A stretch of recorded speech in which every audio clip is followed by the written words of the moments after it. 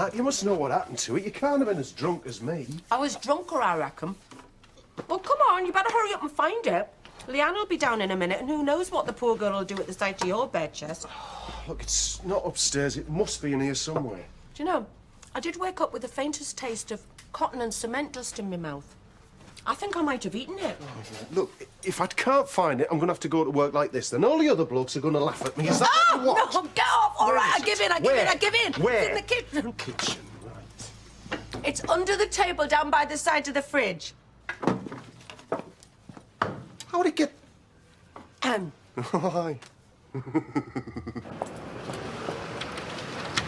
Audrey!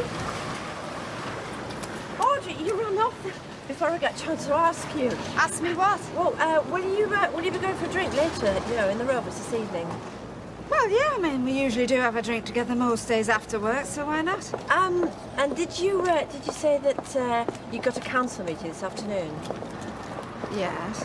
Well, I just wondered, well, maybe that if you bumped into Bob, or maybe you could tell him that I'd be in the Rovers for about 6 o'clock. Could you not phone him yourself? Yeah, I could, but, you know, if you could. Oh, yeah. It's not I'm in a rush to see you later. Bye. She seems very chirpy. Audrey, you all right? Yeah, fine. Come on. It's like having someone go through your knicker drawer. Oh, aye. You'd have been rummaging through my chequebook given half the chance. How would you like it if Les scrutinised every penny you were spending? It'd be nice if you took an interest. See, me and our Les, we've got a simple system. Where financial matters are concerned, I earn it, he drinks it. Yeah, well, I prefer it when Jim keeps his nose out of my purse. Oh, well, don't you knock it, love.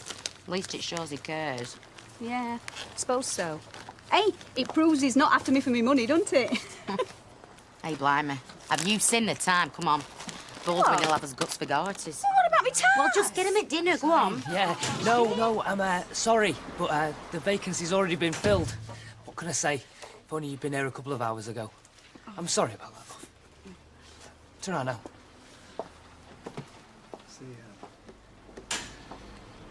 What do you think you're doing? Nothing. Have you taken somebody on without consulting? No, of course I haven't. Keep your hair on. I just couldn't give her the job, could I? No, you couldn't. And I'll tell you for why. Okay, because you do not run this shop. I do. You tell me what was wrong with that last applicant. Well, you saw her. Yeah? So what? Well, she didn't do anything for me. Oh, well, I'm sorry, Vic. What was it you were hoping she would do for you? Oh, come on, Dev. She was old enough to be my mum. If I'm going to be stuck in here all day, then I want someone I can get on with. Maybe someone that, you know, is a little bit more pleasing to the eye, if you catch my drift. Oh, I catch your drift. Yeah, now you're looking for someone a little bit younger. Yes. A little bit blonder. Well, maybe. A little bit thinner, maybe, but with all the curves in the right places. See, now you're talking. Yeah, you know, maybe we should be a little bit more specific on the advert, Vic. How about shop assistant required, preference given to ex-supermodel? Why not? Well, I'll tell you why not, because this is not your call, Vic. I will choose who works here, and you will put up with it. I mean, this is the business. It's not a private dating club for skinny shopkeepers that can't find a squeeze. Looking for stuff, then? Seen your sign outside. Yeah, that's right, yeah. And, you know, you are exactly the kind of person we were looking for. Isn't that right, Vic? Yeah. Are you joking? I'm a trained beautician and stylist. What makes you think I'd want to work here? What time's your interview? 11:30, I think. Well, I hope you sound a bit more positive when you're there. Well, I've not had any time to plan for it, have I? Just have to wing it. I suppose that's my fault. No, it's not. But that reminds me, I've rearranged your appointment for the maternity clinic for Friday. What, this coming Friday? Yes. Yeah, and there's no need to consult your diary, because this time you're going. I never said I wasn't. No, but just remember, we're doing this for you, OK? We're on your side. There's no need to make us jump through hoops every time we try and get you to do something. Do you want toast? No, thanks for cereal. Yeah, you could have got dressed, mate. Why? So how are you planning on productively using your half-term, then? You're going to chase a few aliens, lay waste to civilization as we know it? Might, yeah. Yeah, good lad. Juice? Please. Tony me. Door was open. Hey, Mum, just stay where you are. Why? Flu. We're contagious. You've cat flu the whole week. No, you look fine to me. I'll risk it. I feel we said I had the constitution of an ox. No, ma'am, really, I don't want you to risk getting this. It's awful. You'll be laid up for days. What flu bug? Eat your cereals. Well, look, I just wanted a quick word if you'd got a minute. Well, is it important or is it gossip? No, I don't know. Look, it won't take long. Look, ma'am, this is just not a good time. Just give us a couple of days to get over it and I'll come round to the salon. I mean, we don't want you to risk your health. Yeah, all right then. Well, lovely seeing you, even from a distance. Bye, Grandma. Bye, Grandma. Bye, sweetheart. Bye-bye. What's going on? Who's got the flu? No one's got flu. Do you ever think I go on at you? Asking you to make your bed, clean your room, pick up clothes from off the floor? Yeah? Yeah. Well, that's how I feel right now, so I've just told a little white lie to stop my mum going on at me. This house is going mad. I'm gonna play on the computer. He said it.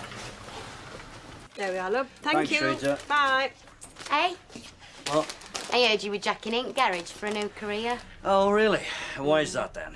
Well, Gwen tells me that you want to be your own personal bank manager. Gianna, shut up, will you? All right? I'm just helping out a friend, you understand? A friend? Uh-huh.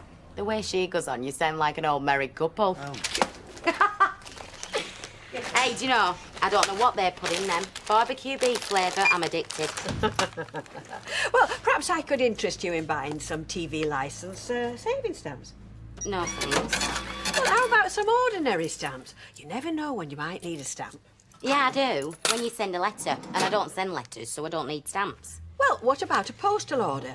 Make a very nice present for somebody's birthday. Are things a bit slow in the post office today? No, I just want all our customers to know that we now provide a wide range of services. Well, I'll bear it in mind. Right. Has the Gazette come? Yes, but there's no rush. Plenty of copies. Premium bonds are a good investment. You can buy them here. Well, I'll say one thing for you. You know your stuff. Well, I had a very nice man training me. I think I've got the swing of it now. Excellent, excellent. Oh, There we are. what's this? Murder and Mystery in Weatherfield by Ken Barlow? Murder mystery, what's that? Are you not taking to writing horror stories, have you? It's social history. The headline's a bit over the top. The murders were nearly 100 years ago. Well, like as not, they'll blame our Les for it. See ya. See you, love. Ta-da. Bye. So, what's it all about? Well, I'm being a bit of a detective. It's a great local story, but there's a few pieces of the jigsaw missing. I'm hoping someone will read the article, get in touch and fill the gap. Right. Well, I tell you what, you have that one on me. Oh, right. I'll give it a bit of a push, see if we can sell a few more copies. You know, get some interest going. Thanks, Rita. Bye. Bye. Oh, I'm so bored. Well, you could help. Lunch is nearly ready. Ooh, that's really exciting. Well, you think yourself lucky. I could do with a little less excitement in my life. Mum, why didn't you tell Grandma when she came round earlier? Because we're not ready to tell anyone yet, including David, so don't go teasing him. Yeah, but you won't be able to keep it secret for much longer. I know. We just need time to think about it before we go shouting it from the rooftops. I'll get it. What do you want? Sarah Lewin? Yeah? Hiya. Hiya. Hi, Candice. Just about to have dinner. Do you want to stay? I don't know what you're having. Mum, shepherd's pie. Yeah, go on then. Is that all right? It doesn't look like I've got much choice, does it? All right, well, will you call us when it's ready? Because we might as well go upstairs. Sarah, remember what I said?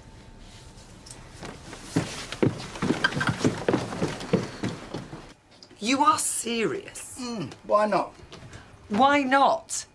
Helen Cooper's why not? She eats reps for breakfast. Well, she doesn't buy anything off us at the moment, so what harm can Linda do?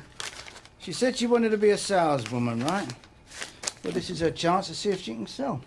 I've heard stories of reps bursting into tears after a meeting with her, and that's the men. Good. She wanted a challenge. She's got a challenge. Have you warned her what she's up against? Oh, she knows the school. You can say what you like about Linda, but you can't say she hasn't got guts. Yeah. And after half an hour with Helen Cooper, they might be all over the floor. So is it all right then? It's beans on toast. Do you like it? Yeah, it's lovely. It's the best beans on toast I've Oi, ever had. you don't have to take the mickey. Well, it's better than anything you get at the Rovers. Is that all right for you? All right, that'll do. Look, I want you to make me a promise. Go on then, what's that? For once, I don't want to talk about money. All right, I reckon I can manage that. I mean it. It's not your problem, so stop fretting about it. Life's too short.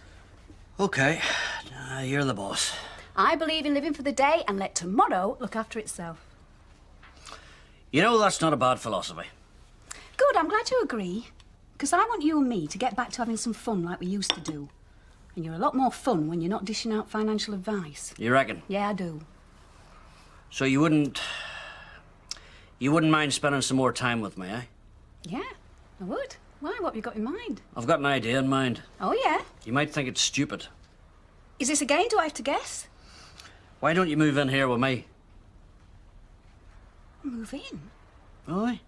Here, with you? Here with me, aye. It's not that difficult, you know. You just pack up your stuff from the old place, bring it in here, unpack it, and there you are. Whoop-de-doo, you've moved in. Simple. You're living with me.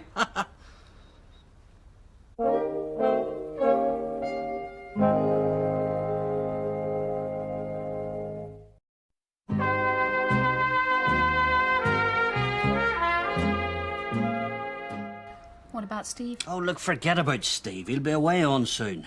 Besides, it's my house. I can kick him out any time I want. Oh, right. So you're not dead against the idea?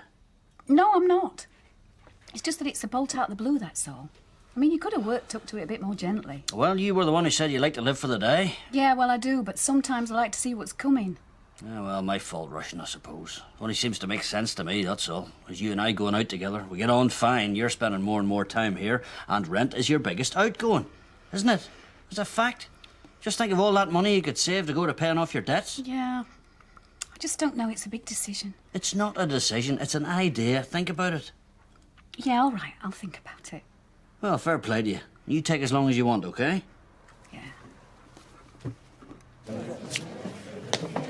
Oh, I can tell by the look on your face it's in. Have you read it? I have been working all morning. Well, read it now. It's my lunch hour. Fine, it's not supposed to be a chore. Hey, Kent, you're going to give me nightmares tonight, you? Ah, I've read my article. Yeah, I've seen a future of horror and its name is Ken Barlow, master of the macabre. Well, it's not meant to be a horror story. Well, it give me the willies. Oh.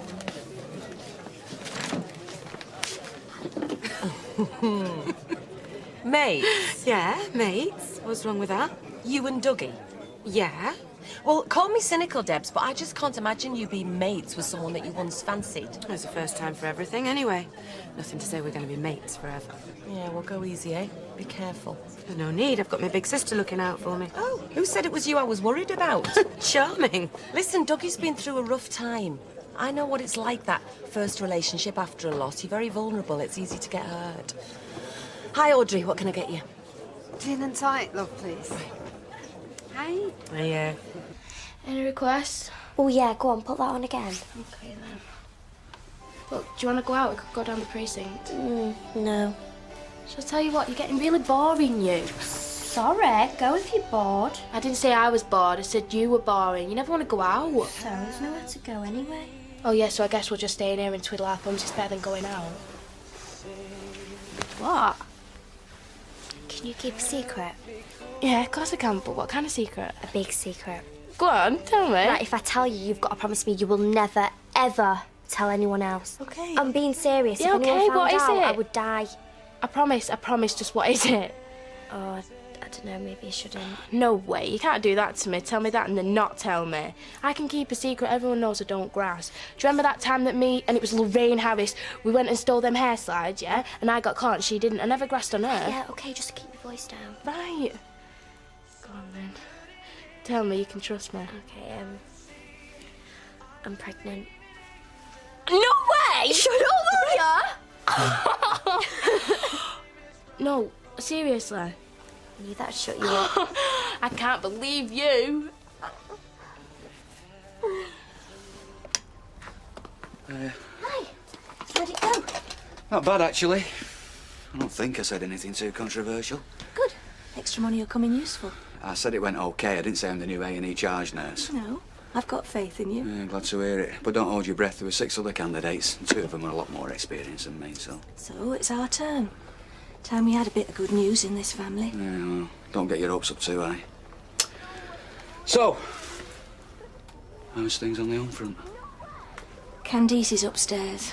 All right. I can hear him talking. You're having me on. I'm not. I've been to the doctors. She said I'm pregnant. She should know. Does your mum and dad know? No. I'd be dead if my mum and dad knew something like that about me.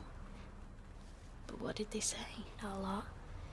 Well, they said a lot actually, but they've not had a huge go at me. But no one's allowed to know, not even David knows. Are you sure you're not having me on? I've been to the hospital, I've had a scan, I've seen it. You pregnant? Hang on a minute, how come you didn't tell me that you did it? So, I don't have to tell you everything. So you actually did it? Yeah. You? Yes. So who was it? Come on, you've got to tell me. Was it someone from our school? It won't have been anyone from our year. What about year 10? Was it someone from year 10? Oh, come on, you've got to tell me. Actually, hang on a minute, I think I know. No, you don't. Neil Ferns. It was Neil Ferns, innit? Oh my God, that is like so disgusting. Right, just leave it. Neil Ferns! No wonder you didn't want to tell anybody. Just leave it. No, actually, but what are you going to do? How do you mean? Well, you're not going to have it, are you? I've got no choice. Of course you've got a choice. There's always abortion. I mean, Sarah Jones, she's in the year above us. She had an abortion last summer. She said that she didn't, but everyone knows she did. I can't. They say it's too late. What do you mean, too late? I'm 5 months pregnant. It's not allowed. I've got to have the baby. So what did she say? She said she'd think about it. Oh, I see. No, she thinks it's a good idea, you know what I mean? Just a big step, so she said she'd think about it. Well, I hope it goes well for you. Cheers. Anyway, I better get back. It's alphabetic spaghetti tonight, and I haven't got a dictionary. See you later. So, did you see him at the council? I mean, did he say he might be popping in? Is this Bob? Yeah. You're a sly one. Oh, give up. Well, have you kissed him yet? Have you gone a little bit further? Alma, don't you think it's a bit soon getting all gooey-eyed about someone like that? I'm not getting gooey-eyed. Don't be daft. It's just a bit of fun. Yeah, we all need a bit of fun now and then. I know. I mean, that's what I thought about Circa, and look how that turned out. And like you said to me at that time, I mean, you don't know much about Bob, do you? No, but you do. And if you say it's okay, well, that's all right with me. Oh, now listen, I think I should... Oh, but hey, Bob, we're here. Alma. Audrey. Hello. Hi, I'm Maxine. Hello. Would you like a drink? Because we've just nearly finished these. I thought we might go somewhere else. Okay, well, if you like. Oh, no, you can't go yet. We've got to check out whether you're all right for our Alma. Check your credentials, see whether you're going to be honourable enough or not. Right, well, I'll see you later then, okay? Doubt that much. Audrey, are you all right? You're in a funny mood all day. You've heard that saying, you know, you've got to be cruel to be kind. Yeah. I think it's my turn to be cruel. Wish I knew what they were talking about. Yeah, you can always bug the room, you know. I was joking. I just want to be sure we've discussed all the options before we turn ourselves into the best bit of gossip the street's had in years. Yeah, well, I think we're a bit low on options. She's having this baby, so maybe it's time we all just faced it, huh? There's adoption. There's fostering. You serious? We need to discuss it. So you want to give up your first grandchild to be adopted? No, I didn't say that. I know there are no easy options. I'm thinking of Sarah Lou. And if we have a chance to give her back her childhood, then I want us to have a serious talk about it. He writes well, doesn't he? Well, he's a very educated man, Rita. You wouldn't need all the hairs on the back of my neck stand on end when I read it. It's a creepy story, enough to send a shiver up your spine. Well, he made it sound so real, didn't he? Well, I mean, it was real, because it happened right round the corner from here. Seems to be many murders round here. A few over the years. Oh, sorry, Leslie, I've gone. That's all right. Well, I mean, that's at least 2, isn't it? Oh, heck. What's the matter? I've got to walk over the road on my own. Oh, come on, it's only over there. So? I mean, there's shadows and you don't know who's lurking about, do you? I'll give Ashley a ring, he'll come and fetch me. You know, the sad thing is, he'll come. Could be right handy. Fall out of bed into work. I know. But you don't fancy it. Well, I fancy him. It's just that, well, I don't fancy living together. Ah, you like your freedom, is that it? I've just got rid of one man. I'm happy. Why spoil it by moving in with another? I see. So it's thanks, Jim, but no thanks. Yeah, just as soon as I pluck up courage to tell him.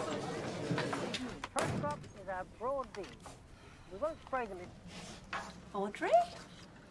I saw the light and I thought you'd be in bed. Didn't have to wait up for me, no. Oh, my love, come on, sit down. We need to talk. Oh, that sounds serious. Has something happened? Yeah. Oh, it's not bad news. You know, every time everything starts going all right for me, something terrible happens. Go on, then, what is it? It's Bob. Bob? Well, Bob's fine. We've just had a lovely evening out together. The other night, well, he offered to come round and help me with my budget forms for the council. But round here? Yeah, Alma, I swear, I promise you, I didn't give him any encouragement. Audrey, what are you trying to say? He tried it on, didn't he? I don't believe this. Listen, I couldn't believe it either, but I mean, it was quite clear what he wanted. Honestly, Alma, I have been going through agonies. What is wrong with you, Audrey? What do you mean, what's wrong with me? What, I mean, is it so difficult for you to see me being happy? I mean, it was bad enough what you were doing before, but, I mean, to tell stories, to make up barefaced lies... Alma, please, I just don't want you to be hurt. I feel terrible about it, honestly. Do you know, you're pathetic, you are. And sad. And I am very angry with you. It's not me, it's him. You ask him. No, just He'll probably stop. tell you No. a pack of lies. Not one more word. Listen. Audrey, not one more. Oh,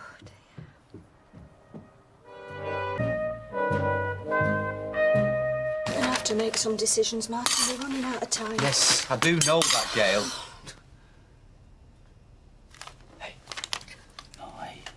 Sorry. No, you're right. It's time we tackled the lad. I wish we didn't have to. It don't matter how we look at it. This was not the Immaculate Conception. She didn't know what she was doing. Some big lad comes along. How's she supposed to defend herself? Come on. Oh. Kids mature quickly nowadays. They're up to all sorts, aren't they? At 13? I just can't believe, Martin, that she wasn't taken advantage of. And I blame myself. I should have protected her. Well, you can't protect a 13-year-old from being interested in boys and sex. It's natural. I know they have crushes and pin-ups, but to actually... I mean, I know we talked about contraception, but you don't expect her to go out and do it. She knows about it all in theory, but she's hardly going to go over the road to the corner shop and ask for a packet of condoms, is she? She managed to ask for a packet of cigarettes. Oh, I was mad, do you remember? Yes, I do remember. It all seems so trivial now.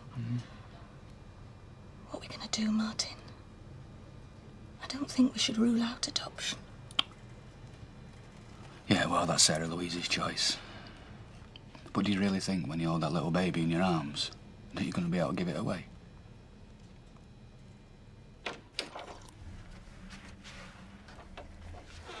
Tea fresh? Yup. Fancy a topper? Nope. I've got to go.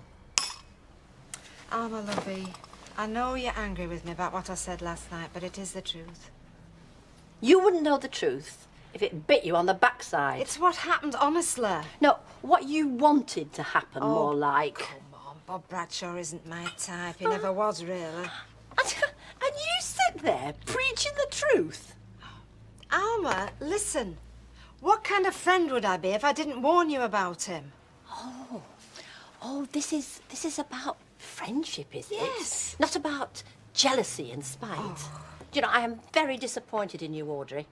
I thought you had more dignity than that. You're the one he's going to make a fool of. It's your dignity I'm trying to save. Really? Well, don't bother.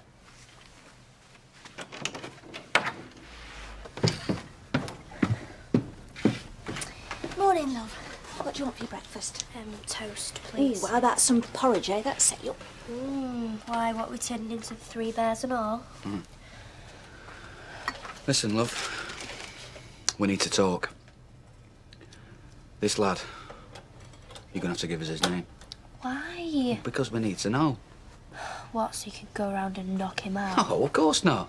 You don't need to protect him, you know. I'm not protecting him. God, I never even want to see him again. Look, I know what you've told your mother, but now I need to ask. Did he... No, he didn't force me. Will everyone stop asking me that? It just happened. Look, next week, when half-term's over, you're going to have to go back to school and you're going to have to face him. So wouldn't it be better if... Mum, he doesn't know how. I don't want him to. Look, I don't care about him. He's no one special. I just... Please, I don't want you asking me questions. Well, the thing is, because you are only 13, there's going to be an awful lot of these questions. I mean, the school are going to have to know, for starters. Why? I just want things to go back to normal. Because you can't just go around. All right. That's enough for now, eh? You go get ready for hospital. Sorry, excuse me. Oh, I'm sorry. Don't worry, love. I don't think out's broken. Just a bit crowded in here today. Come on, Binny, lads are starving. What are you doing with them bacon rolls? I'm coming. Just grab them coffees, will you? Oh, yeah. Got you well trained to see. No, it's just my turn. Well, it's my night off tonight. Is it? Yes, so I was wondering. Yeah, I got time for chat, love. Come on, hungry gobs to fill. Yeah. If they kept waiting, they could turn very nasty. I'll see you later. See ya.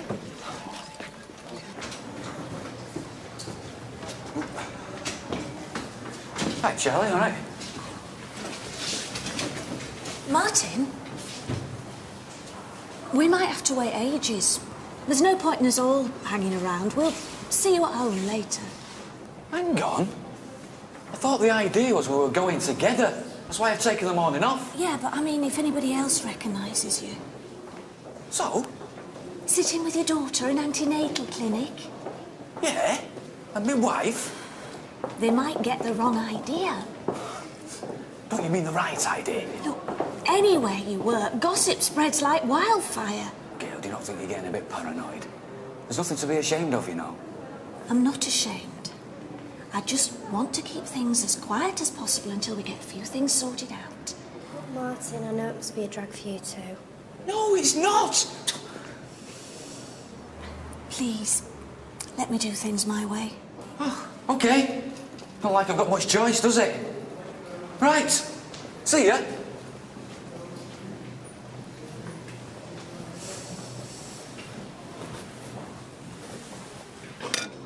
I made a pass at Audrey Roberts. Yeah, well, you know, wishful thinking more like. Well, you was right about one thing, though. I did go around at her specific request. She wanted some advice on the new budget form. Do you know, I knew it. I just knew it was something she cooked up. Alma, she's a sad and lonely woman. I think we should feel sorry for her more than anything. Yes, well, it's hard to feel sorry for somebody who's your best mate when all they're trying to do is lie about you and stir up trouble. My advice is rise above it. Yes, well, that's all very well.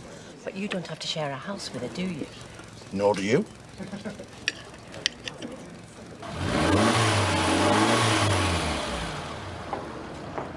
Hello. Are you on your lunch break? I was just going to nip to the cafe for a sandwich. Well, I'll tell you the truth, I'm skiving. I wanted to check my emails, you know, from the Gazette, people responding to my article. Oh, and have they? Yep, 3 so far. I'll reply to those after work. The truth is out there, Deirdre. You just got to keep digging till you find it. Well, you enjoy yourself, love. I'll see you later. Bye. Bye. You know, I reckon divorce is the secret to spicing up your marriage. Because Deirdre's got that Ken Barlow dancing round her like a lad of 18.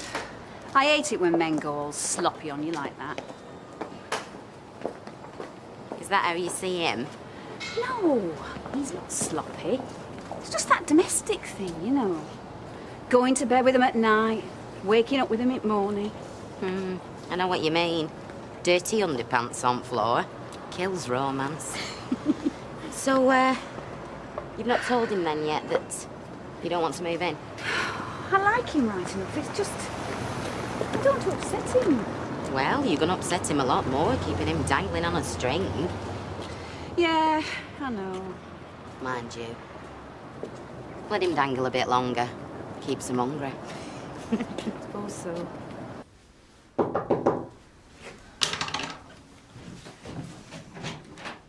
Martin, I thought you were taking Sarah Lou to the clinic this morning. Oh, no. Seems my presence isn't required. Oh, I'm sorry. You're getting changed for your shift. Shouldn't have come. Don't be daft. Oh, come here. Oh, now this is what I've needed. Do you know, sometimes I just feel like my head's going to explode. Oh, that could be messy. Where would I be without you, eh? You'd have a clear conscience. It wouldn't be worth it. Fancy a cup of coffee, since that's all we've got time for. Yeah, go on then. So, why you not go to the clinic then? Because Gail got paranoid. She thought someone was going to recognise me. Can't keep it a secret forever. Oh, no. Well, she's still in shock. Well, we both are. Trouble is, what do you do with a kid that's not a kid? I can't get angry with her. Well, you can. Yeah, but it's just a little face.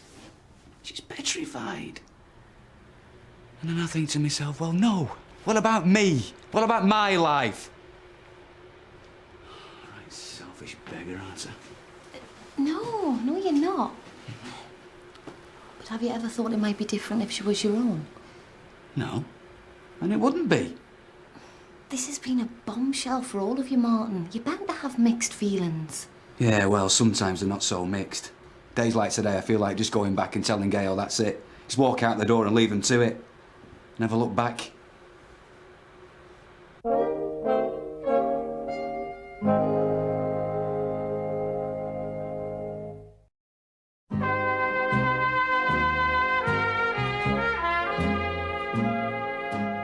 Have you got your pen and book? Somewhere in the bag.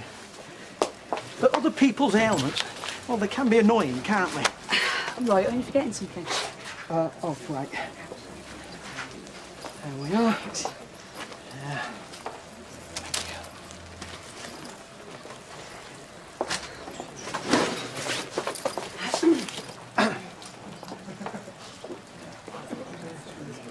I didn't realise you worked here. Only sometimes. What can I get you? What sort of question is that to put to a bloke? How am I supposed to look at you and think straight at the same time? Give over. No, your mind's gone a complete blank. Oh, now I remember. I'll have burger and chips to take away. Right. Unless, of course, you've got something a bit more tasty on the menu.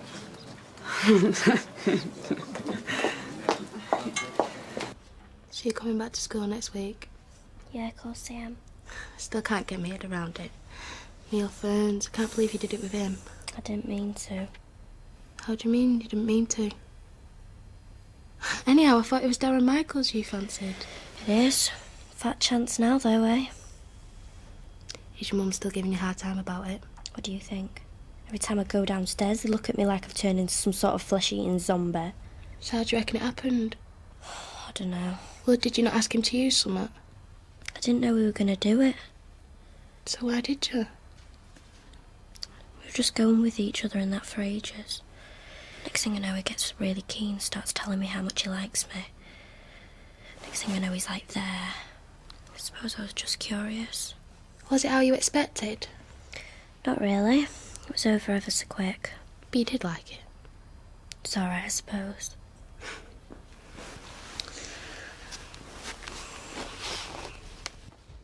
I've got to go. Well, thanks for the coffee and sympathy. You're too hard on yourself, you know. Yeah, Emma. Maybe what you said before was right. If she was my own flesh and blood, I wouldn't be having these doubts, would I? Or maybe it'd be worse. Funny, isn't it? You having to keep your marriage together because Sarah Lou's having a baby she doesn't want. I wanted a baby and that's what ripped my marriage apart. You'll have a baby one day, Becky. Yeah? Who with? We'll have to work something out, won't we? How? I know you. No matter how much you'd like to, you're never going to be able to walk away from that kid. She needs you. And you're her dad. And Gail needs you too. Yeah, and I need you. So basically, we're all stuffed, aren't we? So does anyone else know? Nope, my mum won't even tell me, Gran. Well, she has got a gob on your Gran, hasn't she? No, I mean, like, does anyone else at school know? Nope. Not even the gorgeous Neil? No, and I don't want him to either. I only told you because you're my best friend, so remember what you promised, because you've got a gob on you and all. I remember. I'm glad you told me, though. I mean, I'd have told you. So what does it feel like to be pregnant? Don't feel like how? Well, aren't you supposed to puke up all the time? I mean, like, that's what my auntie did. Well, I did for a bit, but you get used to it. So what are you going to call it? I don't know. If I had a boy, I'd call it Leo. You know, after, like, Leonardo DiCaprio. But you could always call it Neil after his dad. Oh, shut up. No, I'm only trying to be helpful. Anyway, so what do you reckon about Westlife? Do you reckon they're going to split up? I don't know, I hope not. Hey, look, love. Have you got something dangling there? Isn't it your round? Go on. Come on, Janice. Yeah. Same again. Thank you. Hey. I was wondering whether you'd made your mind up yet. Yeah, I have. Oh, dead on. Look, Jim, I'm sorry, but it just wouldn't work us moving in together. Besides, you've got your son living with you. Well, don't worry about Steve. I can kick him out. Besides, he's been talking about getting his own place for ages, and he complains about my food, you know what I mean? Jim, it's me. I'm just not ready for this yet.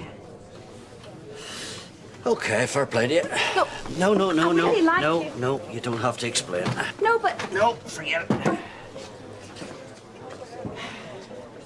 Are we still on for tonight, then? Look, the thing is, Natalie, I forgot to say, the lad on the site, it's his stag night. Kind of promised I'd go. Well, can't miss a stag night. Yeah, well, we can go out tomorrow. You know, that restaurant you like. Yeah, whatever. So what did you tell him then? I told him no. I didn't want to hurt him. He seemed really disappointed, though.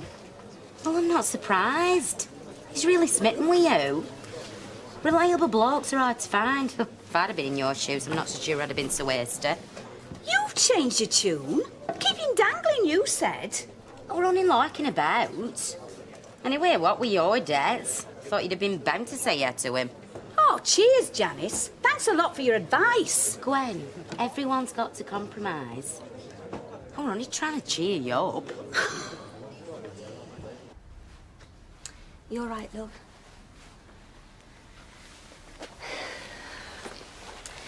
Was there anything the midwife said that you didn't understand?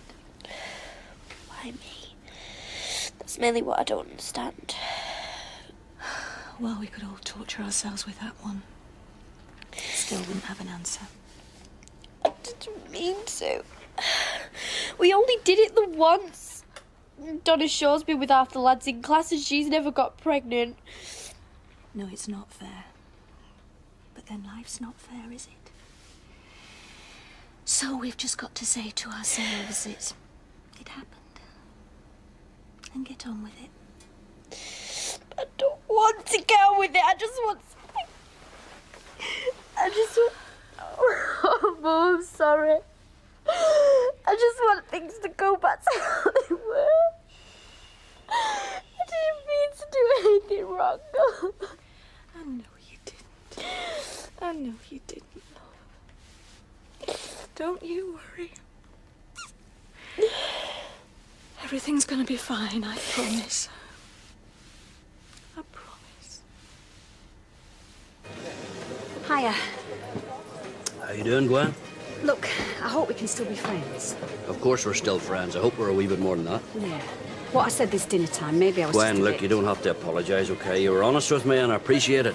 I just want you to understand that if we move in together, it's got to be for the right reasons. Well, fair play. I tried to rush you. It's my fault, but that's me, bull in the china shop. No, No, you didn't. You made me a very generous offer. And perhaps if I wasn't so proud or so stupid, I'd take you up on it, but... Oh, well, let me know if you change your mind. You know where I am, eh? Yeah, I will. You want a drink?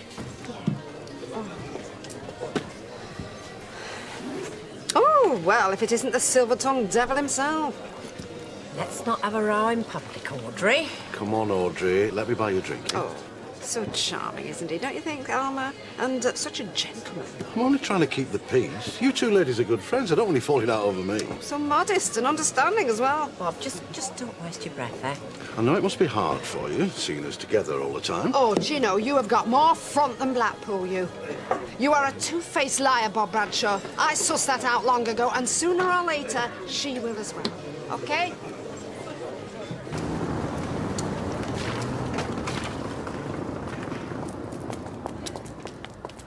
So what are you doing later, then?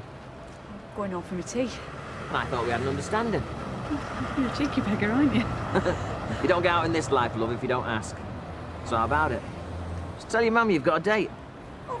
What makes you think that I live with my mum? Who do you live with, then?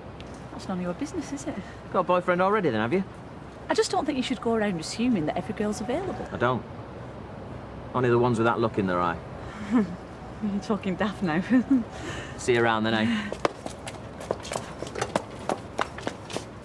Hey, thought you were off tonight. Supposed to be. Where's Vinny, then? Got a better offer. One of the lads on the site's got a stag night. Oh, we should have gone with him, stop and drink until they fall over. Didn't want to cramp his style. Any road. I like it now he's less accessible. It makes it more interesting. Oh, I thought what you liked was the hard hat and the big muscles. I'm being serious, Deb. I think relationships get claustrophobic if you don't have your own things to do and your own friends. That was a problem with me and Vinny before. On top of each other all the time, were you?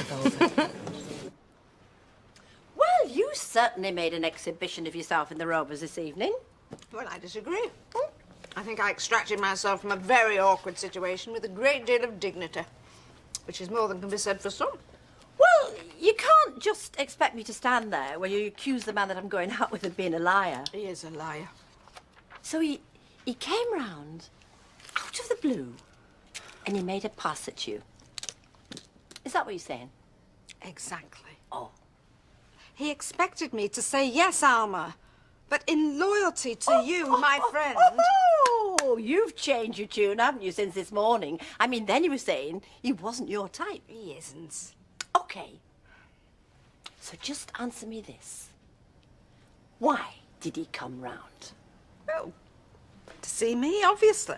Not because you specifically asked him to discuss next year's budget. Well, yes, that was the initial reason, but you can't alter the facts. No, but he just does put, you know, a different light on them, and to whom is telling the truth. Oh, Alma! Oh, Lord knows I've done my best.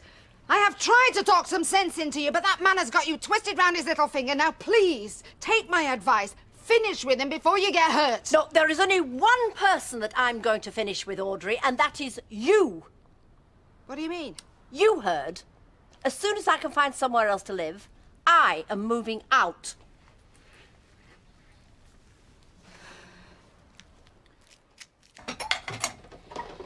Sarah got quite upset this afternoon. We had a few tears. Yeah, well, maybe it's finally sinking in. She keeps saying she wants things to go back to normal. Yeah, well, don't we all? She didn't know what she was doing. And when this baby's born, her childhood'll be gone. So there's one thing a teenage mum can't be. It's a teenager. Yeah, OK, I can see what you're driving at, Gail, but... Well, I still say adoption will make things worse. I mean, for one thing, she's always going to be wondering about this baby that she's given away. And then 20 years down the road, who's to know how she's going to feel about it? What if there was another option? Like what? Not so long ago, you were wanting us to have another child ourselves. Yeah. Now, you're not suggesting that we try and pass it off as our own, are you? Lots of grandparents do in cases like ours. Yeah, but Sarah'll still be the mother. Folk will still know about it. We'll still have social on our backs all the time. Not if we go to Canada. What? Emigrate? No. We take Sarah Lou to Canada. We stay at Stephen's. She has a baby. We come back and we say that I've given birth. We have another child. Sarah Lou and David have a new brother or sister. You've got this all worked out, haven't you? It could work, Martin. It could be the answer to all our problems.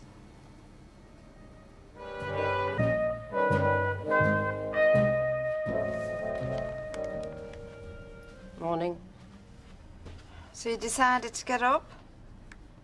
I decided to have a long soak in the bath. Any objections? No. And before you ask, I did not use all the hot water. Oh, don't stint yourself. I can afford to run the immersion heater. Oh, yes, I'm sure you can. Even without your rent money. Well, no doubt we'll both be happier when we've only got ourselves to consider. When's that likely to be? Oh, as soon as possible, the minute I can find somewhere to rent or buy. Lucky to have the choice. You'll be able to choose what you want. I will, when it suits me.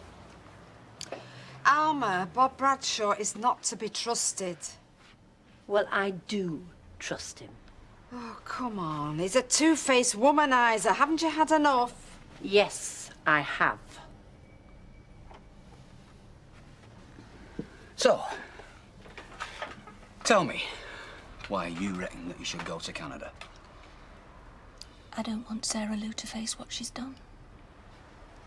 I don't want to face it. So it's just like running away then? Yeah. Only it's far enough and we can stay long enough to hide the truth. With Stephen and Nick in Quebec, people visit their relatives abroad. We've done it before. But she'll still be pregnant. She won't be pointed at and talked about. I don't want people round here thinking she's some sort of 13-year-old tart. And I don't want the sympathy. She could have the baby in another town. We can't say we're going to Scotland or London for 4 months. Canada's the only place that won't arouse suspicion. So you're not thinking of staying over there permanently? No. Well, the situation doesn't change then. You come back with a baby. Which we say is mine. Right, and I stay over here and that's what I Yes, tell people. and people will believe you. Although it's a lie. Martin, I'm past caring what's truth. I want to shield Sarah Lou. The thought of my child with her child in her arms. She's no idea what she's heading for. OK, I'm impressed. I'm not going. All right, forget the golf club. We'll go somewhere else. I'm staying here. Then let's compromise. I'll play 9 holes, have a quick drink at the bar while you're looking at your papers and... It's Cooper's latest catalogue. What they carry, what they don't carry, what they need. I'll come back in, what, 3, 4 hours and we head for a late meal and my favourite country pub. We're both happy. This is just the beginning. I've got me samples to choose, me presentation to organise. You've been doing this all morning. And how many knickers have you sold them over the years? A few. Not many of late. Why do you think that is? Got no idea. Anyway, it's their loss. No, it's not, Mike. It's our loss. We've got the capacity, they've got the orders to fill. Helen Cooper likes to say no. It's one of the few pleasures she's got left in life. Nowadays, I just leave her to it. She'll say yes to me. All right. Well, in that case, I might play 9 holes. I might play 18. I'll see you later. I'll be here when you get back. You better be. You know what's wrong with your approach, don't you? No? You give up too easily. They'll have a robot to do this one day. Are you moaning again? It's monotonous. Do you not see the joy in anything? There's no joy in stock taking. Gives me a headache. That'll be the booze and the bad posture. Sort out the shelves, grasshopper. Then you will sort out your life. Look, why don't we just leave these boring jobs until we hire the new assistant? And she can do them. Well, sort that out for yourself, Einstein. Well, what's the problem? It sounds sensible to me. You can't wait for the new assistant to start because no one's applied for the job except that one woman and you threw her out. Yeah, she was past it. And so were the other old hags that came in yesterday. So I threw them out as well. What? Look, I've told you before, Vic, I make the decisions. Why? I'm stuck here, you just bop around town. No, you mean I oversee the other branches. You swan around. Look, whoever we get in here is going to have to work with me. Okay, so phone the job centre. See if Naomi Campbell's available. Oh, and if she is, shall I hire her? Certainly. If she gets out of bed for £3.60 an hour, the job's hers. And she'll look great in an overall. Yeah. I mean, Gail, you know me. I don't say things that aren't true, do I? No. I mean, Alma just doesn't want to hear it, so someone's got to put her right. Yeah. Oh, let this be a lesson to you, Sarah Lou, my love. Men, they can't be trusted. They're only out for what they can get. Ma'am! What? Ah, last. Right, well, we're off then. So, see you later, Audrey. All right. David, aren't you going to give your gran a kiss before you go? Don't like kissing. Oh, well, you won't be very popular when you get older then. Every girl likes a kiss now and again. I won't kiss her. Oh, they all say that. It's a good job we don't take any notice of them, isn't it, Sarah Lou, darling? Now what? Right, so we'll be about an hour or so, okay? Yeah, be as long as you like. Oh. David needs the fresh air. Yeah, so do I. Bye. Bye. Isn't it lovely the way they're growing up? I mean, do you remember a time when all he'd talk about was Thomas the Tank Engine? Yes, I do. Oh, and you are so lovely, eh? Won't be long before all the boys are running after you. Ma'am, just pack it in, will you? Well, now what have I said? Hiya. Oh, hi. What can I get you? Nothing really. I saw the ad in the shop window. Oh, so you want to apply for the job? Yeah, I've done shop work before, in Germany. You've got a job. Yeah, I know I have. Well, it couldn't be full-time. It'd have to be part-time, you know, evenings and weekends. Yeah, well, that's no use to us, unfortunately. Go for your lunch, Vic. Don't rush back. Look, she can't hold down 2 jobs at once. I'm no slacker. You've really got to work for your money in Underworld. It's not for the faint-hearted. No, I bet. If it started at 6, well, I just need a bit of time to nip to Roy's Rolls first. Oh, after 8 hours on the sewing machine. You'll be worn out. You're going to have to come here, stack shelves, cart boxes around the stock room. I can do anything you can do. Oh, and the till. Well, you'll never get the hang of the till. You know, it's bang up to date. More like a computer, love. Oh, won't I, love? Well, what do you think I use in the naffy? An abacus? Right, well, I'll give you a try if you like, while Vic's on his break. Yeah? Right. Good. There's an overall through there on the hanger behind the door. Great. Yeah? She's 50 if she's a day. Goodbye, Vic. Another birthday then, Ken? Oh, no, thank goodness. They're just letters and emails people sent to the Gazette. It was pouring over 'em all last night. You must know each one word for word by now. I don't see why you couldn't leave them at home. Well, I'm trying to collate all the information, see what facts emerge. Facts? Well, fantasy more like. Only the insane write letters to newspapers. They're in reply to this article he wrote about that murder 100 years ago. Hey, listen, I read that. Wasn't too bad, Ken. If you like the grisly, gory details, some of these people are sick. They're only repeating what their grandparents told them. They were sick too. Yeah. Come on, Mother, we're supposed to be going shopping. Why we have to spend Sunday afternoon in this latest out-of-town monstrosity? Goodbye, Blanche. Don't worry, I'll keep her out as long as I can. Well, don't count the cost. Come on. Right. Cheerio now. Bye. So, did you find out anything new then? Well, 1 or 2 anecdotes, a couple of things I hadn't heard before. All right. Nothing to get excited about then. No, but best of all, the president of the Weatherfield Historical Society offered his help if needed. He said he'd give me access to his archives. Oh, well, that's not bad. You might dig up something new instead of all this rumour. Yep, I think I'll ring him. Just as soon as he's had time to finish his roast beef and Yorkshire pudding. I'm telling you, Dougie, if I never see that Bob Bradshaw again, it'll be too soon. Oh, that's not the usual effect he has on women. Oh, he's got Alma eating out of his hand. Yeah, well, I wouldn't worry. It's coming his way. What is? Nothing. What?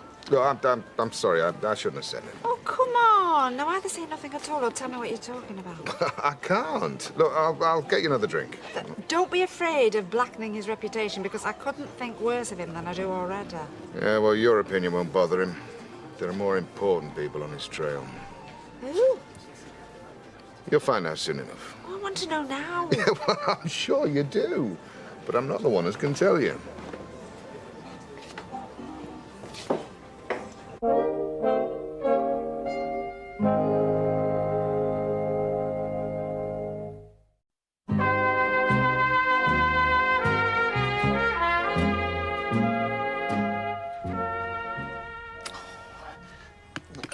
Are you sure you don't want some? Oh, no. If it are, I think I'd throw up. Oh, look, you've got to conquer these nerves, you know. Like an Olympic athlete, you must keep them under control. I'll be all right in proper test. I'm top behind the wheel. But you lack confidence in front of a computer screen. Well, it's better than it being a written test. I mean, a pen and paper were no good to me, not even at school. Really? Oh, yeah. I used to write my name on the front of exercise books every September, and then that was it. Why? Thought I were daft, never knew how. And to what do you attribute this daftness? Couldn't be bothered. Didn't want to listen to teachers, just sat back and had a laugh with my mates. Did you do that in every lesson? Yeah. Well, did the teachers not chastise you? No, they're not allowed. They must have some sanctions. I mean, in my day, you got the cane. Oh, no, my mum always wanted them to whip me, so we could have claimed loads of compo. But what could they do that didn't attract compo? Well, they just used to ask you to stay behind. I didn't want to, so I left. So 11 years of education that's cost this country thousands wasn't a huge success.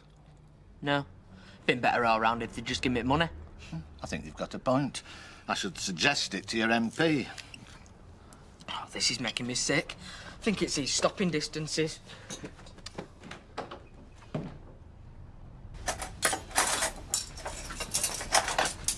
Well, I've thought about it, and I'm still against taking her to Canada.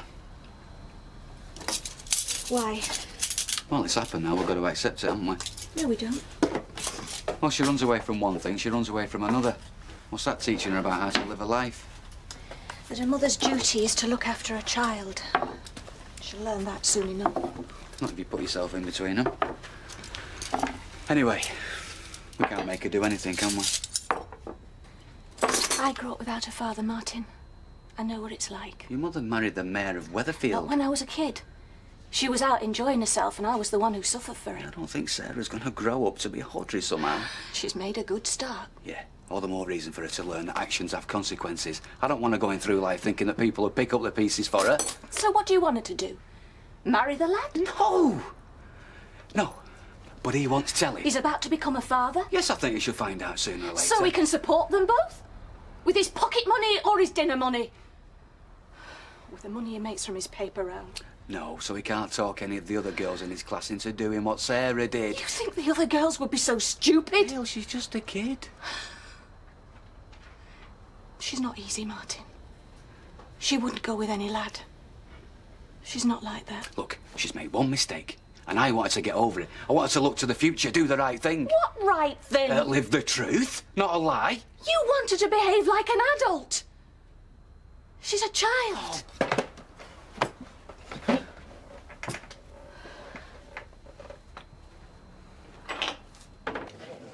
Oh, hi, Gina. Could I buy a bottle of wine to take out?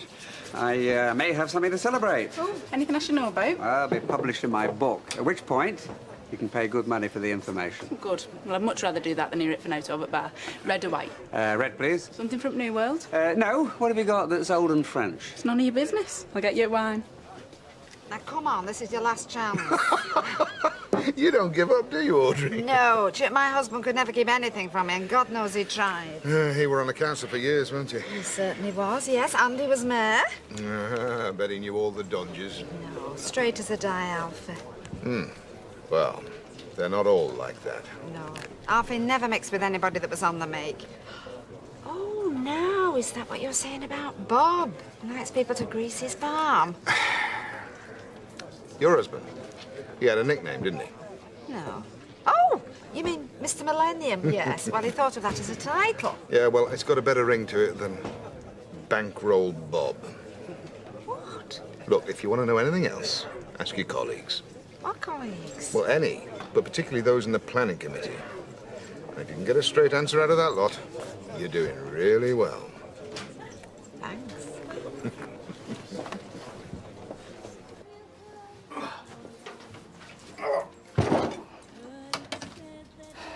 You're not still working. I'm doing it for you, Mike. Anything to increase turnover. I don't know what you think you've got to prove. The days when the little woman sat at home darning socks are over. More's a pity. If Helen Cooper sat at home, I could sell that company anything. So what? The men there are more gullible, are they? They'll accept any old merchandise. Not on your Nelly, but you can have a chat with them, you know, have a good laugh. Swap dirty jokes. All Helen is interested in is figures, right? The margin on this, the margin on that. Well, profit's what it's all about, so you've always said. I haven't. She misunderstood me. What I'm interested in is the cut and thrust of the deal, right? Finalising. Take a bit here, give a bit there. You scratch my back or scratch yours. Can't do that with Helen. She's too straight-laced. What do you think of my samples, Mike?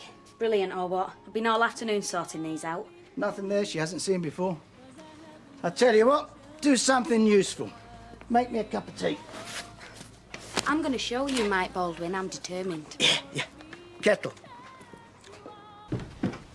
Right. Give us on with this. Nana was there for ages. Was she? Well, you could have told her about me, so why didn't you? Wasn't the right time. What, and you're just going to wait until she finds out? No. Well, she's going to see it in the pram soon. There are things we need to talk about before that. Yeah, so, anyway. Let's have our dinner. We'll go and get David. I'll tell me Mum when I'm ready. Yeah.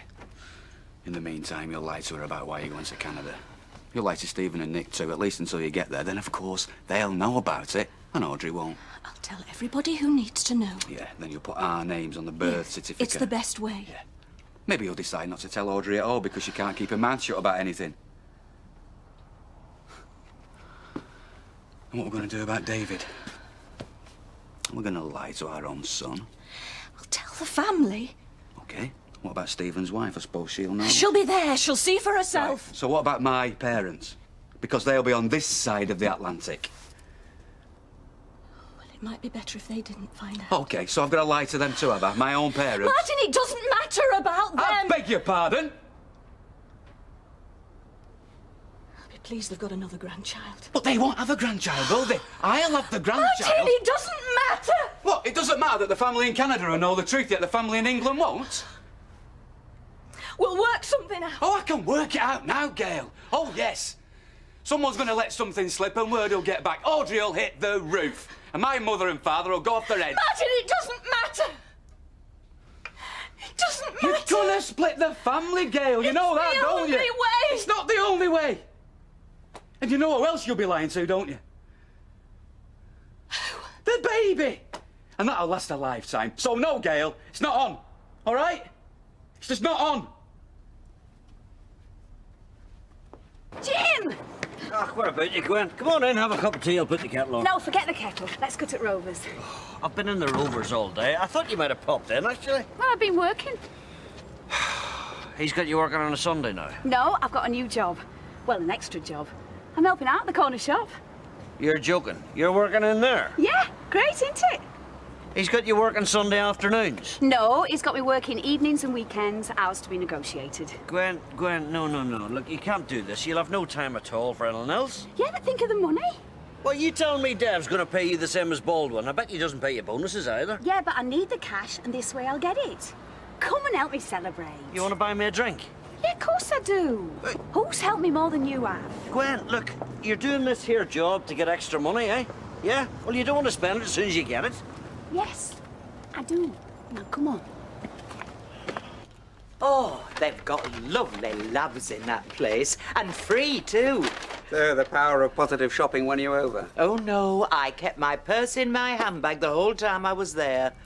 Hey, was that marble real? Oh, it took her 2 minutes to decide she loved the place. The precinct had better look to its laurels. How did you get on? Brilliantly. Better than brilliantly. Oh.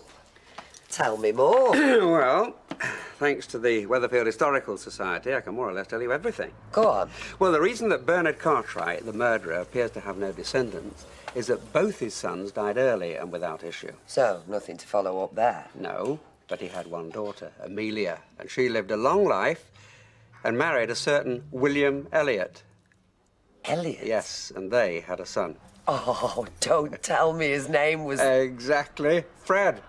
I know his exact name. I was there when he married Maureen Holdsworth. It's Frederick Handel Elliot, butcher of this parish. Butcher by trade and butcher by nature. Oh, Alma, Look, I'm going out because I don't want to be under your feet. No, wait. I've got something to tell you. No, I won't wait because it'll only be about Bob and I don't want to listen. There's a rumour doing the rounds, but it's more than a rumour, actually. I've spent all afternoon checking it out. Oh, been on to Interpol, have you? I've been talking to my friends on the council, well, yes. Yeah, well, that's much the same thing, isn't it? Mind you, they're trying to keep a lid on it because they don't want the press to get wind. Look, I'm not interested in the comings and goings of the self-important burghers of Weatherfield. Well, Alma, you should be. There is a huge scandal brewing and Bob Bradshaw is right in the middle of it. Oh, surprise! It's true. And what scandal is this? Insider dealings? I mean, internet pornography? Mm-hmm. Well, it's backhanders of some sort. I'm not sure. Nobody give me any details. Do you mean you've been traipsing around from one to the other trying to get the dirt on him? No! Audrey, you have. And you've enjoyed it, because, I mean, it's written all over your face. Oh, Alma, do you know, there's no talking to you, is there? I don't know why I bother. Well, I do, because you're jealous and you cannot wait to do me down. Well, that's where you're wrong. And, you know, even if I wanted to, I wouldn't bother, because whatever happens, you always come up smelling of roses, don't you? You always do. Oh, and excuse me, what does that mean? Well, your husband goes off with other women and he rubs your nose in it. And you think that I enjoyed that? And then you work your way through a messy divorce saying you're not going to get anything and you finish up with thousands. Yes, but I would have rather have a happy marriage. I had one of those and I was left penniless. No, you weren't. You got this house out of it and you got your business. I mean, none of that came out of your money. Oh, Alma. Since Alfie died, I have struggled to get by. Having no husband has made absolutely no difference to you. Audrey, that is more than I can take. Do you know, you used to be my friend and suddenly you've turned into a bitter old woman. You know, I'm really glad I'm getting out of here. Sarah Lou, we've made a decision. What decision? Well, you were right. I think we should tell people. Your Nana Audrey, for one. Oh, no, please don't tell her. I don't want her to know. She has to. So do other people. I don't want to tell anyone. Well, you've got to.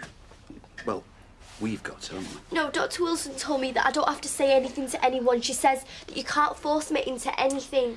She also said you're going to give birth. And in a few months' time, that baby's going to be born no matter what any of us want. I don't care. So, people have to know, haven't they? Who? Well, you're due in school first thing tomorrow morning. So, I think maybe we should ring the head first thing and make an appointment. You gonna tell the school? Well, I think they need to know what the situation is. No, they don't. Mom! Of course they do, Sarah. I mean, you could take ill. You could have an accident in the gym or trip up on the way to a class. Anything could happen and they need to know how to deal with you. No, they don't. I can do my lessons here. I'll stay at home. You can't, love. You know you can't. I can! Look, we're going to take you to the school tomorrow. There's no need to tell your friends, but, well, I think the teachers need to know. Look, your mother and I have made up our minds. It's for the best, Sarah.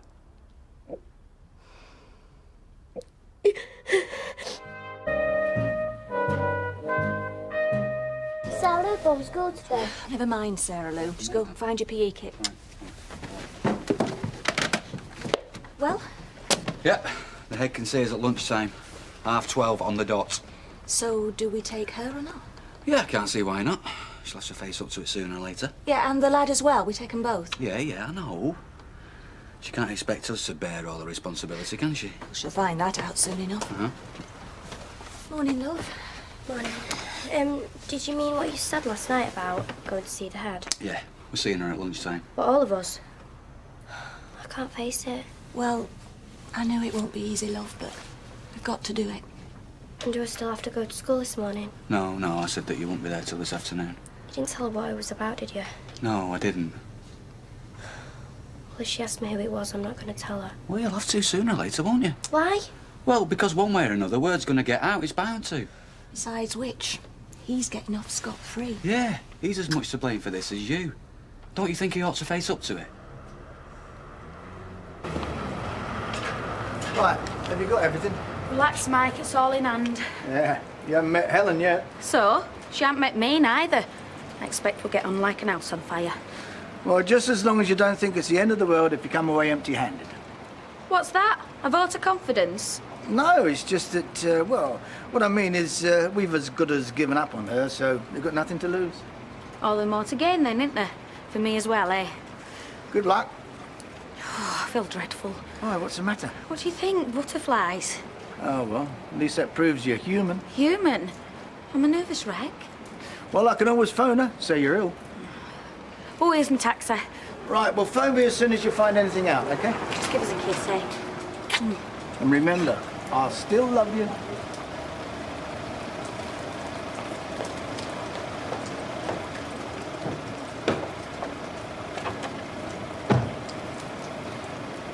Right, I'll see you later.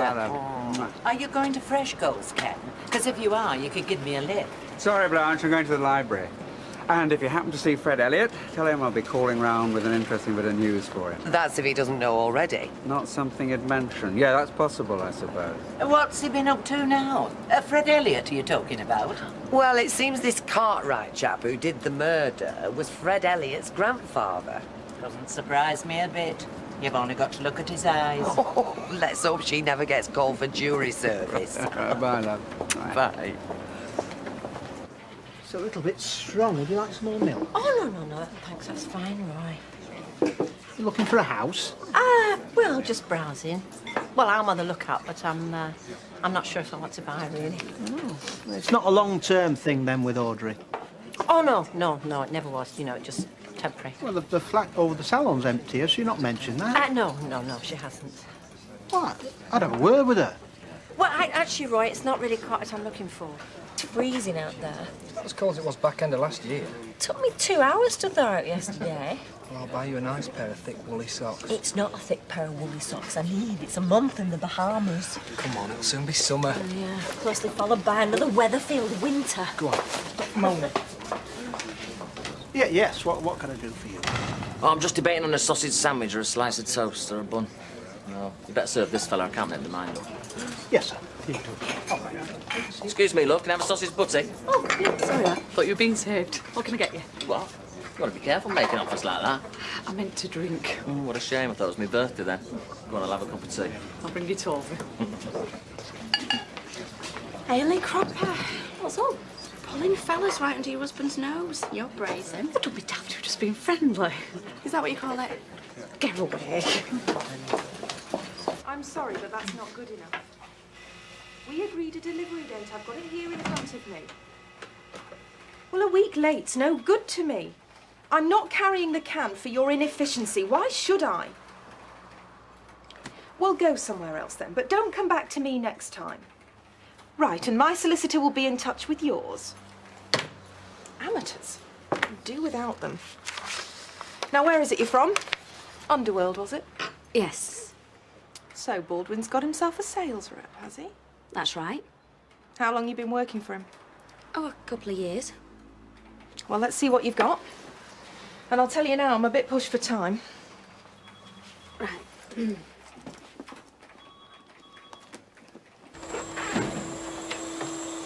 Ian! Thought you would have gone ages ago. Oh, I did. I forgot my test book.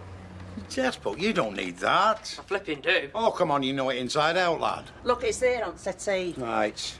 Oh, go on, ask us one, Jack. Go on. Ask us one. Oh.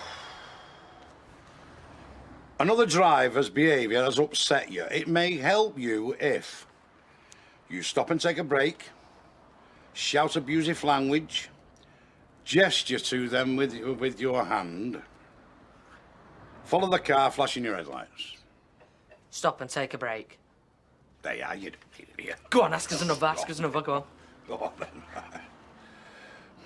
To help concentration on long journeys, you should stop frequently and have a rest, fill up with fuel, eat a meal, take a shower. Take a shower. Have a rest. See, I told you I didn't know it. Luke, what time are you taking this test? 3:20. Right, I'll tell you what, I'll call round to the garage and pick you up and I'll walk down that way with you. Jack, I don't need anyone to hold me hand. I know you don't. I'm going out that way anyway, aren't I? Because I'm going to the Building Society. Right, and on the way you'll test me? Yeah, of course I will. Right, well, I need toilet while I'm here, so you best give us that book. Why is it that manufacturers, men I'm on about, can never make anything comfortable and feminine at the same time for women over a size 14? We can. Really? Yeah. Everything you see here goes up to a 40 bust or a size 18. This was always a sticking point with Baldwin. He thought women should be one size only. Well, he never has to wear his own products, does he? And you do? Of course I do. Everything I'm selling today I've worn before. In fact, I'm wearing these now. And? I like them. They're very comfortable. And what's more, I'm wearing them by choice. Mind you, I've never been convinced by his quality control. I have had stuff come back in the past. Not for some time, I'll bet. How can you be so sure? Because he's got the best set of machinists in the area. Is that so? Yeah. I know them all personally. In fact, I make a point of it. There's obviously been some changes in attitude at Underworld over the last few months. You're right, there has. And hopefully there's more to come. For the better, by the sound of it. Most definitely. You haven't seen Mr. Barlow, have you? Oh, aye, well, all set for your test, no problem, brother. Oh, no problems. Can I come round to yours at lunchtime for one last go on computer? Lunchtime? Yeah, fine. I think I arranged to be in. Nice one, Ken. Hey, I can't get you another cuppa, can I? No, it's all right. No, I'm just leaving, actually. Well, I best go as well. I've said to Kevin Moley popped out for a starter motor. Oh, this is where you get to. Doesn't look like a library to me. On my way, Blanche. On my way.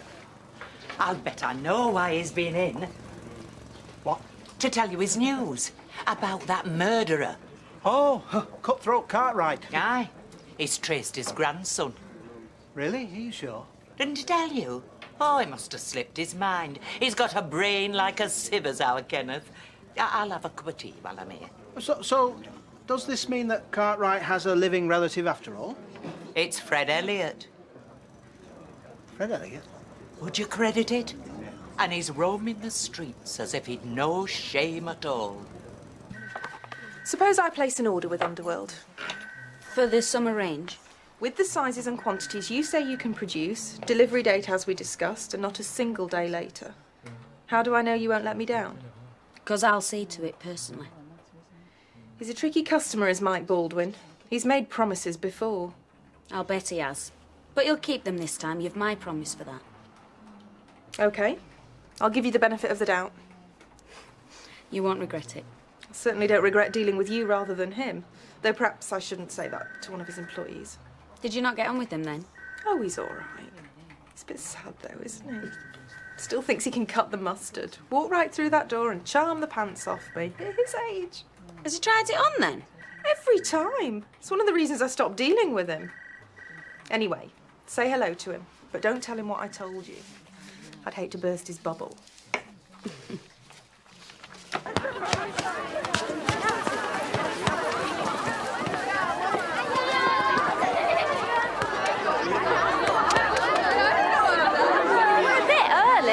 Oh, well, please, can we just go wait inside? I really don't want to wait out here. Oh, will you tell him? Yeah. Oh, no. What's up? Oh, I don't believe it. Well, do you know him? Him! That's him! Martin? What? That's him! It's him what? Him!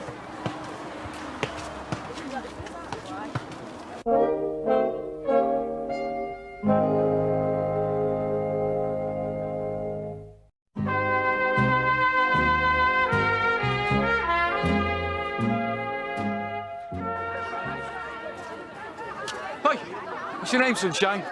Martin! Joe! Excuse me. What's that last name there? Oh, Neil.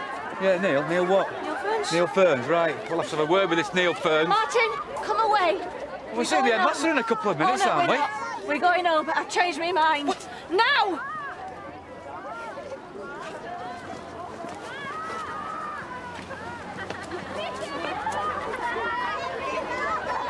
So have you heard anything from Linda? Probably wondering how to break the news. You don't have a lot of confidence in her, do you? Well, Miss Cooper, no chance. Still, I won't hold it against her. I'll take her out for a meal somewhere special. Don't suppose she'll feel like celebrating. Know what I might be? She comes down to earth and realises that she's a machinist and not a sales rep. It's worth splashing out. That's the way I look at it. Do you know, you've got me feeling quite sorry for her, and I never thought I'd hear myself say that. You miss the point. Sometimes you've got to be cruel to be kind. Well, you're halfway there. Well, what's the point of the poor girl deluding herself? How are things with Alma?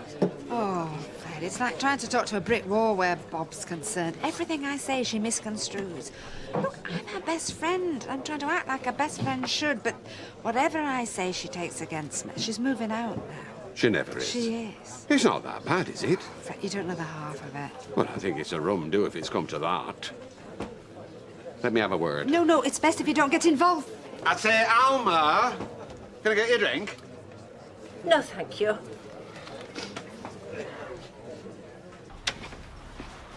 So that was him.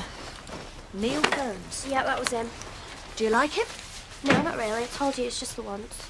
Well, what a mess. Yeah, well, I don't quite understand. First of all, you say we're going to go and see the head. Next thing you know, we're all back in the car on the way home Yeah, again. well, there are a few more things we need to think about. Oh, well, when you've decided, will you let me know, please? Yes, of course we will. Actually, I was talking to Mum, not you. Oh, wait. Now, listen here, young lady. This is your doing, not ours. You're the one that's landed this on us, so just give us a little bit of time to decide what to do for the best. And before you interrupt, that's for your best, not ours. Yeah, well, if I'm in the way, maybe I should go to my room. Now, that's not a bad idea, is it? Shut up! Carry on like this, we'll be daggers drawn before she's due. So, what about the head? I'll ring. I'll apologise. Right. And what we're going to tell her? I don't know. I don't know anything. This just turns everything upside down. What does? Seeing him? A child? Yeah, it's not exactly how I'd imagined either. Well, I should hope it wasn't. Because any idea you had of him taking responsibilities for his actions or being a support to Sarah Lou, quite frankly, it's ludicrous. Yeah, well, I have to agree with you now. I pictured him a bit older than that. Yeah. You thought he was some older boy who'd taken advantage of our little girl. So did I. Well, maybe it wasn't quite like that. There's no way he, Sarah Lou, can bring up a child. She don't want him involved anyway. She don't even like him. Exactly. So why tell him? Why tell anyone?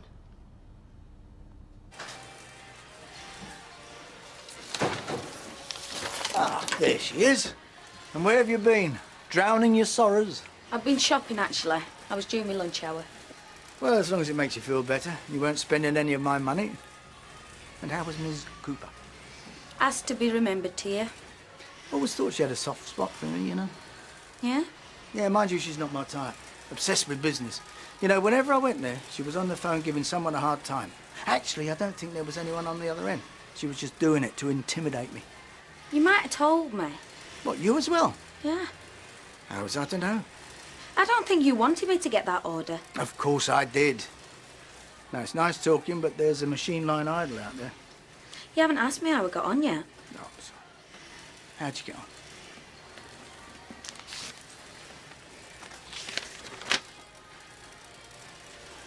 It's a wind-up.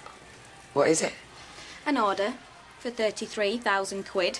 Get away, it's not, is it? Well, I'm not surprised with this delivery date. And what's this, 18s? We don't go up to 18s. We discussed it. Well, we discussed it, but I didn't make a decision. Well, it's too late now. Well, it's uneconomical. I mean, didn't you tell her that? So, what are you saying, Mike? That you can't deliver on time? And even if you could, you wouldn't make a profit? Well, yeah, more or less. Oh, well. I'll give her a ring then, shall I?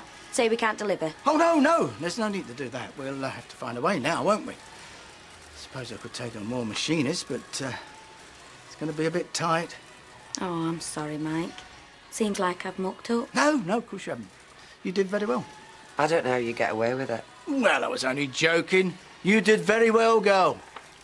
I told you she would, didn't I? Eh?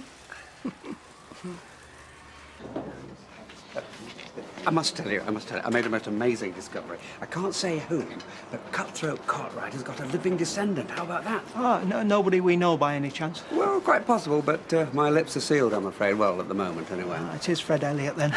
What? How did he know? Well, Blanche said. Oh, I could murder that woman. Cutthroat Ken. It'd be a good twist to your book. Yeah, right, well, it's not funny. Even Fred doesn't know yet. Well, of course, he might do by now. Oh, well, better forget the tea.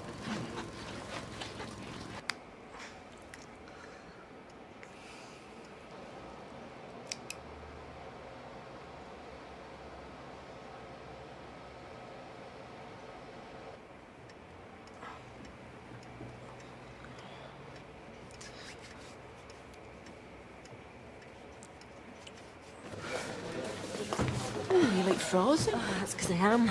It's not that cold, is it? Oh, it is when I've been stood outside since 9 o'clock. You're not wearing your thermals? I've got 2 of everything under here. There's no answer to that. I've been looking everywhere for you. What's happened? Is Deirdre all right? Deirdre? No, she's fine. I'm not, though. Why? What have you done? What have you done, do you mean? What? Going round telling everybody about Fred Elliott. It's not a secret, is it? I haven't even told Fred yet. It's a very delicate matter. I don't see why. Not as if it happened yesterday. It could be an embarrassment for him. Why? Think. He's a butcher. It's hardly the ideal testimonial. Oh, I see. You mean it could run in the family? Right. Well, I'll watch where I buy my meat in future. Right, is that it? Oh, I think so, yes. I'll try and do a couple of hours in the morning, but I've got English all afternoon. Well, if you could. Gail doesn't seem up to coming back yet. Can't they see we're close? I'll tell them. We're closed. Oh, it's you. Hiya. I'm sorry to bother you. I was in here earlier and I think I left my scarf. Oh, we're on City one. Did you find it? Thought it were yours. City. I'm on a supporter property. Oh, aye. United, I suppose. Accrington Stanley, actually. Do you go regular, like? Well, you know, I used to. Is this a private conversation or can anyone join in? Anyway, yeah, we're just closing. Right, I might see you later on then. I'll hang a sign on the front door. Lost property office, open all hours. Except I don't think it were lost to you, Ailey. I'd say you left it here on purpose. What did Gekker's like? I don't understand. Why would he do that? Why do you think? An excuse to say Ailey? Turn the notice off her. Of course it weren't. So why are you blushing? That's him. Tyrone, is that you? Couldn't make us a bacon butty, could you? Yeah, of course I can. How did you go on? Said I'd failed, didn't I? Oh, never mind. Listen, I'll do you an egg and all. Never mind, son. What did he fail on? Just about everything. Only joking! I got it! Now chew it! I think he'd rather an egg butty, baby. Well done, lad. Well done. I used to have a picture of you on my bedroom wall. Oh, not anymore. That's what, yeah, for melting a fire. Could be worse, I suppose. I had your autograph and all. Still got it, I think, somewhere. Best wishes from Dougie. Squiggle. Oh, you won't remember. Well, I signed a fair few of me time. It was day after one cup. You're on an open top buzz and I passed my programme up to you. Yeah, I think I do remember. Get away, there were thousands of us. I never thought I'd get for meat and flesh, but if you know what I mean. Hi, Dougie. Have you heard any more? Oh, has no one told you? No, what? Well, perhaps it's all still hush-hush, but Bob's been arrested. No! Yeah, a mate of mine at CID told me. Corruption. Your Uncle Fred. Am I right in thinking he's not your uncle? No, it's me dad. I just call him Uncle. You do right. You might do well to distance yourself altogether. That is, if you want to get on in business. Well, what's he done? Not what he's done. What he might do. Murder. What are you talking about? Oh, I can't tell you anything. I'm bound to secrecy. You can't just leave it like that. Well, if I do tell you, you didn't hear it from me. Roy Cropper told you. Told me what? Cutthroat Cartwright is Fred Elliott's grandfather. What? So that means he was my great-grandfather? Yeah, I suppose it does. Anyway, I can't stop. I have to go and get my tea.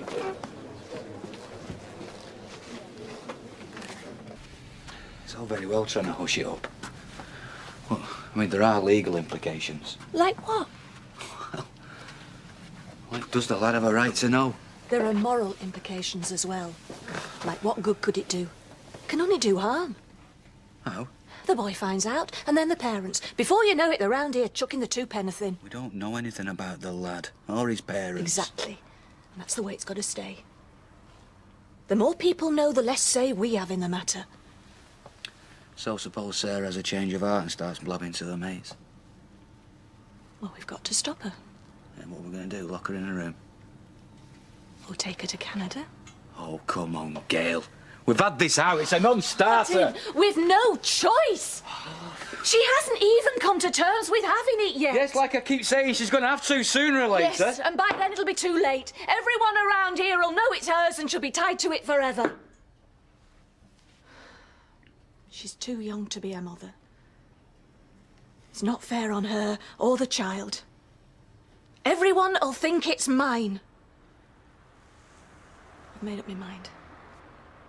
I'm taking her to Canada before anybody finds out.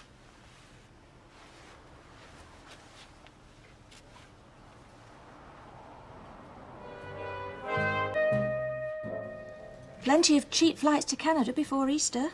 Oh, yeah. Like what? Children with babies go half price. I don't think it's a money issue, do you? Well, it is if I don't know what I'm going to be doing for an income this time next month. Yeah. I wonder if she realises her entire family life's going down the pan. All for the sake of one pathetic little fumble. Regardless of that, this business is going to take every last penny we've got. So we better start making some proper plans. Got to start looking forward now, Martin, not back. Yeah. Right over the edge of a big cliff. Losing your temper's not going to do any good. Well, the old thing's just knocking me sick, it is. Martin! Mum, I don't feel very well. Oh, what's up with you now? Pack it in, will you? Do you talk to people like that at work? I've been sick. Well, you better stop at home then, hadn't you? No, I'll be all right in a minute. I'm sorry. Sorry. Sarah Lou, I spoke to Rita about you packing in your paper round. You didn't tell her, did you? I said you needed more time for your schoolwork. She was fine about it. Yeah. Someone else we've got to lie to on your behalf. If you're feeling better later on, we'll go into town and do a bit of shopping. You've done... Well, she's going to be needing some more clothes. Go back to bed for an hour, love.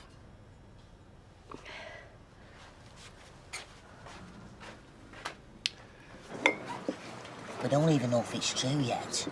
Are you going to ask him or what? Well, when I say him, but jeepers, Maxine, what am I supposed to say to him?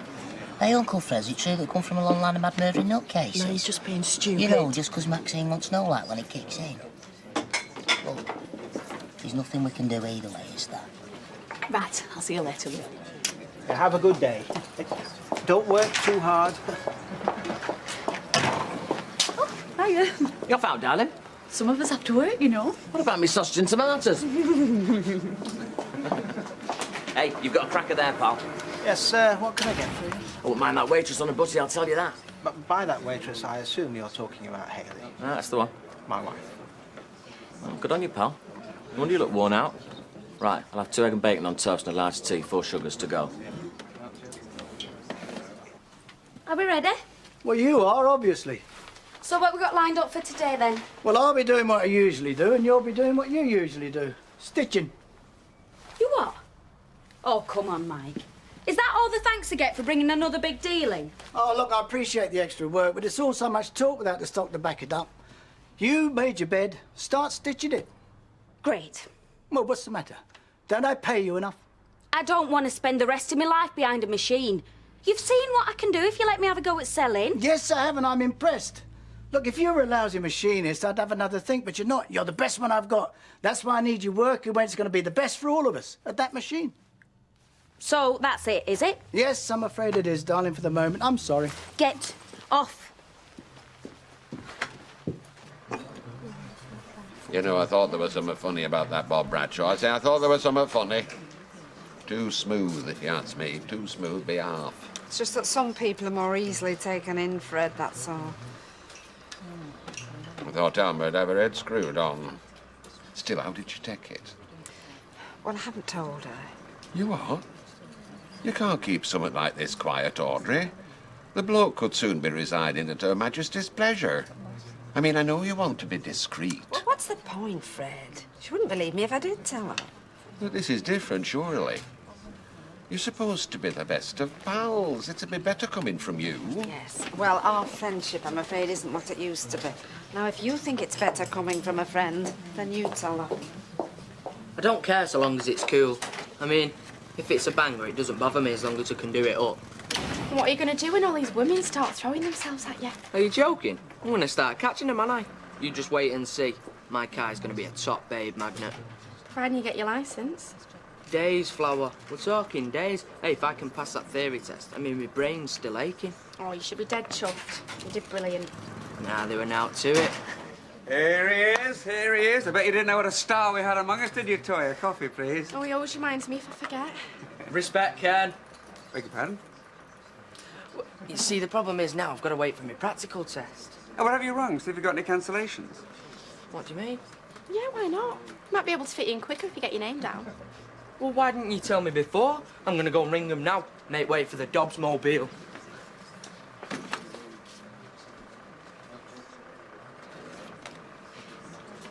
You haven't got 10p, have you?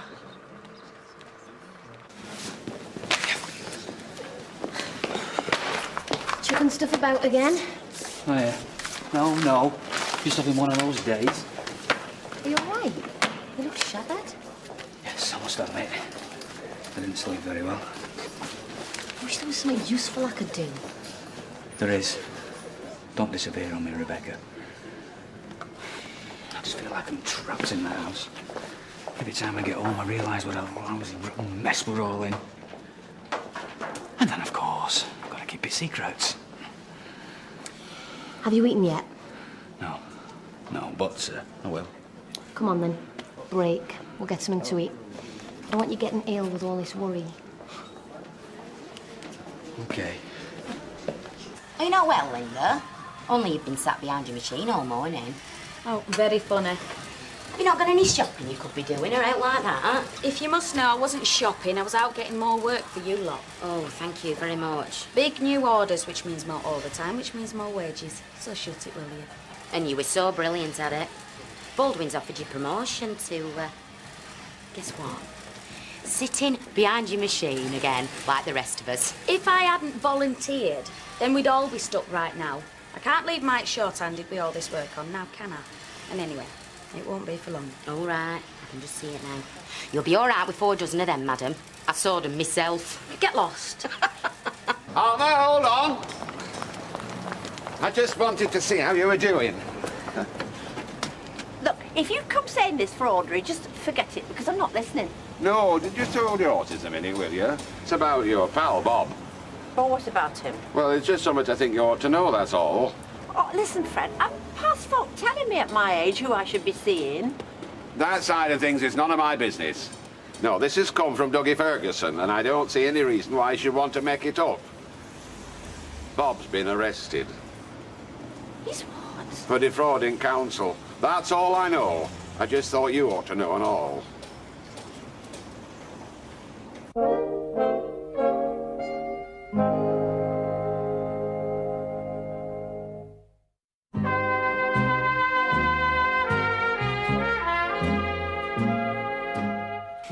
Isn't it a bit late to be going to Canada? I mean, what is she, 5 months gone?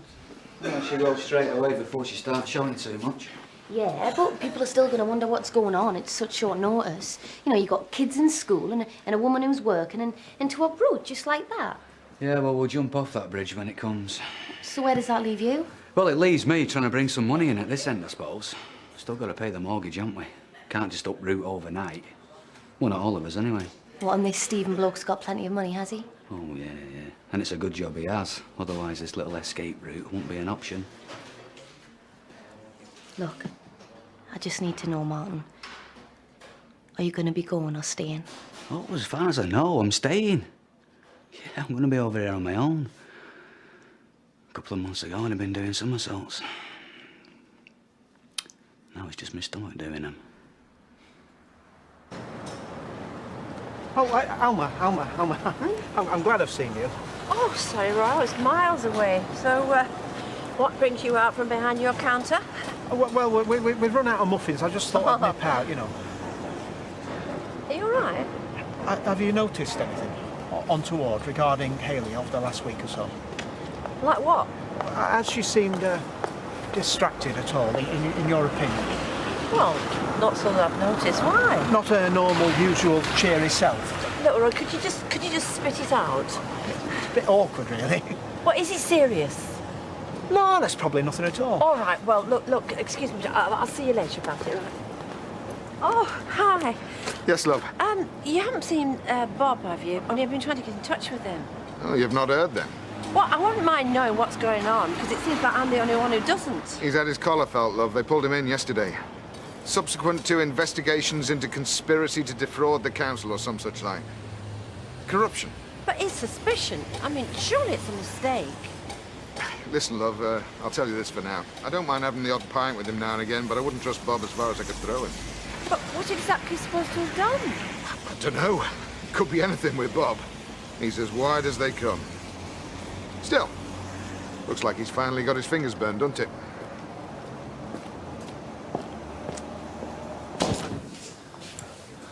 Maybe if I got knocked over by a bus, I'd be better off. Oh, don't be stupid. You'll cope. You'll have to. And I'll help out wherever I can. Yeah, where you can. Maybe them going to Canada isn't such a bad idea, you know? It'll give you time to think and sort out your plans. Oh, yeah, just in time for Gail to get back from Canada with a new baby on her arms as if nothing's happened. All nice and domestic. Well, if you go along with it, then that's what you've got to look forward to. You're gonna have to be ready, Martin. Rebecca, I can't even see as far ahead as tomorrow. Never mind whatever it is. 4 months off. Oh, you never know. They might decide to stop there, eh? So's it out in these Cartwright rumours or what? Only Maxime's giving me head and going on about it. I believe there was some minor scandal ages back, but apart from that, I've no idea. Toya, love. 2 ambaps and spotted dick in custard. What are you asking me for? It's Ken Barlow's mithering with this silly business. I know. What they say in this Bernard Cartwright who did folk in, it were your granddad. It worked. Yeah, but... Uncle Fred, after everything... Roy, what's up with you? You'll have it raining. You've seen that Stuart keeps coming in here, haven't you? Oh, that cheeky Bills, of course I have. They're all the same off that side, full of it. Well, I must confess, I'm a little bit concerned over his attitude towards Hayley. What, chatting her up? Roy is a builder. It's programmed in. Yeah, but her response, which hasn't been one of complete revulsion from what I've seen. She's flattered, that's all. And quite right, too. She's nice, Hayley. What, did you think you'd be the only fellow ever to notice? Well, I just don't think it's very proper.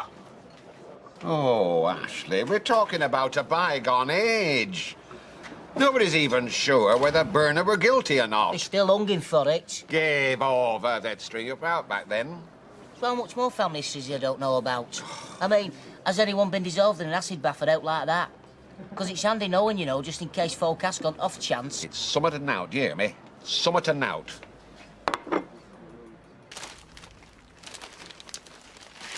Suppose you've heard about Bob. Which bit do you mean? That he's been arrested on suspicion of fraud. Well, I had heard, yeah. Well, if you knew, why the hell didn't you tell me? Like I told you before when he was trying it on with me, huh? Look, you didn't believe me then, did you? Why should I expect you to believe me now? Oh, I have made a complete fool of myself. Don't make things worse. I mean, I just don't want anything to do with that Bob silly rotten Bradshaw, okay? I mean, I had enough of them tricks from Mike. Well, I did try and tell you. Tried ringing him earlier, but he didn't answer. And then I thought, what am I playing at my age, chasing after him? I mean, they're all the same fellas, and none of them worth it. I mean, as far as I'm concerned, they can just lock him up and throw away the key. I'm sorry. I mean, I said a few things that were out of order. But, you know, so did you. And, well, we can't undo that, but at least, well, you know, we could just try to forget it and put it behind us. I mean, what is the point of us falling out over some stupid fella, for goodness sake, at our age? You really hurt me, Alma. I'm sorry. You'll recover. We both will. I suppose.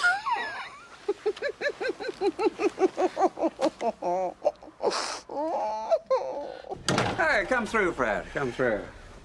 I was wondering when I was going to run into you. You think yourself lucky you didn't run into my legal representatives first. Really? Well, you better sit down and tell me what's going on. Under circumstances, I would prefer to remain standing, if you don't mind. Well, tally up to you. I want to know why you've taken it upon yourself to disseminate slanderous fantasies all over Weatherfield with regard to my recent ancestry. Bernard Cartwright. Well, I'm afraid I made the mistake of mentioning it in front of Blanche. I'm sorry, Fred. Well, I want to know what you propose to do about it. Well, I certainly never had any intention of publishing anything pertaining to you, Fred. Honestly, it was just something that I turned up. Well, you better find a way of turning it down again, haven't you? I mean, it's bad enough for somebody normal, but how it's going to look for a butcher, I've no idea. Oh, that's a point, I admit. Still, you couldn't see your way to sorting Blanche out for me, could you? Kenneth, this is not a laughing matter. No, sorry. I'm very serious, you know. I always thought you were a man of integrity, Kenneth Barlow.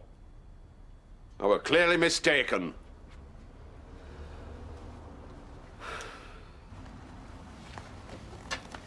Hayley, you know them builders keep coming in here? What about them? Well, you don't think they might be a bit, well, coarse, you know, in the eyes of our regular customers?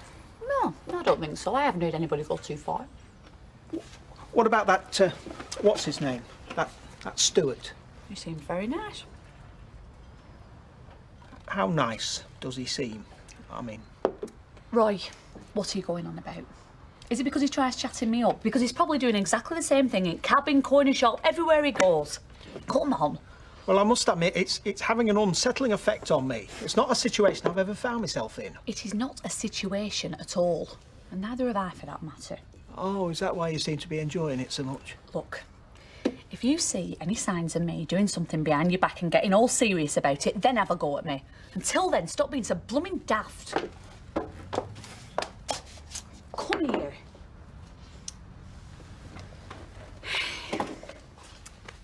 I love you, Roy. Anyway, I prefer brains over brawn every time, thank you very much.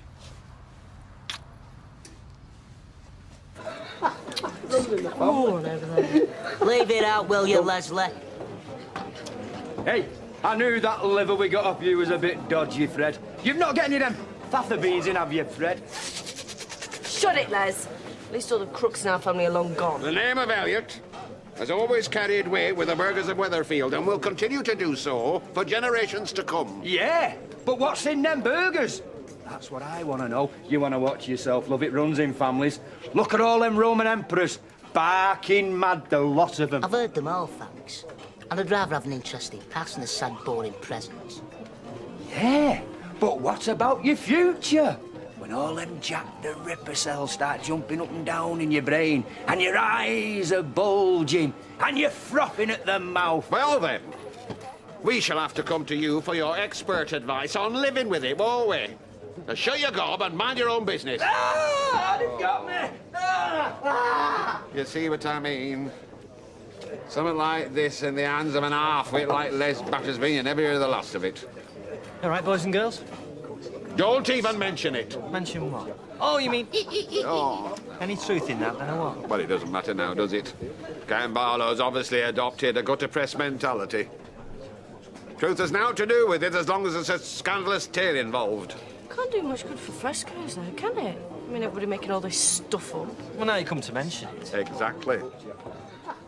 And now, worse than a scurrilous rumour for nobbling meat industry, as we well know. It might make us famous. Might make us bankrupt. Still, if Ken Barlow chooses to exercise his power of free speech at our expense, I don't see any reason why you and me, Curly, should just sit there and take it. I think it's time we had our little say. Don't know why you're sulking. The rest of the staff are loving this overtime money that your work's brought in. I am not sulking. Well, all right then, I am sulking. It's not fair, Mike. I proved to you what I could do and you still won't give me a break. I have thought about it. Oh, well, that's all right then. Look, it's more than just convincing someone to stick their hand in their pocket. You don't even drive for a start. Well, I could learn, couldn't I? I could go on one of them Crash courses, whatever they're called. You know what I mean? Yeah, well, when I found a new machinist, I'll have another thing. We'll sort it out then. You're not just fobbing me off? Because I'll flatten you, Michael, if you are. Is this your sales patter, is it? No, I can be charming to them because they're nice people, not like you. Well, you've just charmed me into going to the bar. I'll get Deirdre to sort it out in the morning.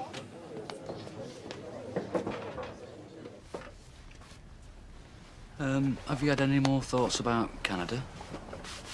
Like what? Well, I'm still trying to get my head around it, but... Well, the more practical stuff, like when, how much, that side of it. You've changed your tune? How come? Well, it's not my tune. I mean, I can rant and rave all I want, but there's no point kicking against whatever's the most viable option. Even I'm not that daft. Martin, it has to be right. I don't see what choice we've got. It can work. I know it can. Right, well, we'd better start looking into how we're going to organise it then, haven't we? Fred, I'm glad I caught you. Listen, I'm terribly sorry about this business, about Blanche letting it slip, about it. Sorry, does, Curly's been fully appraised of the slanderous goings-on, if that's what you mean. Yeah, well, look, I'm trying to apologise, and I don't seem to be making a very good job of it. You would have thought, since we all work in the same building, a little bit of loyalty wouldn't have gone amiss. And if there's a knock-on effect on Fred's business because of all this, well, there'll be a knock-on effect on ours. Steady on, surely you're not I saying know I said Elliot would support the publishing costs of this book, but on current reflection, I'm afraid I'm going to be forced to change my mind. But if you do that, I won't be able to publish it at all. I was relying on that. Well, you should have thought of that sooner, shouldn't you? And obviously, I'm going to have to support Fred on this.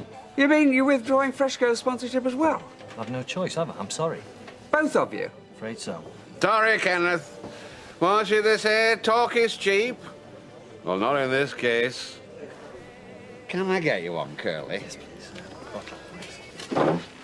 Mike gives Linda any more responsibility, she's going to think she owns the place. I mean, she's bad enough as it is.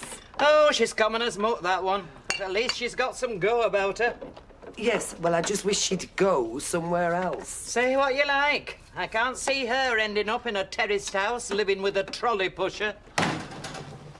What have you been saying about my book? Ken? You've been mouthing off to Fred about me naming his family over this murder business, haven't you? Why can't you just keep it shut, Blanche, for once in your life? Hang on a minute, Ken. You can't talk to my mum like that. I'm sorry, Deirdre, but I already have.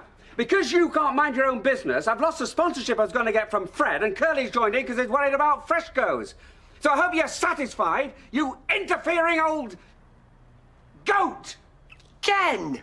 I hope you're going to apologise for that remark, Ken Barlow. I mean, I might as well just pack it in and try something else. You've ruined everything.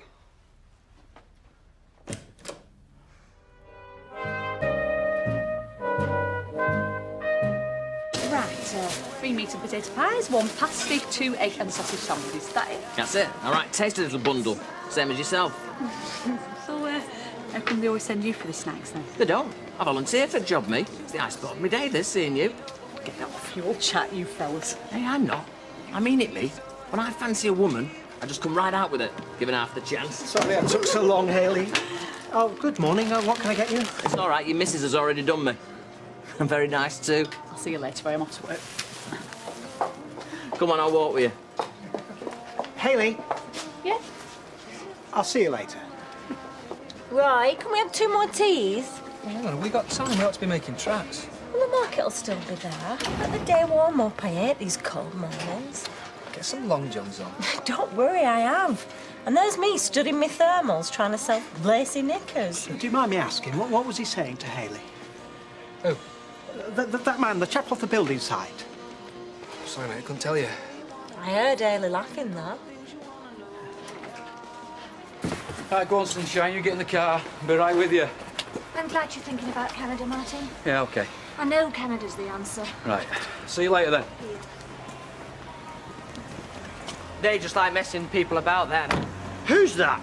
Them at the Flaming Test Centre. Still haven't given me a date yet. Listen, big man, there are loads of people in the queue before you, all right? Use your time wisely and practice. Don't need practice. All I need is a licence. Take it from me, you need practice and you need confidence. Hey, Oh, forget it. I'm gonna move this motor. What's your right? You can't do that. Oh, excuse me, Hackenen. Come on, get out of there. Do you know, if you carry on like this, Sunshine, you're gonna lose your license before you even sit your test. You get my drift? Now clear off.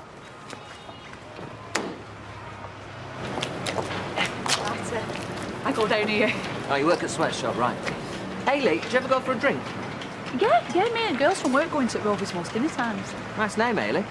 Never picked that for you, got it just right. Did you ever go for a drink at night? Sometimes. Do you know the Flying Horse? Why don't you meet me in there tonight for a drink? What, me and Roy, you mean? Are you kidding? She were fancy, not him. What about her? Couldn't. Come on, you look like you could do with a bit of fun. Shouldn't think you get much of that at home, eh? Got to go, I'll be late for work. See ya. I mean, are you surprised that Fred dislikes people knowing that his grandfather was hanged for murder? I don't know why you're picking on me. It's only what you were going to put in your book. No, I was not. I was writing a fascinating local murder mystery. I wasn't going to add a little tale piece saying, oh, by the way, the murderer's grandson is Fred Elliott, the well-known butcher.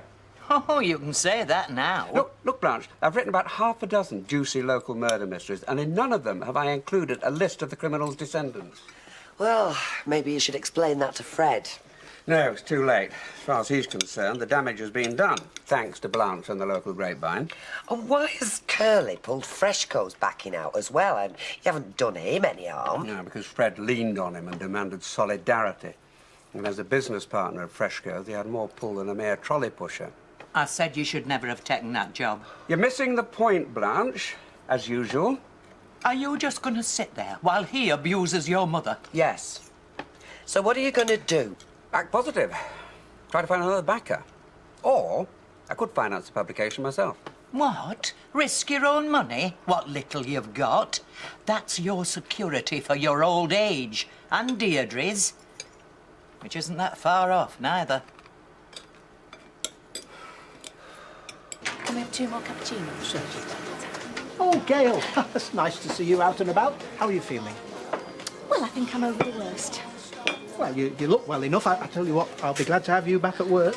Well, that's what I've come to see you about, Roy. I've got a bit of trouble. It's a family problem. Oh, dear, I am sorry to hear that. So, strictly between you and me. Yes, of course. It's Nick in Canada. He's got some sort of a virus, and I might have to go out there. I mean, when it's your own. Yes, well, you have to put him first, of course. So, I might need more time off work. Well, I'll manage somehow. And I know Hayley's a tower of strength. Yes, Gail. How does Hayley seem to you lately? Does she seem fed up at all? You know, bored or anything? Well, I haven't seen her with being off work, but if she was fed up, Roy, I'm sure she'd let you know. Yes, I expect she will. Don't you just hate it all, Hayley? What do you mean? Well, getting up every morning, slogging away for Baldwin for peanuts, bit of dinner in here, then back to grind, then home. Then you get up next day and it's all exactly the same. There's no pleasure. It's all bed and work. Oh, I don't know. There's usually something exciting going on, isn't there? 2 pints, please, when you're ready, Nat. Exciting? Such as what? Well, you see that fellow over there with Henry? Don't let him on. His name's Stuart, and he works up building sites. Oh, yeah, I've seen him about, so what? He fancies me. He keeps chatting me up. No. Hey, great. I mean, it's never happened to me before, anything like this. And this morning, he asked me to go out with him, to meet him one night for a drink. I mean, obviously I said no, I'd never be unfaithful to Roy, but, well, you know, it is exciting, isn't it? Being fancied and that. Of course it is. It's wonderful when someone looks at you that way. Especially when your husband treats you like you bought at household furniture. Oh, no, don't get me wrong. I'm not complaining about Roy. No, that were me. Complaining about lads. Hiya. Hi. Can I get you a drink? No, I can't. Thanks all the same. I've got to pop on for a bit of dinner. See you later, then. I hope. Hey, you're right. He does fancy her, you can tell. I haven't done anything to encourage him, though, honest. It's not my fault. You go for it, girl. Break his heart. Hiya. Hey, I can't help thinking this Canada plan of Gail's, well, it could be what me and you are looking for. Well, I don't see how. Because Gail takes Sarah Lou and Davy to Canada, stays there while the baby's born. Yeah? Yeah? And then comes back and tells everyone the baby's yours and hers, so you're still stuck. No, I don't think so. See, the thing is, for 4 months until the baby arrives, she's in Canada. I'm over here. So, well, she's got a bit of time to get used to life without me. And that could make things easier when I tell her I'm leaving. It's never going to be easy, Martin. Whenever you do it, if you do it. Oh, we'll do it. You know I'll do it. But for now, at least, me and you have got 4 months of being together without having to look over our shoulders. You once told me I'd end up being a market granny. Yep, I remember. I stood behind my stall wearing a long overcoat and a man's cap. He told me they never took the clothes off, never went to bed at night, just stood in a cupboard. Well, there's one or two like that in every market. Yeah, I know. I don't want to be one of them. Why don't we think about asking Dougie Ferguson about them shop units? I just want to go into it, you know, find out what'd be involved. Look, I know you fancy a shop, and I'm not saying you shouldn't. It's just... well, I'd miss you not stood next to me every day.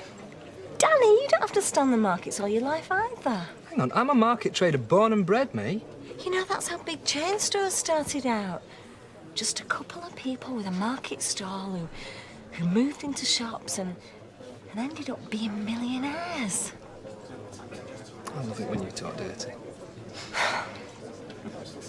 What are you smiling at? Huh? No. Come on, you've got a right big soft grin round your chops. All right, then I'll tell you. See that bloke over there with dinner? Oh, aye. Stuart is called. He works on building site. So, what about him? He fancies Hayley. Give over. No, it's right. He keeps chatting her up, trying to pull her. I don't believe it. He fancies a bloke that goes around wearing women's clothes. A freak. Oh, shut up, Les. Give over calling her a freak. Hayley's all right. Oh, wrong you mean. We'll see you later. Yeah, see ya. See you, Stuart. Is it right what I'm hearing? You fancy Hayley? What's it got to do with you? Hey, keep this out unless you want it flattening. Oh, aye. You must have bad eyes, pal. If you can't tell the difference between a real woman and a bloke. What? Oh, Les, will you shut up? Blimey, mate, you could put me down a coal with a blindfold over my eyes, and I could still tell the difference between a real woman and a bloke dressed up. What the hell are you talking about? It's a bloke, you prat. Calls himself Hayley. His real name's Harold. Ask the missus if you don't believe me. Is this right? Yeah. Well, he were born Harold, and then she, had an operation. So you don't need to take any notice of him because she's a woman now. This is the best laugh I've had in weeks. How far did you get with her, eh?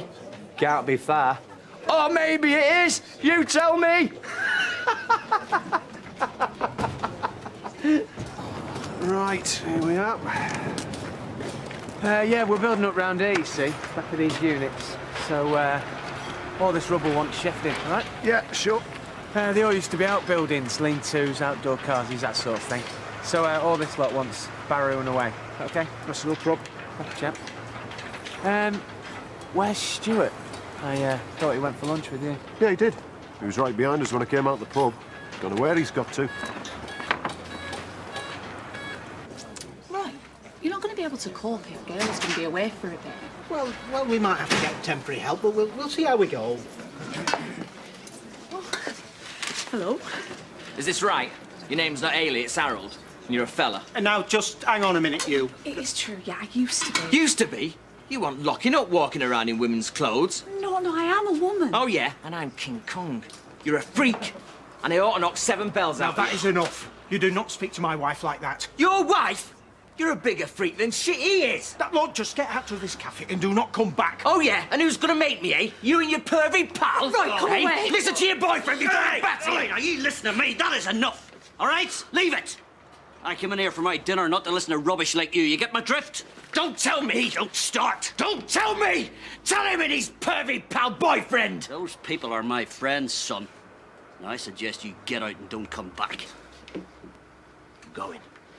I wouldn't eat in here for a gold clock. I'd sooner eat in a pigsty. Ah, well, it would probably suit you. Thanks, Jim. Don't you worry your head, Roy. You were doing fine.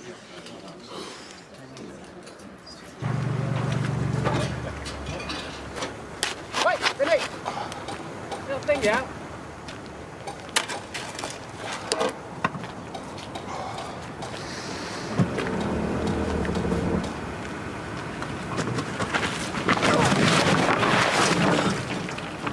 Benny? All right, mate? Will you get us out, Steve? I'm not the only one here. There's a dead body down there.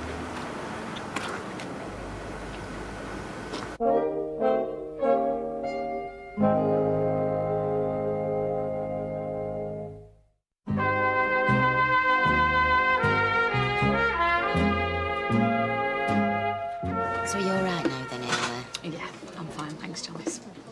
Good. Happen I should have kept me big mouth shut. If Les hadn't told him, someone else would have. Yeah, right. Well, I better get back to work then. I'll see you later. I think you ought to forget about going back to work this afternoon. No, I'm going. I'm not going to let people like him spoil my life and frighten me away from work and my friends and Rovers. No, we always knew life weren't going to be easy for us, didn't we? Luckily, there aren't that many people as horrible as that man. I thought he were nice. I really did. I'm such a fool about people sometimes. We all are. I'm not a fool about you, though, am I? You were wonderful, Roy. Thanks for sticking up for me. Hayley, you know when that man started hanging around and making up to you? I thought you'd fall for him. I thought I'd lose you. Roy. No. Never. It's not often I get asked out for coffee by good-looking young women. I take it you're interested in my development down the road. Yeah, I am. The shop units. Well, are you really interested, or are you just passing the time? I'm not here to waste anybody's time, yours or mine. But what sort of rents are you charging? Well, it depends on the size. There's single units, there's double units. What did you have in mind? Well, at the moment, I'm on the markets, and so's my fella Danny. And I want to move on a bit to a shop. But it all comes down to money. OK, well, I'll show you the plans. The rents, well, that's all down to square footage. But seeing as you're local and it's a first-time business, I'll knock something off for you. Excuse me. Yeah, Dougie Ferguson. Yeah, Steve, look, I'm right in the middle of something here. What? This is all I flaming need. Sorry, mate. That's all right. It could be worse. I don't think there's any bones broken. No, I still think you should go to the hospital, mate. Yeah, doubt there's anything they can do for us there. Save for that thing down the hall. Are you sure there's a body down here? I can't see out apart from mud and stuff. Dead sure. Well, is it a man or a woman? I'd say a man. I couldn't tell for sure one way or the other. Sounds like you, Stu. Les Batsby tells me you're after Hayley Cropper. Les Batsby could have a knuckle sandwich coming to him. Is this right, Vinny? You found a corpse? Yeah, practically fell on top of it. 1 minute I'm pushing the barrow, the next I'm down there with a dead body. This is all we need. Another flaming hold-up on the job. Well, we better call the police. I've already done it, Doug. Don't know why they're rushing. Whoever it is down there, they're not going anywhere. Hi.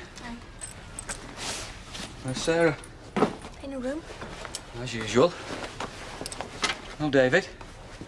Oh, no, he said he was playing football after school, didn't he? I spoke to Stephen this afternoon in Canada. Oh, yeah? Said we'd be going over there if it was all right with him. He said any time. Huh.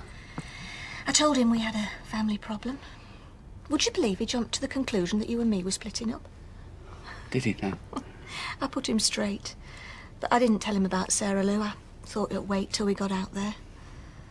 And, I went to the travel agents. Priced up tickets for the three of us. Open returns. How much? Not much short of £1,000. Still, we've got the rainy day money, and I can't think of a better way of spending it, can you? No, I think you're right about this Canada plan. I think you and the kids should go. Martin, I can't tell you how pleased I am to hear you say that. We have to be together on this. I suppose the next thing is to sit Sarah down and talk to her about it. See if we can get her to see the advantages. She will. She has to. I'm taking her to Canada, whether she likes it or not.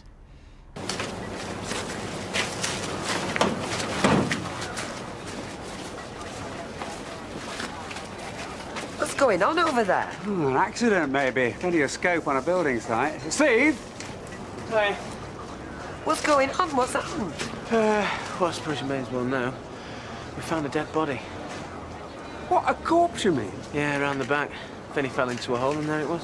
Good Lord, do you know what this means? This could be Cartwright's second murder victim. You know, the body we never found, the white fancy man. Could be, I suppose. Oh, bet on it.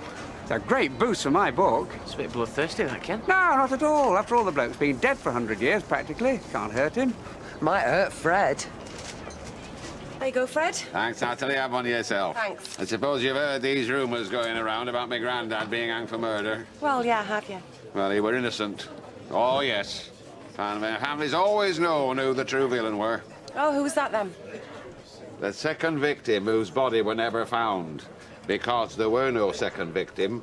There was the true villain, that's all. And he left my granddad carrying can while he beggared off. Australia, probably. He'd fit in there. Yeah, you would, yeah. I've just got to serve somebody, Fred. Certainly. Dougie Ferguson said he'd do me a good deal on a unit. Didn't get down to any figures, but I'm going to go off to some property agencies and get an idea of what sort of rents they're charging. Sounds like a good idea. So, what do you think? Are you in? I don't know. I mean, is it on selling what we're selling now? Well, we're going to have frilly knickers on your side of the shop and teapots on mine. It's a bit of an odd combination, isn't it? Danny, we can think of something entirely new. We'll just think about it. All right, I will think about it. That's all I'm promising you. Evening, evening, evening, evening. Hi, Jim. Do you want a pint? Aye, pint, please, aye. Oh, listen, have you heard about the crack down the building site? No, what's that? Oh, it's dead funny, honest to God. Vinny's fallen down a hole, so he has. Vinny? Aye. Is he all right? Ah, sure, he's fine. He's just twisted his toes. a Jim, bit, listen, you will know. you hold the fort? I'm going to No, go no, and wait see till I how tell he you. It's is. dead No, funny. later. No, here. I don't know, women. You all right, Jim? Aye, not so bad. Does Natalie pay you for minding her bar? What do you think I'm doing? I get the odd £3 for looking after the place, you know what I mean? In return, I've loads of money left in my pocket so I can offer to buy you a drink. Oh, Dancy's just got him in. Thank you, Jim. Right. What's happened? Vinny, he's fallen down a hole, so he has, Freddie. You'll never guess what he found down there, either. Buried treasure. Just you to get some money. Well, I need it, don't I? No, buried. Well, you're half right. No, he found a dead body, so he did. No. A dead body? Ah, indeed, a dead body. Come here. Ken reckons that it's all to do with them bodies hanging from your family tree, Freddie. You get my drift? Aye. Does he? There's no great damage done. Should be ready for work tomorrow. I think none of us will be working tomorrow, mate. Why? What do you mean? Police got to dig up the whole site, see what else there is to find. Dougie's going spare. Well, I'm not surprised. Come on, we'll get some ice cubes on your foot. Yeah. Anyway, won't do you any harm to have a couple of days off work. What are you still standing goggling there for? Like a ghoul that's out to sea? Well, that corpse, discovered by chance, it certainly stimulates the imagination, Fred. Give over. Folk aren't interested, I say. They're not bothered. They are, you know. It's the kind of thing they like to read about as well. Oh, by the way, decided to finance the book myself. Think of a fair chance of making a bob or two. Money. That's all it means to you, isn't it? No, not at all, Fred. I think local history deserves telling, too. And as Dr. Johnson said, no man but a blockhead ever wrote except for money. In tropics, they have vultures that feed on the dead. Round here, the vultures are human.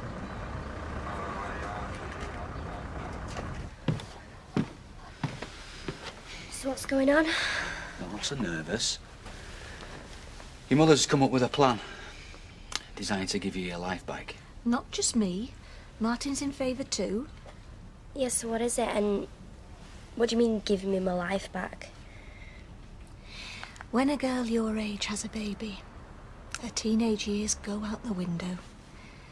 She's tied to a house with a baby who needs changing and feeding and looking after 24 hours a day. I know all that, but it's too late now, isn't it, really? Gotta have it. Not if I have it for you.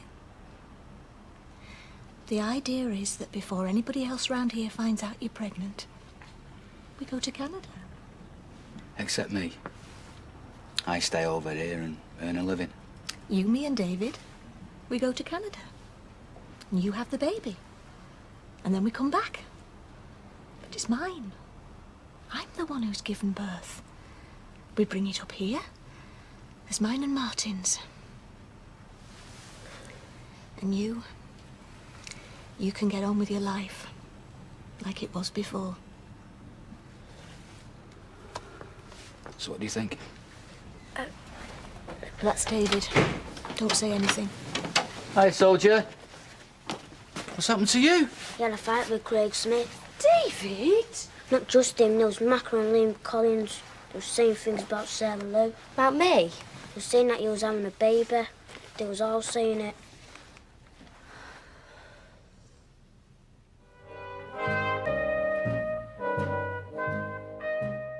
OK, all right. Take it easy. So just what did they say, word for word? I told you. He said that Sarah Lou was having a baby. Is she really having a baby? Look, who's this Craig Smith? Oh, Martin, does it matter? Is he in your class? He's Macca's cousin. He goes to Weatherfield Camp. Is she having a baby? Come on, let's sit down, sonny. Is she? David. He was calling her names. That's why I punched him. Yeah, you did right, son. Martin? Then the others started. They were shouting things. And where was this? In the park? Yeah. You know, this is all we need. It doesn't matter, love. They're only children. Craig Smith's 14. Is she really having a baby? Everybody knows. We can't keep lying to him, Gail. All right, just say what you like. Listen, son. Those lads shouldn't have opened their big mouths. They had no business saying anything. Is it true? Yeah, it's true. We weren't going to tell you just yet, but, yeah, Sarah's pregnant. Now, you know what that means, don't you? Yeah. Yeah, so before long, in about 3 months, she's going to have a baby. Baby of her own. You can't tell me to keep away. It's my site. My workman reported it. The whole place is closed to the public until further notice. I'm not the public, I'm the owner. It makes no difference. You won't be allowed near until the Socko team's finished. And when will that be? When they move the body. And then we can work again then? No. You can gain access, but there'll be no work here for a few days at least. You'll have to look for clues, won't you? That's right, love. Whoever did it wouldn't have left his name and address. Is it murder then? Of course it is. You don't just die and bury yourself. Mr. Sorrell, are you the man who discovered the body? Yeah. Yeah, fell in the wall right next to it. I don't suppose you'd object to coming to the station. We need a statement. You want me to do that now? If you don't mind. No. Might as well get it over with. Yeah, see if you can get your colleagues to get a move on with you. This is not a process that can be hurried. I'm sorry. Yes, I bet you are. I didn't tell anybody, and Martin didn't. So, how come everybody knows? I don't know. Did you tell any of your friends you might be pregnant? No, I didn't tell my friends. I only told Candice. Candice?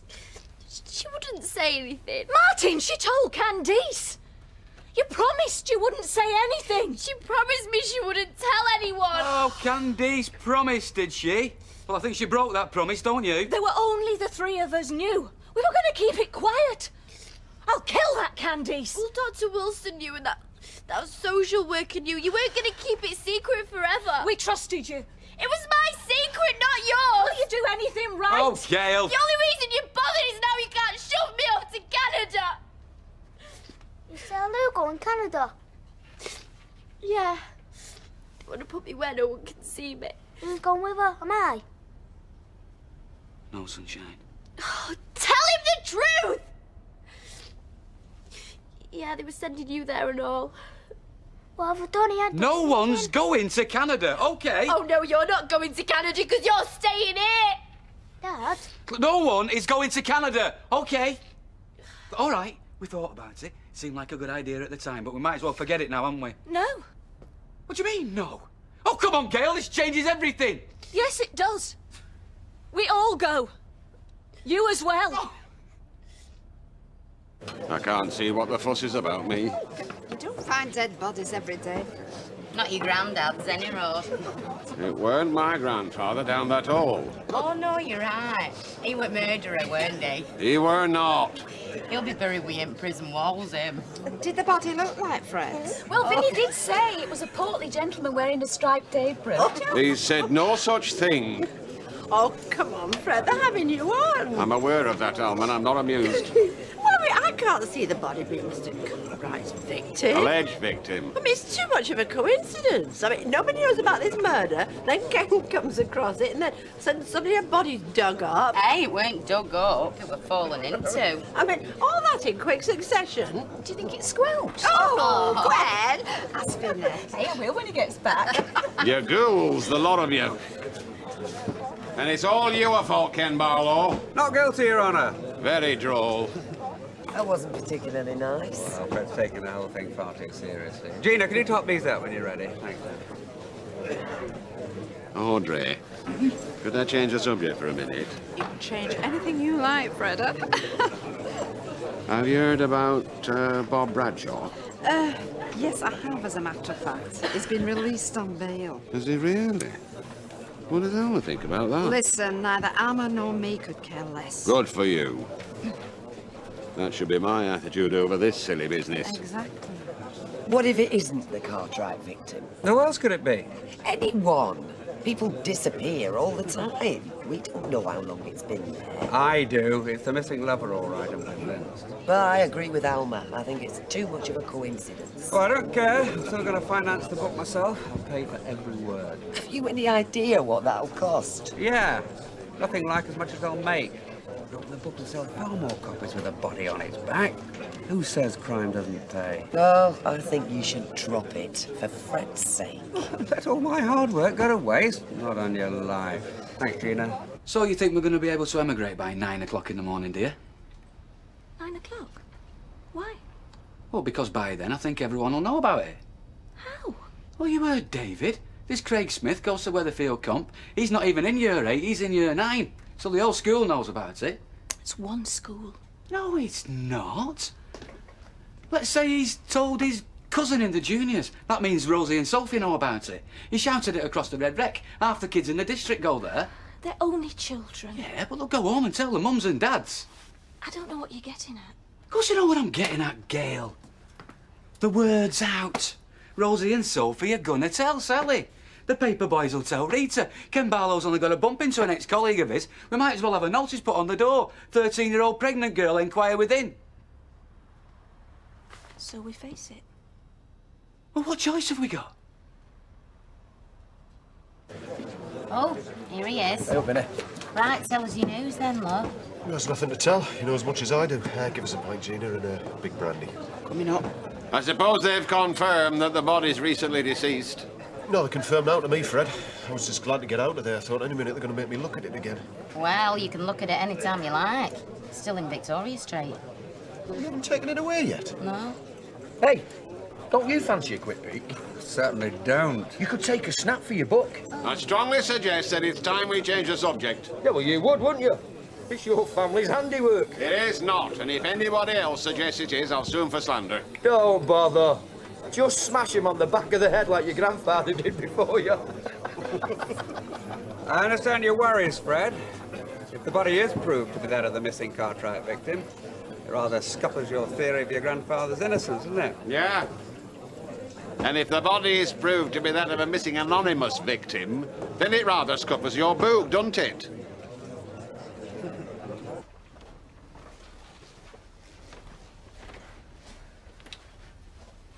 You feeling better now? No, not really. Come on, then. Tell us about it. I just don't want my friends talking about me behind my back. Well, I'm afraid they're gonna do. For the time being, anyway. And then they'll move on to another subject. It's the way of the world. Martin, I only did it the once. I know. You were unlucky. She was naive. The fact is, Gail, she was both. So why were you going to send me to Canada? Well, We thought it was for the best. You know, well, we're just trying to think of the easiest thing for you. You liked it in Canada. You said you wanted to stay when you were there before. But you were going to pretend that my baby was yours. Well, it was something we could do that didn't involve the school or social workers. We thought of one thing and then we thought of another. Look, the last thing we wanted to happen was this, kids shouting out in the playground. Hurting you more? Upsetting you more? I'm sorry. We're all sorry. It's happened. We'll get over it. I'll tell you one person that doesn't know about it. Who? Audrey. I'll ring her. Tell her to come round. Oh, no. I've not been through enough for one night. I'll ring her tomorrow morning, before she goes to work. Yeah. Before half the street tells her about it.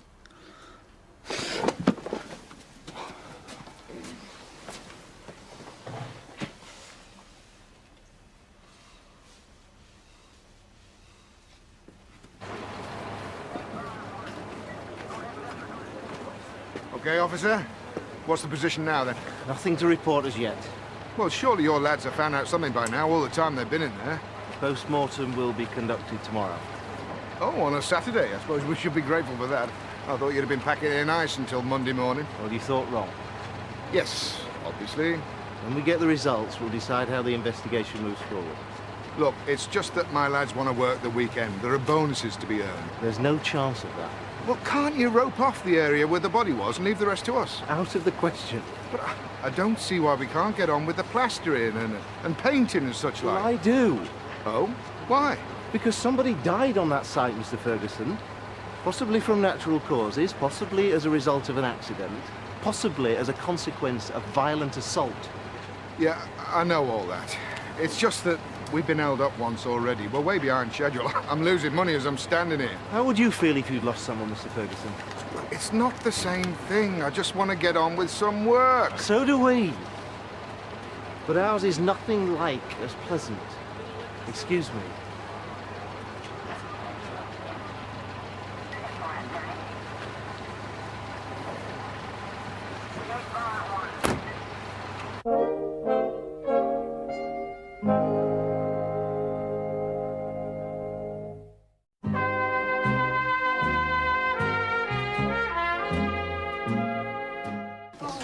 Give me some painkillers. I've got a blind in a day. I'm just off to the cash and carry. Gwyn will sort you out. Was she serving Roy? Yeah, no. Look, Gwyn, I'm off now. I shan't be more than half an hour, all right? Yeah, I suppose I can manage. Well, does he want a sale or not? I don't know.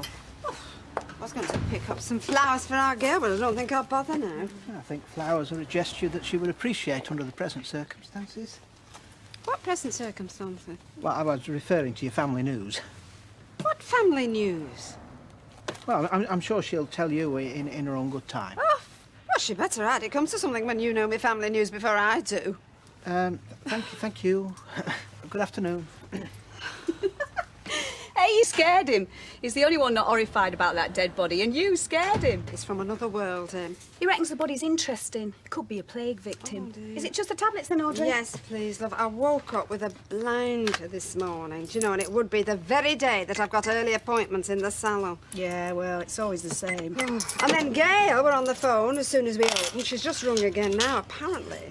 She's got some very important news she wants to tell me, and she wants to tell me before I hear it from somebody else. Well, that could be the family news Roy Cropper's on about. Well, I don't know why she couldn't tell me on the phone, eh? I mean, she can be very bossy, Gail, very demanding. Oh, yeah? Is that why Martin's always got a smile on his face? Oh, no, they're past all that. How do you know?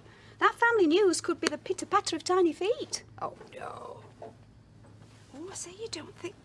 Well, you know better than I do. Well, she has been acting very strange lately, and she's been off work sick. Well, that could explain why Roy knows. He's the boss, so she's pregnant, she'd have to tell him. And she wants to see you to tell you before he does. Oh, yes. Well, she could be, you know, and she's younger than the Prime Minister's wife. Hey, you'd better get round there, Audrey. Gwen. I better have. Yeah. I know you're anxious to get back to work. I am. And I am sorry for whoever it was you pulled out of there, but life goes on. The way things are looking, it's my guess we'll maintain a presence for the foreseeable future. So you think it was a murder victim, then? No, that's not what I said. We won't know that until we get the post-mortem results. But in any case, the death is suspicious, so we'll have to investigate it. Well, say it was just some drunk who fell down the hole on his way back from the pub. It could still take a long time to prove. I understood you to say that the post-mortem was this morning. It's been put back to this afternoon. Is there any way we can reopen the site? No.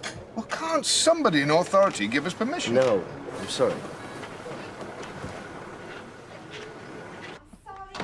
Sorry, I know you've had to phone me twice, but honestly, we've been rushed off our feet at the salon, you know. I've not been this busy since Christmas. Yeah, well, you're here now. Actually, I have to say, I think someone's already let the cat out the bag. What? Hi, darling. Well, Roy Cropper were in the corner shop just now, and you know, normally I can't understand a word that man says, but between us, I mean, Gwen and me, we've worked it out. Ma'am. So, well, I think I know already. No, ma'am, I don't think you do. Where's David? We sent him out with his pals. We just didn't want him around for... Hey, come on, he knows about the birds and the bees, doesn't he, eh? So, are you thrilled, sweetheart? No. Oh, why not? Well, I'm right, aren't I? I've guessed it. There's going to be a new baby in the house. Yes. Oh, come on, you should be delighted, darling. I mean, your mum's not as old as she thinks she is. And I mean, Martin's no age at all. Audrey, Gail's not having a baby. Oh, isn't she? No. Oh. Well, what were Roy Cropper on about, then? Your present family circumstances? He must have meant Nick. Oh. I told him that to keep him quiet. Why? There's nothing wrong with Nick, No, is no, there? Nick's fine. Why are you all looking so miserable? Ma'am, it's hard to tell you this. What? It's not me that's having a baby. It's Sarah Lou.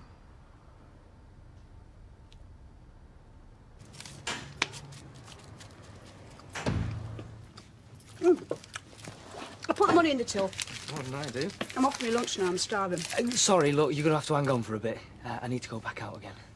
But you've already been longer than you said you would. I started work at 8 this morning. I need a break. Yeah, and you'll get one in a couple of hours. No, you stay. You can help put that cash and carry stuff away. Can't, because I haven't bought it yet. Well, that's what you went for. Yeah, and I never made it, did I? But I'm on my way now. I don't like to be treated like a mug. I've been sat behind that till for hours. I need a change. Well, why don't you, get the mop and bucket out of the back and clean the floor? Looks so it could do with clean. No, it's a mistake, Charlotte. Look, if she was pregnant, no one would let her have it. It's too late to do anything about it. Oh, Sarah. Please, Gran. Oh. Well, didn't you notice? I took her to the doctors. Gail, you're her mother. Didn't you know what you were doing? We knew nothing till it was too late. Shut up, will you? I don't want to talk to you. Look, we want what's best for Sarah Lou. This is the situation we find ourselves in. We have to deal with it. Deal with it?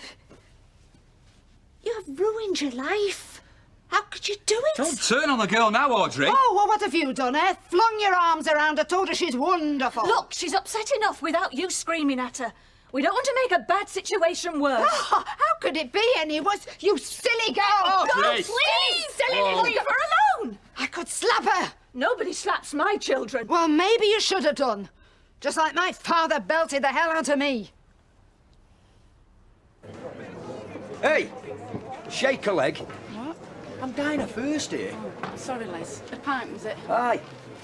Not that one. That one. I'll let Vinny get round there and do it. I can manage to pull a pint. I'm somewhere else, that's all. Thinking about that body? Oh, it's not your vibes again, is it? Vibes? I pick up on things. Some people say that she has psychic powers. Ah, get away. They don't, do they? Well, yeah, they do. What a load of junk. Only barn pots believe in that stuff. There's your pint. Rubbish it is. Garbage. That settles that, then. You've been in this plight yourself. If anybody should understand, it's you. Well, at least I was 16 when I had Stephen. I mean, Lord knows I suffered enough for that. I wasn't sleeping around the age she is. I haven't been sleeping around. You don't get that way by holding hands, Sarah Louise. It's not like catching a cold. Oh, leave her alone, Audrey. What's done's done, OK? Listen to you, right? What a wonderful father figure you've been, eh? I mean, you're as bad as each other. Have some sympathy for the girl. It is not sympathy she needs. Oh, I mean, who knows about all this? The whole world, I suppose. It's the council you're worried about. Well, yes, it is, actually.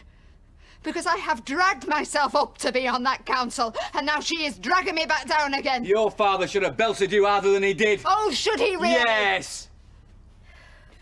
So what about the father of this child, then? I mean, what's he going to do? Who is he, anyway? It doesn't matter who he is. What do you mean it doesn't matter? We're not interested, OK? Oh, I see. You don't know, is that it? So she's been sleeping with all sorts? Haven't. Oh, at least I knew who Stephen's father was and yours. Well, you never saw fit to tell me. Oh, Gail, that were years ago. We're talking about now. We're talking about Sarah Louise. What is she, the town tart? Oh, man, just get out, will you?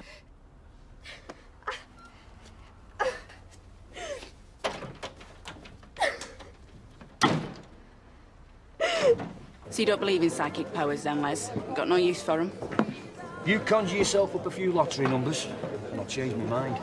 It's not something I do for personal gain. I don't want to make myself rich.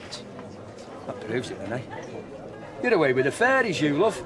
You should have more sense. You wouldn't mind making someone else rich, though? Someone deserving? Hey, if the influence comes on her, there's no one more deserving than me. Hey, I reckon he's right.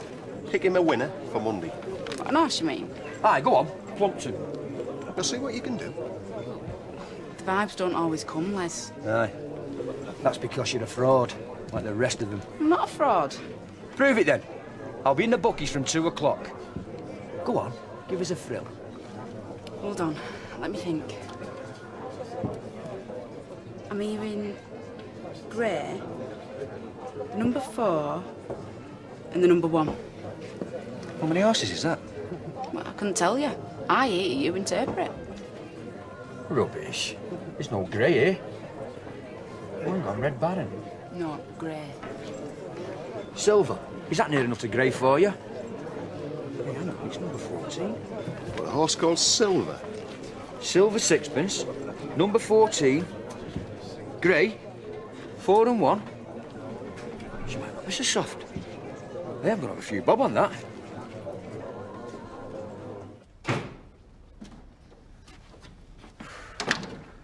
I've sent him to the Red Wreck. I can't think of anywhere else.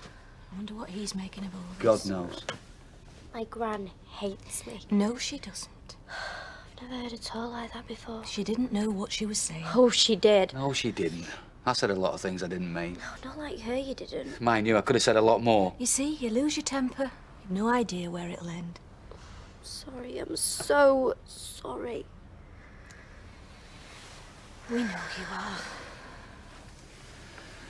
Never mind. We'll get through, won't we? We're a family. We're strong. Yeah. So no matter what happens, we'll stick together. No matter what. That's what families are for. Yeah.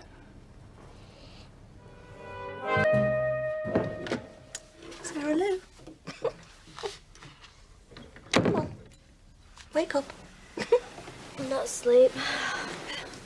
You all right? No, not really. Here, sip this. What do you reckon they're gonna say? I don't know. But whatever they say won't change anything, will it? So, nothing to worry about. I really don't want to go. No, I know you don't. We'll go see Mrs. Peyton and then we'll come back. We want to have the headmistress on our side, don't we? Don't think she'll make me Dob, do you? Make you what? Dob, you know, tell you who the father is. I don't know. I don't think so. You will be there, won't you? I'll be there. You all right, then? No, not really. She's worried about what people will say. Aye. I've said it's only words. Words can't hurt, can they?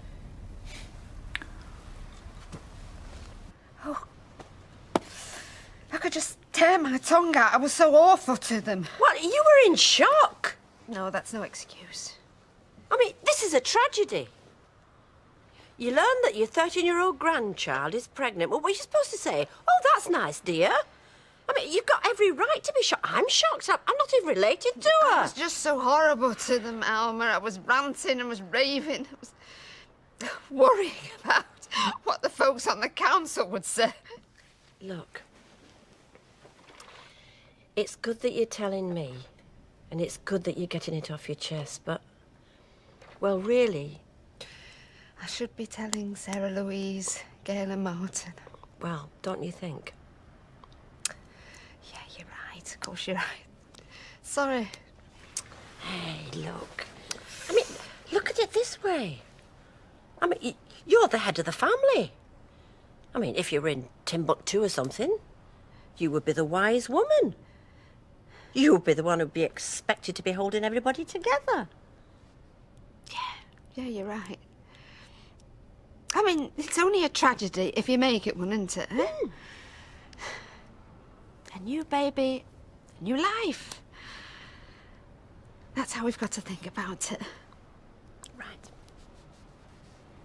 Oh, Alma. A great-grandmother at my age. A matriarch. Oh, yeah. Matriarch. You won't tell anyone, will you? Of course not. Thanks. Because if and when it gets out, oh, tongues will be wagging, can you imagine? You know what folks are like around here. Well, we'll cross that bridge. Yeah. Oh, Alma, thanks so much. Let's hope the family still want a matriarch, eh?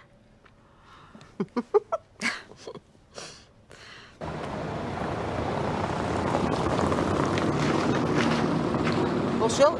Albatrosses. You what? Albatrosses. I'm surveying the sky for 'em. Well, that's a relief. I thought for a minute then was going to start selling them. After that reindeer mate won't put egg past you. It's not funny, Ashley. I've a bad feeling about today. And you're worried about albatrosses? Harbingers of doom, well-known portents of disaster. Only if they fall on your head. Come on. It's not funny. That corpse they've unearthed and are erroneously, I say mistakenly, laying at our family's door can be the ruin of us. Oh, yeah. Your granddad was a serial killer, so cancel me black pudding. Come on. Folk are more sensible than that. You think so? Well, we'll see.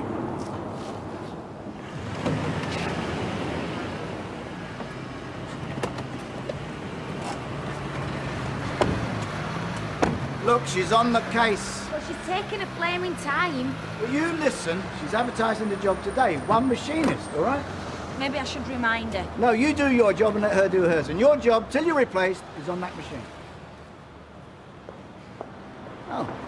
Well, seeing as you're feeling so happy, it's your job to tell them. They've got to pull their fingers out to meet Linda's order.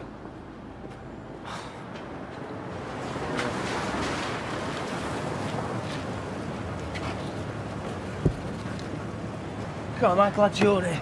Oh, yeah? Right then, what's happening with the site? What? Well, the cops want it shut down. They've got the body now, what's the point? How long for? 1 hour, 2 hours? What, rest of the day, Dougie, what? The foreseeable future. For some old stiff? Well, don't they know we've got a job on? I have told them, yeah. Well, what are you going to tell the lads? Nothing. You are. Well, they want paying. Well, unless you got the money in the bank, they're going to be disappointed, aren't they?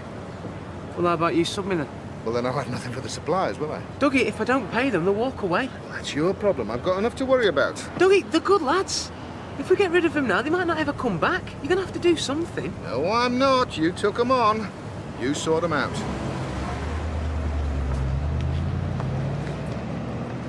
What's going on?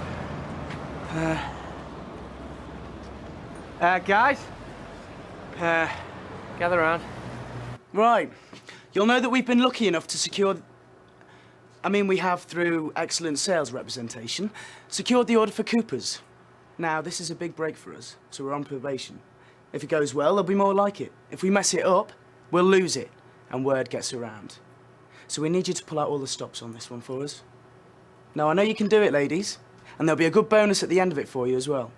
So let's crack on, eh? And remember, if we pull together, then we'll learn together. Well, since you put it like that.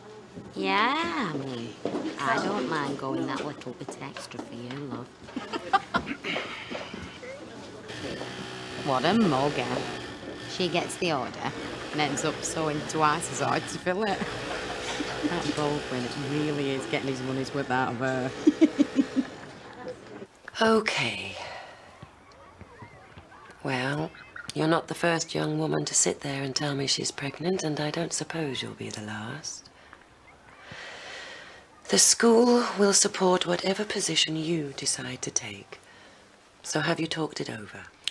Yeah, till the cows come on. And have you decided what you're going to do? Sarah Lou will be having the baby. And the father? Well, that's not an issue because, well, we don't want him involved. I see. Can I ask, is this a decision you've reached by yourselves, or have you been involved with any other agency? Well, a social worker's been round, and we're in close contact with our doctor. What about you, Sarah Lou? Do you think you'd like to talk to someone? There's an excellent young women's project I could refer you to. Well, if we could just keep it to ourselves. All right. If you change your mind, I'll be happy to set it up for you. Right. The practicalities. The first thing is to notify the rest of the staff. Is that necessary? Oh, yes. I'd better make you aware of our position, Mr. Platt. We will support Sarah Louise, but we don't condone what's happened. No, of course not. Therefore, we'll set out a discreet program for her benefit. We're not sending out a message that encourages others to follow Sarah Lou's example. All teachers will be informed, and they will treat the matter with complete confidentiality. Then they can deal with any issues that may arise without calling undue attention to them. I'll also appoint a named woman member of staff who will be Sarah Lou's first point of contact. She'll meet you each week and you can discuss any problems with her, all right? What about your form tutor, Mrs. Bonnage? Good. I'll see her later. So, you seem to be saying that Sarah can stay at school? Oh, yes, if that's what she wants, for the time being, anyway. Time being? Well, the later stages will be more problematic. We're not equipped to deal with childbirth here. We're a school, not a maternity unit, and that's how I'm going to keep it. So, well, what about later on? Sarah Lou could transfer to a special unit that has facilities for her, or we could continue to oversee her education, set work for her, and she could be tutored at home. And when it's all over? She can come back. Now, can I ask if any other children here are aware of the situation? Sarah Lou's friend, Candy Stowe. I see. You realize that there'll be a lot of gossip, don't you? It'll die down eventually, but you'll need to be ready for it. Are you? Yeah. Good. Well, that's stage one over. Wasn't so bad, was it? I think you should return to school as soon as possible, Sarah Louise. There's no point in putting it off. What do you say?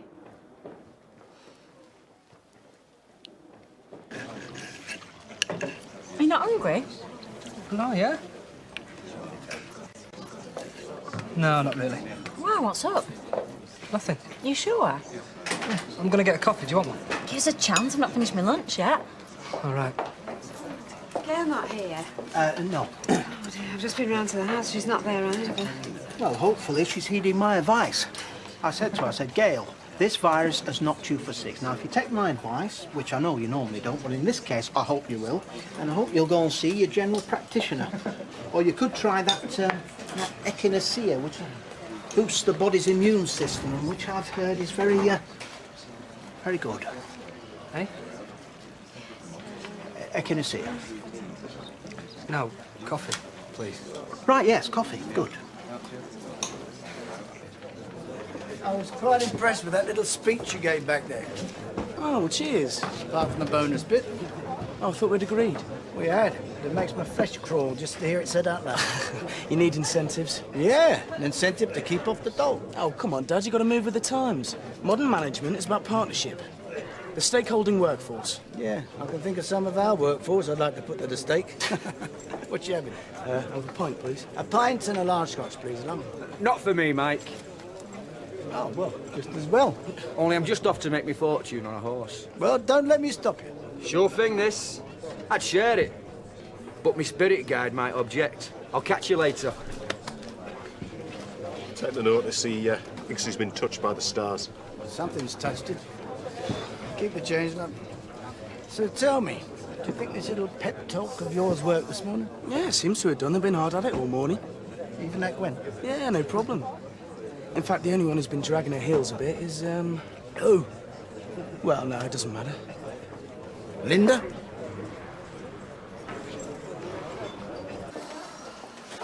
Goodness, that's over. Mrs. Bonnet, she's very nice. Hmm. Good idea, that, don't you think? I thought so, yeah. All right.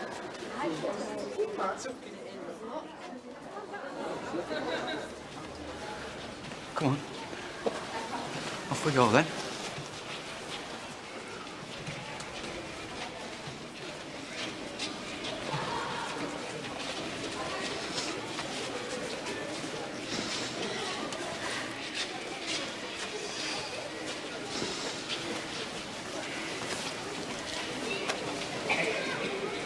Mummy's girl?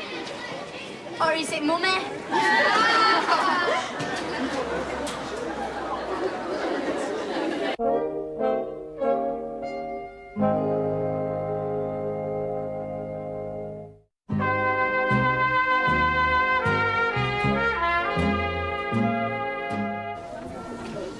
Hey-o. Here she comes. Bow-legged with brass and as tight as the skin on me Cumberland ring. Morning, Mrs. Payne. More ashes, and have you got this scraggy hands for a Doberman? How are you today? I'm actually very well. That's good. Usual then, is it? Yes, please. Ashley, 4 slivers of our finest streaky for Mrs. Payne. Now, I wanted to ask you something. Well, was there anything else you wanted first? Yes, perhaps 4 sausages. And 4 of our cylindrical delights. Well, I heard... Out else? Go on then, some corned beef. Just 2 slices. Ah. All right. I heard that you're directly descended from Bernard Cartwright, the murderer. No, he weren't a murderer, no. We were misunderstood, that's all. But no, it's true. I was directly descended from Bernard Cartwright. He was my grandfather. Now, can I get you anything else? 2 slices of ham. Coming up. And that the lover's body was never found. Ah, well, before I answer that, is there aught else you want? 2 chops. And how about some of our finest fillet steak for your Doberman? OK, then, that as well. She's more than she spends in a month. Hush. Now then, Mrs. Payne, the mystery of Bernard Cartwright. Well, I think hardware, pots and pans, kitchenware, that sort of stuff. What do you think? Hey? Well, honestly, do you think it's a good idea or not? Sorry, I've just got a lot on my plate at the moment. Well, I'm going to find out about it. We don't even know what's going on. There's coppers everywhere. Dougie might not even be able to finish it. Well, somebody has to show a bit of enthusiasm.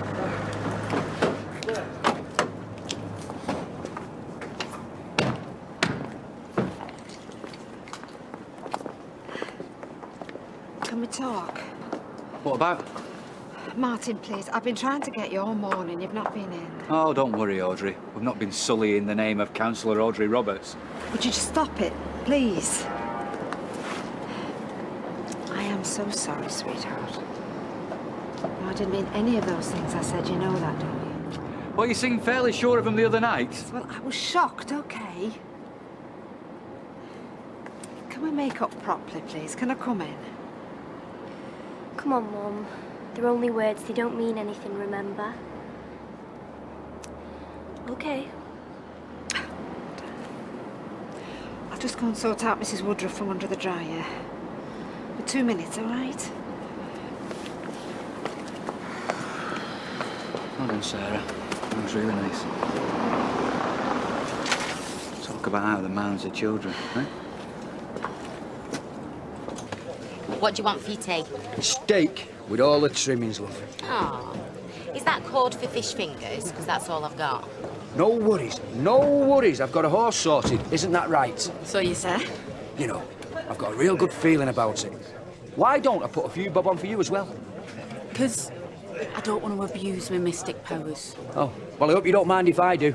Hey, I'll see you later, love. Where are you going? No, you are. Ta-ra. No, well, it sounds like they wanted to be helpful. Within reason. How do you mean? Well, they made it clear they didn't condone the circumstances. No, well, I don't suppose they do, but, well, these things happen. You just have to get on with life. Oh, you've changed your tune. Yes, I'm well aware of that, Martin. Look, I know I said some terrible things. Well, it's probably my age. My brain doesn't seem to take in things like it used to, but I was wrong, okay? I was very, very wrong, and I'm sorry. Please, I just want you to know that I will always be there for y'all. Especially you, my darling. Sarah? Oh, lovely, what's up? Roommates. What do you mean? They blanked me. No one's ever gonna talk to me again. What did I say? Nothing. Well, the teachers were okay with her this morning, but the kids were a bit funny.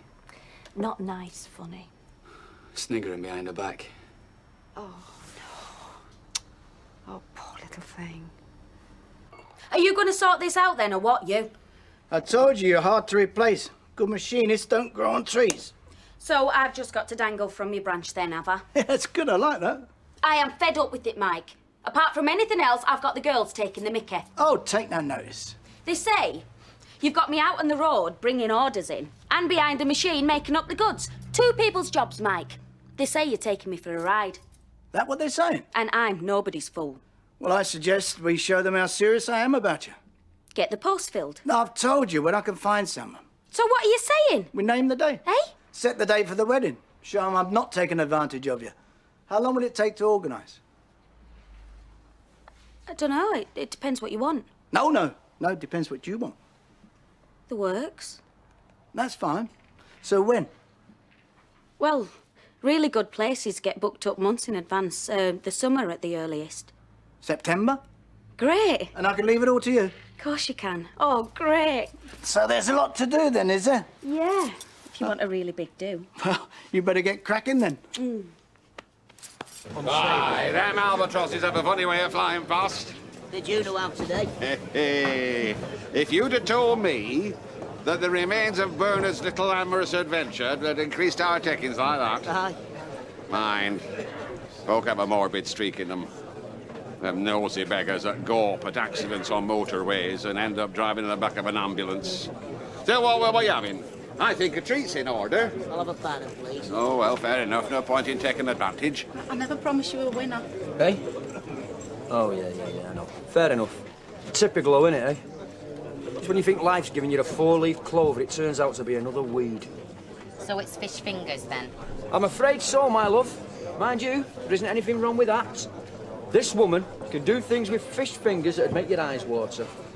I don't doubt it. Oh, trust you, Les. How much more money have you lost? Hey, you know Gina's forecast? Yeah, fish fingers in the 7:30. What was it? Grey with a 1 and a 4 in there somewhere? Yeah, why? Look, winner of your race, ridden by Seamus Gray at 4 to 1. There you are, see? See? The spirits are talking to me. I just haven't figured out what they're trying to flaming say yet. Gina! I could do with the spirit talking to me if you don't mind. Sorry, Fred, what'll it be? Scotch and threat? And a pint for our Ashley. How about you, Roy? No, thank you. This orange juice will do me nicely. Douglas? Fine, thanks, Fred. Yeah, I don't know. You have an upturn in trade, you try to celebrate it, and you have to do it on your Todd. Hey! Mine's a pint. Wait till your horse comes in. Business good then, is it? Not too bad, young man. I thought you were worried about remains of that body. Worried? Thanks to that body, we've done more business today than we do in a week. No. Sounds like an opportunity to put folk right. Oh, aye. He's only had his meat cleavered out, demonstrating how my great-grandfather burned and disposed his victims. Doesn't sound much like supporting family honour. And there's quits in it. You must be joking. Oh, talk of the devil, I've been chasing you all day. So I've heard. So, can I get started? I'm afraid not, Mr. Ferguson. The illegitimate son of Queen Victoria's eldest son. What's he on about? Oh, the body on the site. Victim of his granddad, apparently. And is his grandfather still with us? I shouldn't think so, would you? Hardly likely. So I think we can let him off the hook. What do you mean? We've had the results of the post-mortem. The person that was found on your site was a male. Died within the last 12 months from head injuries. He were murdered? I'll be in touch.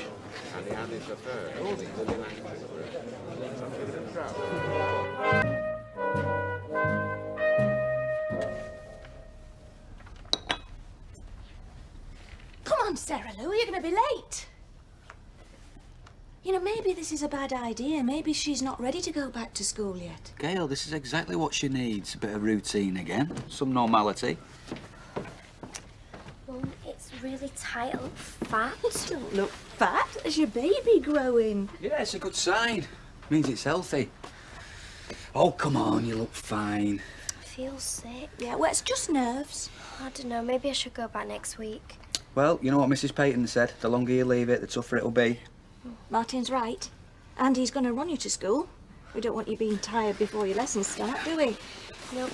And if you feel poorly or funny, you just ring me and I'll come and get you. Yeah, and no one gives you any grief. Just go to Mrs. Bonnich. That's what she's there for. Right, have you got your bag?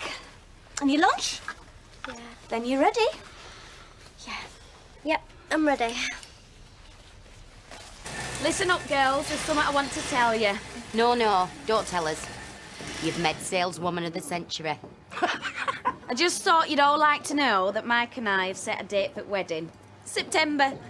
Ah, I am surprised. I thought we'd all be drawing his pension by the time you managed to drag Baldwin down Al. Oh, I'm really pleased for you. Congratulations. Hey, mind you, there's someone over there that don't look so chuffed.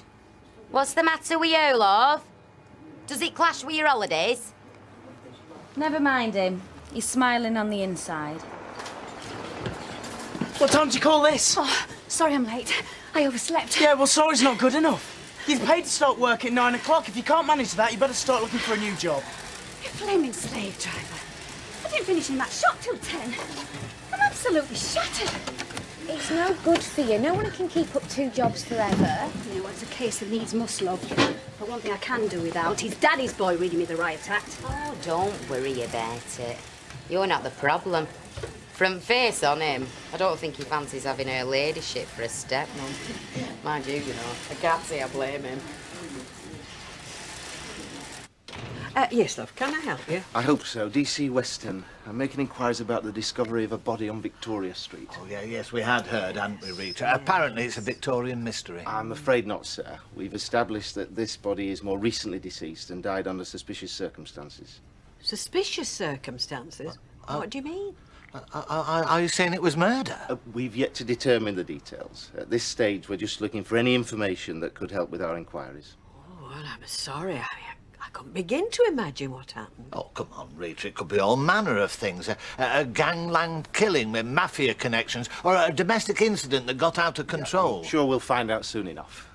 Anyway, if you do hear of anything, please get in touch. There's a number on the bottom. Oh, yes, of course we will. Thanks for your help. Not at all. Bye. Aye. Oh, imagine that, Rita, eh? A murder happening just round the corner. Well, that's terrible. You know, there's nowhere safe these days.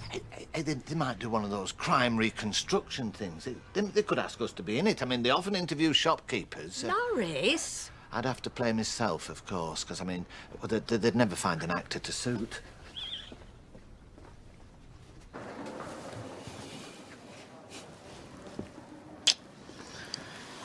Oh, where have you been? I'm sorry. It's been a bit hectic. Oh, what's so hectic you couldn't find a phone? I'm serious, I've not stopped. Well, with doctors and social workers and visits to the school. So how's she doing? Poor kid. She'll no sitter. Still, she went back to school this morning, so maybe that'll calm things down.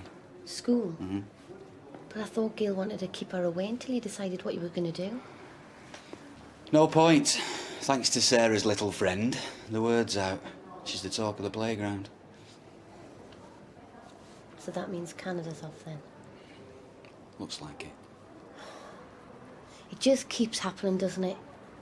Every time we make plans, every time we think we're getting somewhere. Yeah, I know, I'm sorry. It's just, you know, things have been chaotic. It's probably my fault anyway. How do you mean? Well, I shouldn't have told you about Canada until it was definite. I shouldn't have built your hopes up. No, but you did. I was really looking forward to it. You know, 3 whole months where we could just pretend to be a normal couple. I know. Sorry. Maybe we're not being realistic. Maybe we should take a break for a while. Why are you saying that? Oh, come on. You're the only thing that's keeping me sane in all this. Well, sane-ish. I'd get a second opinion on that if I was you. Oh, would you now? But Rebecca, I know everything's a mess and I've not been very fair on you, but... Well, what I need to know is... Will you wait for me? You know you didn't really have to ask. Well, I'm sorry I couldn't help. Give us a ring if you do think of something. It doesn't matter if it seems insignificant, it all adds up. All right. Hey, Mr. Baldwin, what did that copper want? You've not been drink driving again, have you? They're looking for a woman with a big mouth that doesn't mind her own business. Ring any bells? Ha Before you get too excited, the policeman just told me there's now a murder inquiry going on regarding the body that was found in Victoria Street. Flaming hell. Murder? I'm not walking home on my own. Well, that should keep you quiet till lunchtime, shouldn't it? And if you don't get back to work, it won't be the only body found round here either. Take it so, as fast as they gossip, I'd be a millionaire by now. Now then, where were we before PC Plod rolled in? Well, I was telling you I've got some applicants lined up for Linda's job. Oh, yeah. When do you want to do the interviews? What about Friday? Friday? Oh, no, I can't. I'm in Bolton. What about Mark? Do you think he could do it? Well, he's not really got any experience of recruitment. Oh, he'll cope. He's a Baldwin. Hiring and firing in his genes.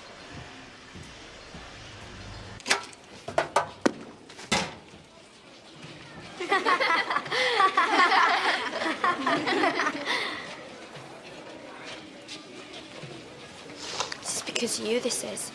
I'm really sorry. Why couldn't you keep your big gob shut? I'm sorry, it was an accident. What? Honest, I was only trying to stick up for you. Kirsty and all that, they were saying how fat and blobby you'd got. And I just said you weren't fat. And it kind of just slipped out. I'm really sorry. I didn't... No, don't even touch me, Candice. Just don't come near me.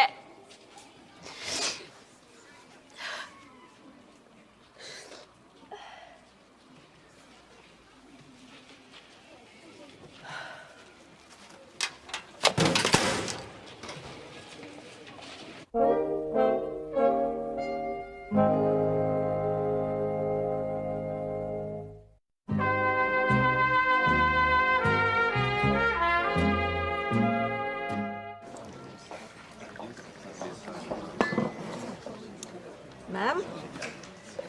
I just wondered if you'd heard how Sarah Louise was getting on at school. Well, I asked her to phone me if there were any problems, so I suppose no news is good news. Right.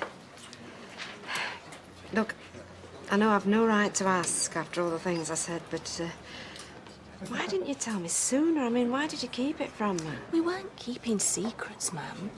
Sarah Lou didn't know herself till she was 5 months gone. Oh, I know, 5 months. I mean, the baby's father, I know... It was a lad in a class. That's all you need to know. Was it a boyfriend or what? No. No, nothing like that. It only happened the once.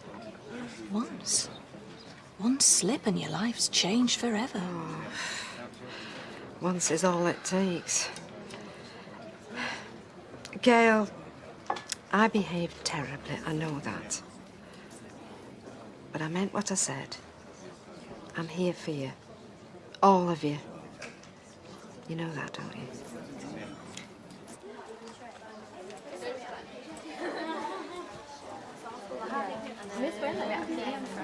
Sarah Lou, why are you doing PE?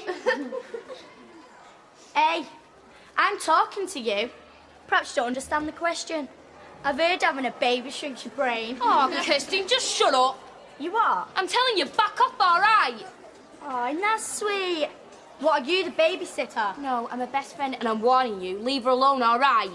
Listen, Stowe, you stick up for that, it's all over. None of us will speak to you ever again.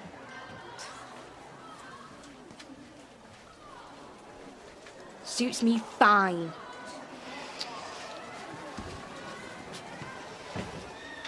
You didn't have to do that. Yeah, I did. She's just a stupid cow that can't keep a trap shut. Thanks. Do you want to go to the chippy? Thought you had PE. It's only netball. I'll skive it. Don't like netball anyway. Sick of him pestering me about racing tips. Poor old Les. Reckons he can't lose with the spirit world on his side. I know. He was chasing me down the street this morning, asking me about the 2:30 at Huntington. I mean, what do I know? Well, he was spot on last time. Yeah, but it's just a fluke. People read what they like into what I predict. It's up to them to make it come true. Exactly. So Les is asking for it. Have a look. 2:30 Huntingdon. Outside is called Skipper's Boy. So? So you tell Les you've had a vision of something nautical. Is it a bit cruel?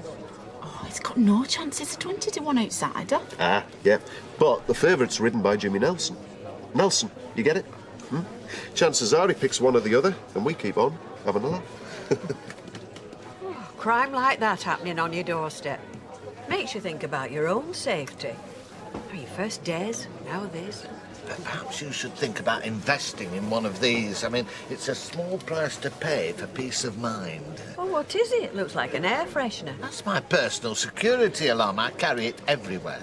And what does it do exactly? 130 decibels at the touch of a button is what it does. Hey, Rita, perhaps we should think about stocking them in cabin. I mean, in this present climate of fear, these could be a bestseller. Climate of fear? What's happened, Norris? Not had some kiddies stealing your bonbons, have you? No, it's Rita. She's feeling a bit shaky about this business with the body. Hey, Rita.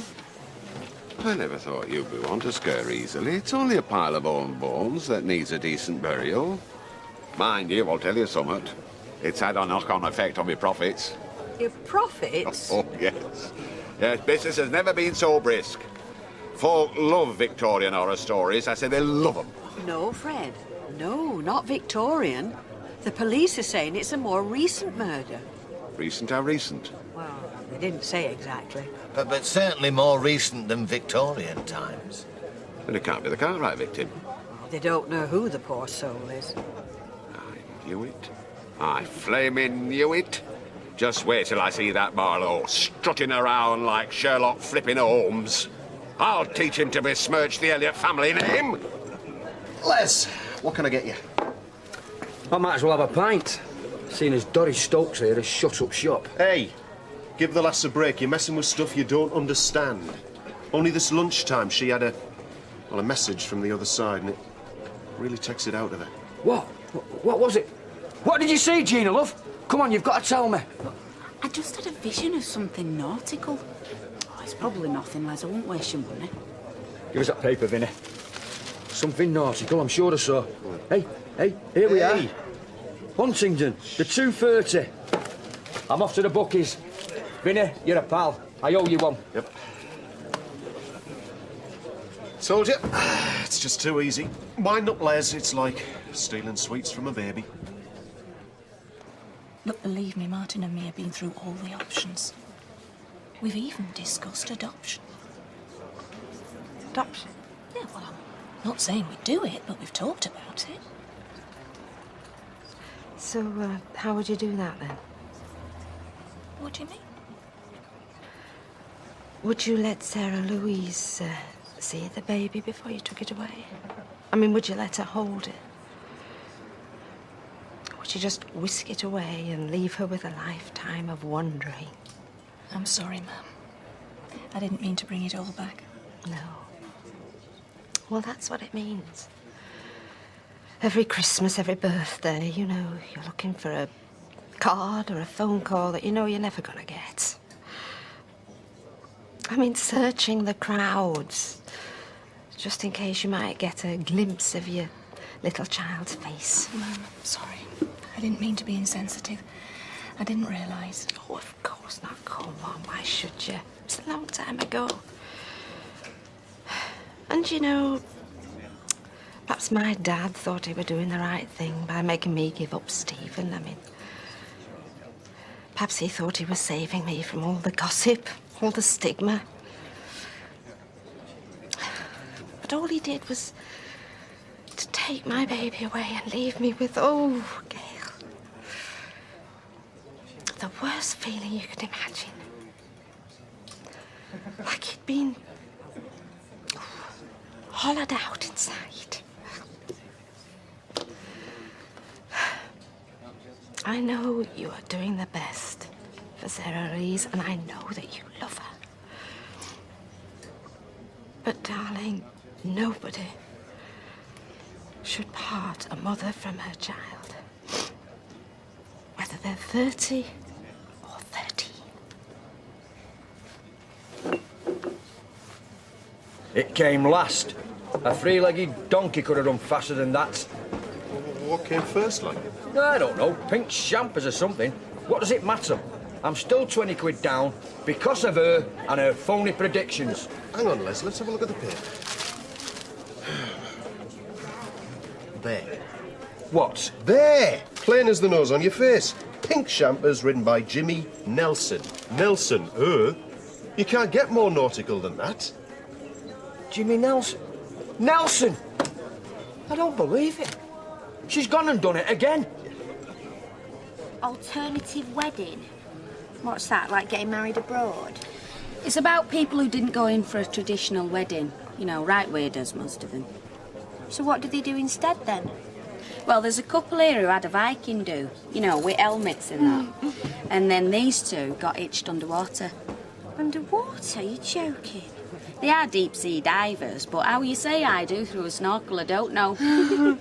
So what type of wedding are you and Mike going to go for? Well, I won't be wearing my bikini, that's for sure. Anyway, I'm not thinking about the dress yet, because it says in here that after you've set the date, the next most important thing is the location. What are you going to go for, church or registry office? You can get married anywhere these days, Al. Castles, stately homes. What about old folks' homes? That way, as soon as the ceremony's finished, you can go straight to Mike's room. Come on, Gina, just one more. No, Les.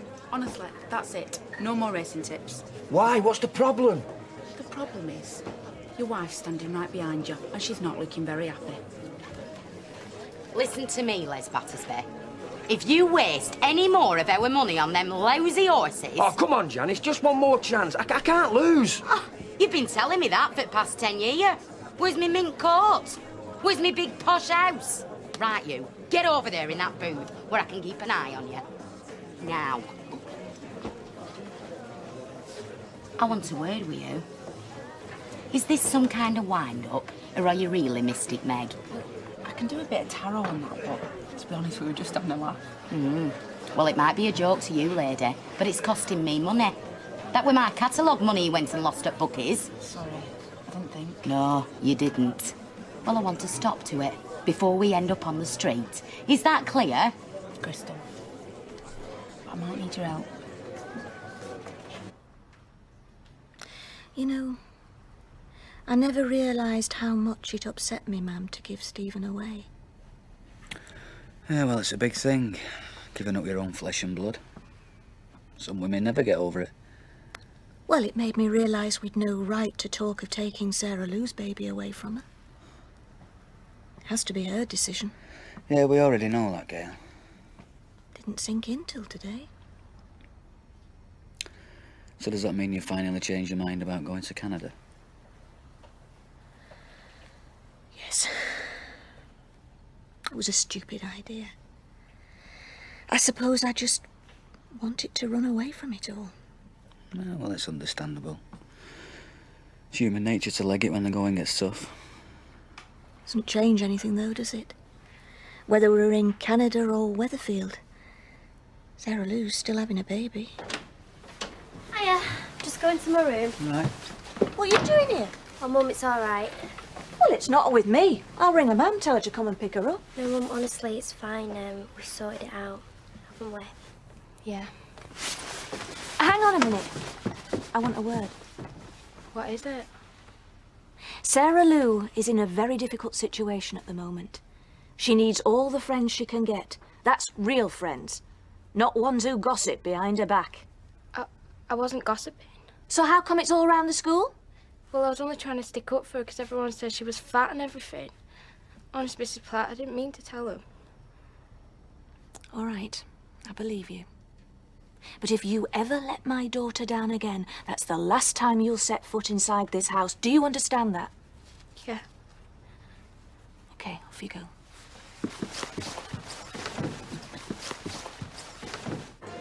You see, Barlow, you call yourself an author, but you're no better than them tabloid journalists. What are you accusing me of now? Your ethics, man.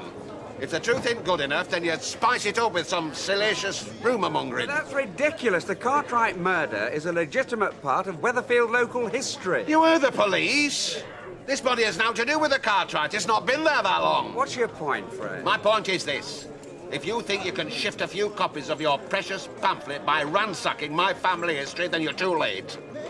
If anybody's going to do any profit from this business, it's me. What are you talking about? Profit? You work at Freshco's, you've seen the queues, you've heard the ring of my tales. I'm the link with this mystery, not some amateur scribbler. I don't believe I'm hearing this. I beg your pardon? In case you've forgotten, Fred, a terrible crime has been committed. Just around the corner, somebody has been murdered. And while you're sitting there blathering on about your family pride and your profits, there's another family somewhere who are about to get the worst news of their lives. I mean, what is it about women and weddings? As soon as Linda said we set a date, they're off. Yeah, well, they're excited, I suppose. Yeah, well, tell you the truth, so am I. I never thought I'd be planning another wedding at my time of life. No, I bet you didn't. Well, are you pleased for me? Come on, you haven't said much. Hiya. Hello, sweetheart. What you going to have? I'm all right, thanks. Are we going to get off? Yeah, just a minute. I've got to ask my son something. Hey, ask me what? Nothing to be alarmed about. It's just... Well, the point is, I want you to be my best man. Well, come on, what do you say? Look at him. He's lost for words. Well, I'm not sure. You're not sure about what? What does Linda think? Well, yeah, if it's what Mike wants. Well, what do you reckon? Come on, don't keep me in suspense. Well, yeah. Of course, I'd love to.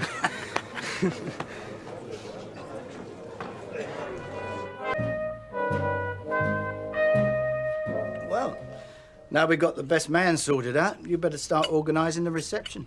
What sort of place are we looking at? I don't know. Somewhere in the country, I think, don't you? A nice, smart hotel or a country house with a view of a lake.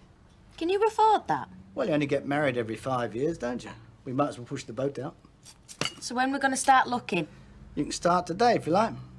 What, on your own? Go to Manchester, get some brochures from the tourist board, then when you've made a short list, we can look at them together. But we're snowed under at work. Oh, we can manage for today. These places get snapped up, so you better get cracking. Look, Dad, the sooner I get you to Bolton, the better. We've got machinists to interview this morning, remember? Yeah, we better get going. Oh, was that the post? Don't look so excited, Mark. It's a wedding we're planning, not a funeral. What do you expect? How do you mean? We were sleeping together till a couple of weeks ago, in case you'd forgotten. Oh, come on, Mark. That's finished. Is it? Well, I'm not so sure. You're not so sure about what? Whether he'll make a good best man. Oh, he'd be brilliant. That's what I said. Out in post. Yeah, bills. Big ones. I'd book that hotel if I was you, before I changed my mind. Come on then, sunshine. You haven't forgotten you've got antenatal this dinner time? No, I haven't forgotten. What lessons will you miss? Maths if I'm late back. Who's that, Mr. Jones? Yeah, he goes mad if you're late. Well, I'm sure Mrs. Peyton's had a word. Mum, they're not all as nice as her, you know. Why? Has anyone said anything? Oh, no, they've all been really nice, but, you can see some of them thinking. What? I don't know, it's like they're sorry for me. Makes me feel like some kind of freak. I'm sure they don't think that. And what about your friends? How have they been? Well, yeah, they're fine. They seem to be getting used to the idea. Okay. Off you go. I'll see you later. See you later.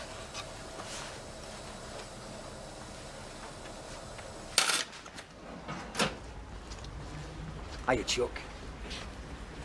Oh. You know, I've been thinking about these predictions that Gina made. Oh, if you give me any more grief over that... Listen, will ya? I just think there might be something in it. Oh, you've changed your tune. Yeah, well, it were a bit of a coincidence, weren't it? Them names just coming up like that. Oh, now she realises. Well, you don't expect some lass from your local to have the gift, do you? Well, there's a lot of cranks about. You've got to be careful. What are you trying to say? I don't know, I just think we should give it another go. Are you serious? Yeah. Something in my water telling me. Aye, well, it's them little voices you have to listen to. It better be a good prediction, though, mind. Well, let's see what she comes up with today, shall we? Yeah, all right. Only no bets until we're both agreed, OK? Whatever you say, darling. Oh, you won't regret this. Never a truer word spoken. What? I rang the bank the other day asking about loans for this new shop. They're sending a small business advisor around tonight. That keen. It's called a high rate of interest. They're not just after your money. They give you advice on business plans and all sorts of things. Time's it coming? About 6:30. Though we could change it. What do you think? If you like. Well, we may as well. We don't have to commit ourselves to anything. Are you okay? Yeah, I'm fine. Are you sure? Because you've not been with it for a bit now. Well, there is something. My mum, she had an angina attack. I've just been a bit worried about her, that's all. Darling, why didn't you say something? Well, I didn't want you to worry. Well, why? Should I worry? Is she all right? She'd be fine. Well, I wish you'd told me. I've been thinking all sorts. Are you okay about tonight, or shall I cancel it? No, it's fine. Let's do it. I'll see you later.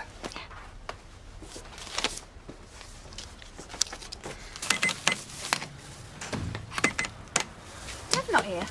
Not unless he's hiding behind the biscuits, no. He said he had my wages ready. Well, he's not said out to me. He must have forgotten. Hey, look, you haven't got a minute, have you? Why? Well, you could just take over for a minute while I make a quick call. Oh, go on then. Go on, no, darling. Hey, listen, I won't be a tick. Baz. Yeah, Vic. Yeah, I'm great, mate. Listen, are we still on for tonight? Yeah, they've reopened that Warsaw club. It used to be amazing. Yeah, it used to get pretty hot in there with all them girls dancing around by you. Listen, mate, I've got to go, yeah. All right, bye-bye. Hey, Dev, Gwen's just popped in for her wages. All right, I'll take over there now, love. Yeah, sorry I'm late. Traffic. Oh, right, thanks. Dev, I was wondering, I know I'm down to work, but could I have the night off? I'll make it up to you. Yeah, I think we can manage that. You worked very hard this week. Hold on, I'm supposed to be off tonight. Well, Gwen was supposed to be off today, but she was working when I came in. Yeah, for 2 minutes. Yeah, look, I hired an assistant to help you out, Vic. Not so you can lord it around, OK? That'll be fine, Gwen. Make up the time next week, yeah? Yeah, thanks. This wouldn't have happened if you'd just been here on time. Really? I'll have to be late more often.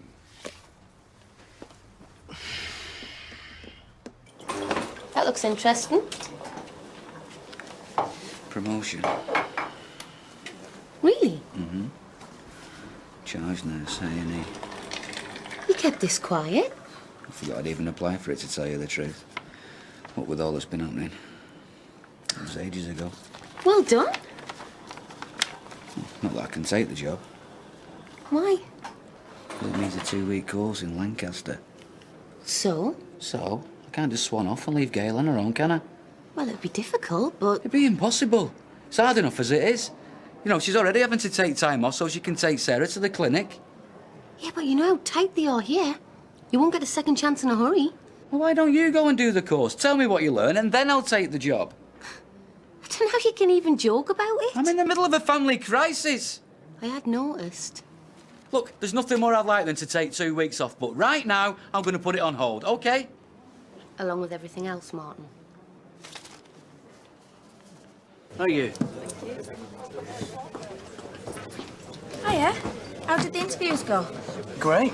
Took on someone who looks quite good. Brilliant, well done. She can sew as well. How about you? Well, I got them brochures. Do you know, some of these places are amazing. You can have a horse-drawn carriage as well if you're going to pull out all the stops. That's an idea. And it won't even turn back into a pumpkin at midnight. What is wrong with you? I tried telling you this morning. Yeah, well, shout it a bit louder next time. He might hear you. It's you that's not hearing me, Linda.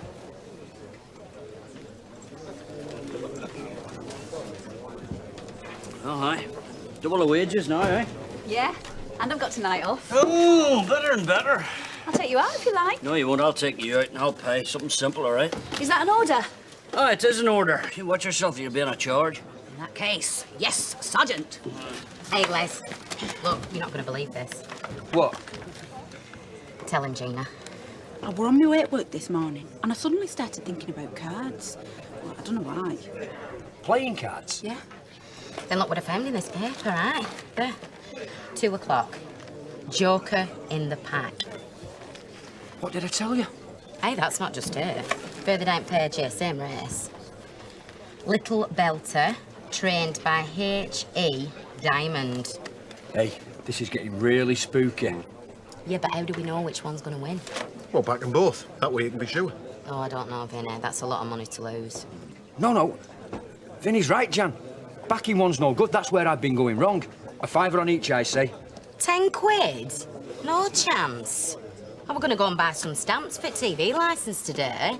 We'll have money to burn when one of these comes romping home. Well, all right then. I mean, if you're sure. Wait, hold on. Something's coming through. What is it? Another name? I don't know. I can see a woman crossing a street and she's holding money in her hand, but she's on her own. That's it. Well, that's me. Going to pick up the winnings. On her own. Yeah. Maybe Janice should place the bet. Oh, I don't know. What do you think, Gina? Well, I can only tell you what I see, but I can't interpret, but she was definitely on her own. Wouldn't take any chances, Les. You're right. Here's a tenner. I think we've cracked it this time. Yeah, I think you might be right.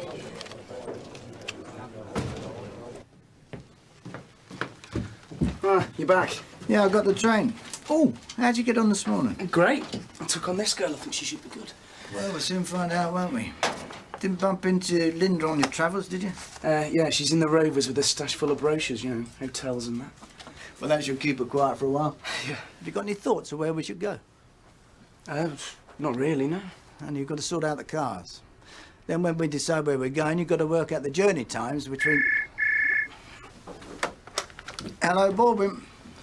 Oh, hello, Connie, mate. How are you? What can I do for you? You what? Can you hang on a minute? Colin Harris from Hollands. He said he didn't get the samples. Well, we sent them. I thought Linda was sorting that out. We can't mess him about. He's one of our best customers. Yeah, here, look, 3 days ago. Well, I'll run him some more over if you like. Oh, would you mind? No, he's only in tune. Hello, Colin. Sorry about that. Look, I'll be sending my son over this afternoon with some more. All right? That's all right. Don't mention it. Bye. Well, that was very obliging of you. Anything to get out of talking about weddings, eh? Don't worry. Only 6 months to go.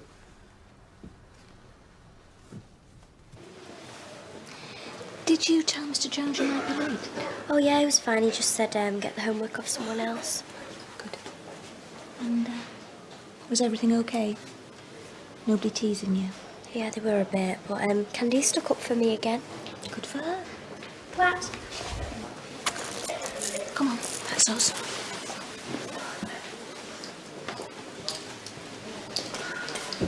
Oh, hang on. Have I got your appointment card? You go in.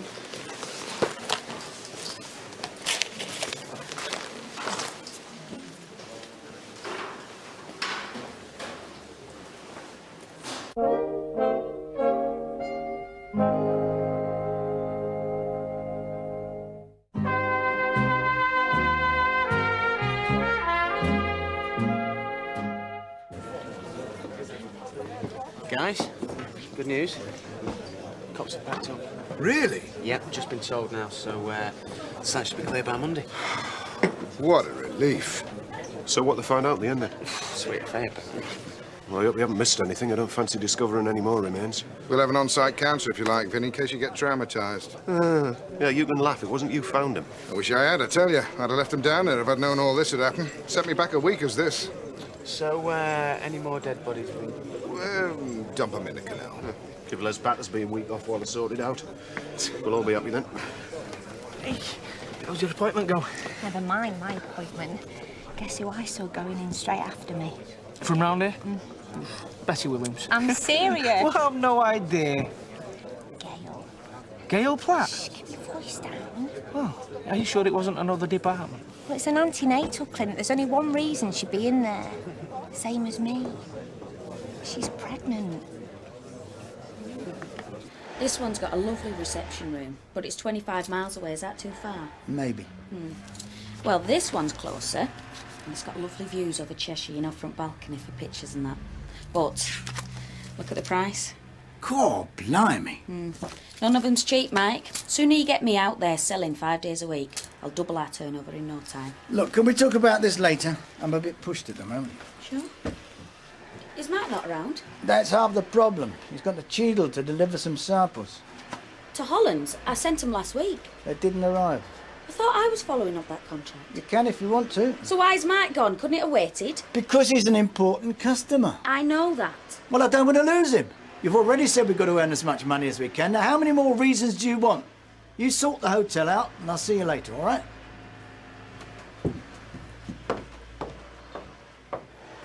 She must be what? 41, 42? Well, don't mean she can't have kids. Yeah, no, but imagine starting all over again after all this. Maybe it was an accident. Hey, playmate for our little one, no? Me? I never thought of that. Yeah. Maybe I should go and talk to her. No, don't do that. Wait for them to say something first. You know, they'll announce it when they're ready, won't they?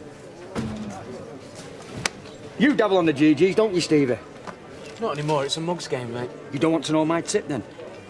It's from the other side, the spirit world. Do you want to know my tip, Les? You think I'm balmy, don't you? Well, now you mention it. Well, you won't be laughing in half an hour when I'm in here counting out my dosh. Look, here. Show you. Where is it?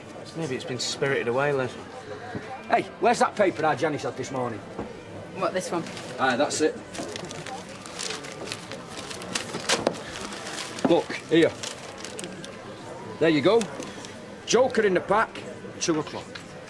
I can predict the past myself, mate. I don't need spirits to do it. What are you on about? This paper, it's yesterday's. You knew about this, didn't you? Oh, I was taking in like you, Les. I only said what I saw. It was Janice who did rest. A flaming killer. Thanks for sticking up for me today. Oh, that's okay. That Kirsten died a right cow. She tried to nick my Titanic video, so my dad had to go round. I never knew you had Titanic. Yeah, do you like it? Yeah, can we go round to yours and watch it? Well, my mum's got friends round, so she don't want me to get under her feet. What, at 5 o'clock on a Friday afternoon? Do come round for tea or something? Well, I don't know, let's go round to yours and bring it back here or something. No, I've just remembered I lent it to somebody, so I'm gonna have to bring it next week. Anyway, who'd you like more? Brad Pitt or Leonardo DiCaprio?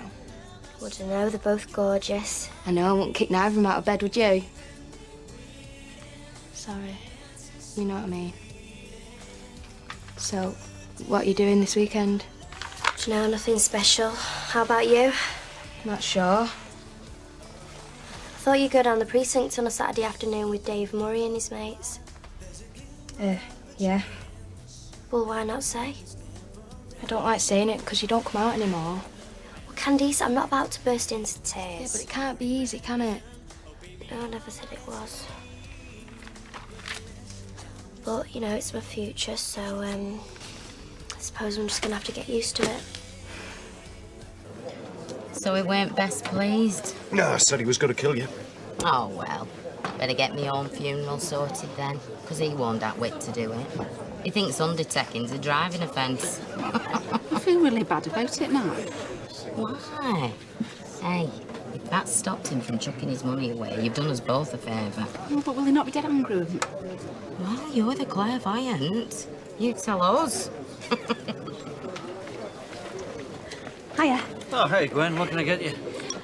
I bought you something. To say thank you for everything you've done for me lately. Well, I hope it isn't too expensive.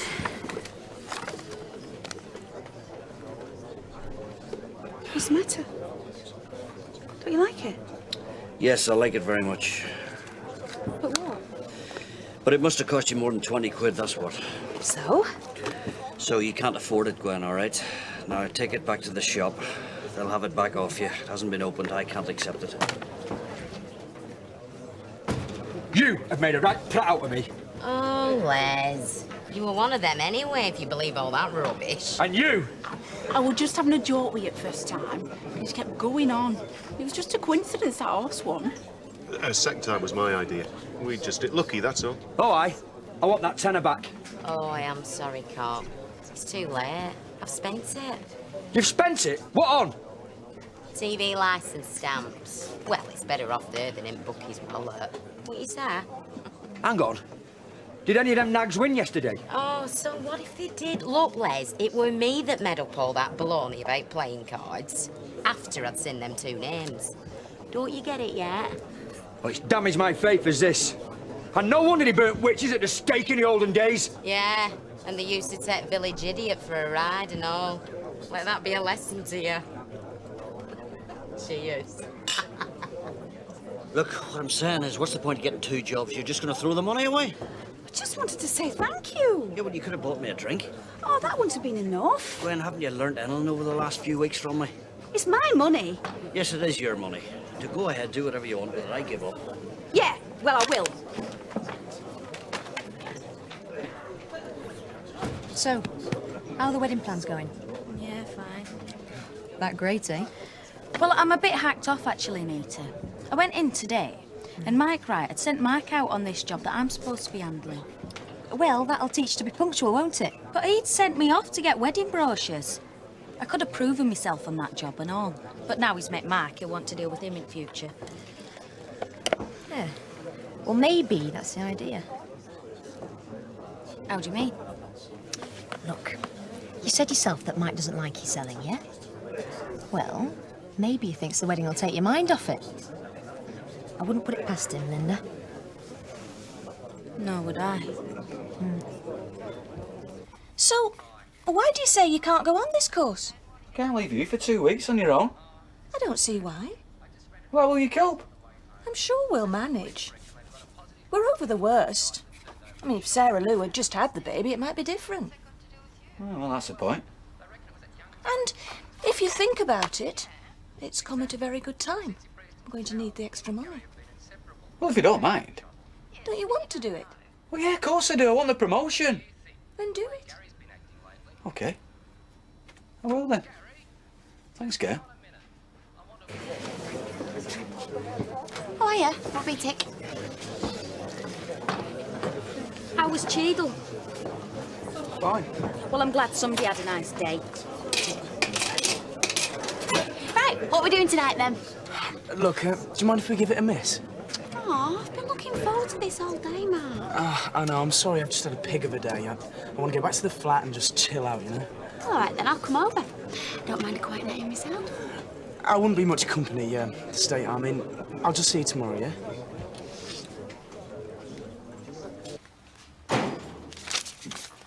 Oh, hello, darling. I'm trying to get to grips with these brochures. Look, I'm sorry I was ratty at the factory earlier on, but I was up to my eyes in it, that's all. Can I get you a drink? Mike, why have you decided to fix a date for the wedding? What? Well, why now? And not 2 months ago or 6 months' time? Well, I don't know. Why are you asking? Because it's funny, innit? That it comes just when I'm starting to move into the sales side of things and I'm landed with planning arrangements. Well, I thought you'd enjoy doing all that. I will. But not if my career goes down pan because of it. Oh, there'd be plenty of time for that after the wedding. Admit it, Mike. You've done it deliberately. I don't know what you're talking about. You'd rather I didn't go into the sales, wouldn't you? Well, I suppose, well, I'd rather you didn't work at all, to be honest. I knew it. Well, I earn enough for both of us. What do you want to go to work for? Because women do these days. It's not the Stone Age. Oh, you're just like Alma, you are. Doing that poxy little job at Fresco just to prove a point. Don't you dare compare me with her. I don't know what all the fuss is about. Well, let me spell it out for you, shall I? If you think I'm going to be a stay-at-home little wifey, keeping your slippers warm in front of the fire while you're out there having a life... Don't be silly, Linda. I'm serious, Mike. You can think again. Because if that's your idea of marriage, you can count me out.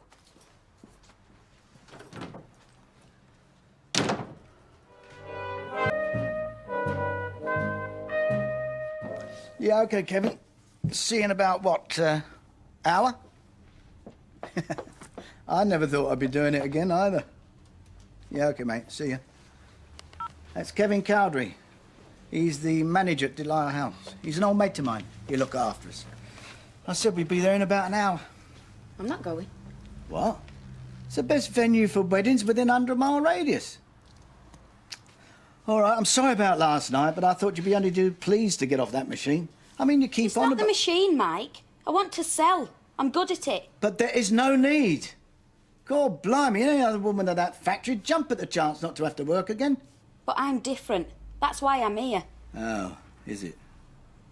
What do you mean? Well, you're as changeable as a flaming wind, you are.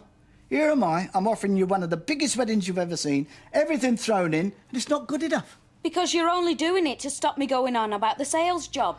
Don't be ridiculous. OK. You give me the job I want, and I'll go to Delisle House with you. Or anywhere you want us to get wed. And if it's money that bothers you, Weatherfield Registry Office will do. You don't want to get married in a registry office? No. But the only way I'll know you're taking me seriously, and not just as a sexy little wife to brag about at the golf club, is if you give me that job. Since when do you start dictating to me? Since you wanted me as your flipping doormat to wipe your feet on when you come home from a busy day at your factory. Yes, my factory, mine. You just remember that. What you doing? I'm phoning for a cab to take me to the golf course. And one thing's for certain, I won't be bragging about you. So, what will it mean at work? You being in charge? More money. Nobody will talk to you because you're management. No, more money. More paperwork, more stress. Yeah, more money. And your motive for taking this job is? I feel I can make a contribution. I can use my expertise to the benefit of Weatherfield General and his patients.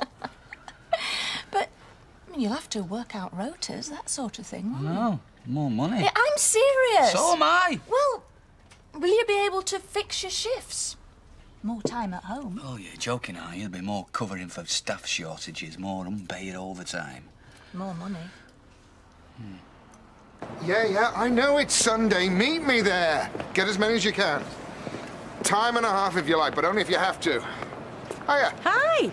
Well, judging by the grin on your face, you've either won the lottery or you're back at work. I'm trying to get some work done today. Did the police say out about the murder? I didn't ask. Men, you're useless. So we don't know who it was, if he was killed there, dumped in the cellar or what. Dumped, they reckon. How do you know? Leanne. Some Bobby were chatting her up in the pub. You'd think the old barmaid might have told me. Excuse me. Yep. Oh, hey, Gary. Hiya. Hey, you get bonnier by the day. Yeah, they take after the mum, not the dad, fortunately. How's it going, Gary? Oh, it's all right. I found him a place, I think, in a council nursery in the precinct. Hey, what are you going to do without him? Work. I'm going to get me window cleaning round going again, I hope. Is it still there? I don't know. I'm going to go and knock on some doors, see if I've got any customers. Well, one place you have still got a job is the Rovers, so start as soon as you like. Oh, great. Hey, have you heard anything about this murder? Don't ask me, I'm the last one to know. I'll be chucked out the Guild of Landladies. I'll see you later. See ya.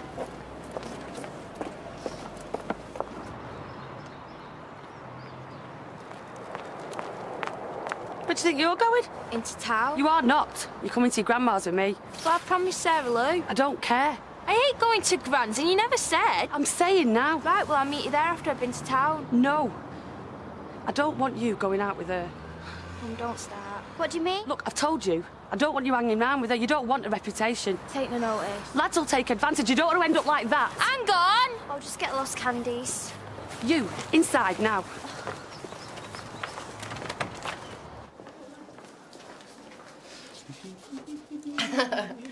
Are you still going to talk to us then, on your management? Absolutely, because I'll be able to say, right, Nurse Hopkins, permanent nights. Well, if it's on your shift, fine. Spending every night together. Oh, we will, though, you know. I'm serious. Oh, I know. It just seems that we'll never be together, and now you've got this promotion. Hey, I've done this for us, you know.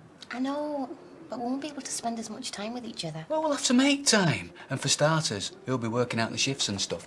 I will. Anyway, I'm looking more long-term. How do you mean? Well, when I leave Gale. Look, when I leave Gale, I'll have to support the kids, I'll have to pay maintenance. This extra money's going to make all the difference. Martin, yesterday you were worrying about leaving her for 2 weeks. Yeah, I'm talking further down the line when things have settled down. At the moment, we don't even know what's going to happen when the baby's born. I'm not pushing you. No. And I'm grateful. I swear to you, Becky. Charge nurse's honour. Hey, you haven't started the job yet. Yeah, I know, but I can just feel that power oozing into me. Anyway, it's supposed to be a bit of a turn on, innit? Power. I'll let you know when you're fully charged up. All right. What's the matter? Nothing. You all right? Yeah, I'm fine. I just don't feel very well. Do you need a doctor? No, Mum, just leave it. Well, I won't leave it until you tell me why you've been crying. Has anybody said anything? Candice's mum. What? She said that she didn't want me hanging about with Candice in case I gave her a reputation. You? Give Candice Stew a bad name? Oh, does she think she is talking to you like that? Don't care. Well, I do, so don't you worry about it. We're in the street. I'm sure people were looking. Well, I'll give 'em something else to look at. Oh. I'm not having her talking to you like that. Oh, Mum, please don't say anything. If you hadn't have been going around with her precious daughter, you wouldn't be in this condition. It's nothing to do with her. Yes, it is. Do you know, I don't know why you defend her. Oh, Mum, please. Just go lie down. I won't be long.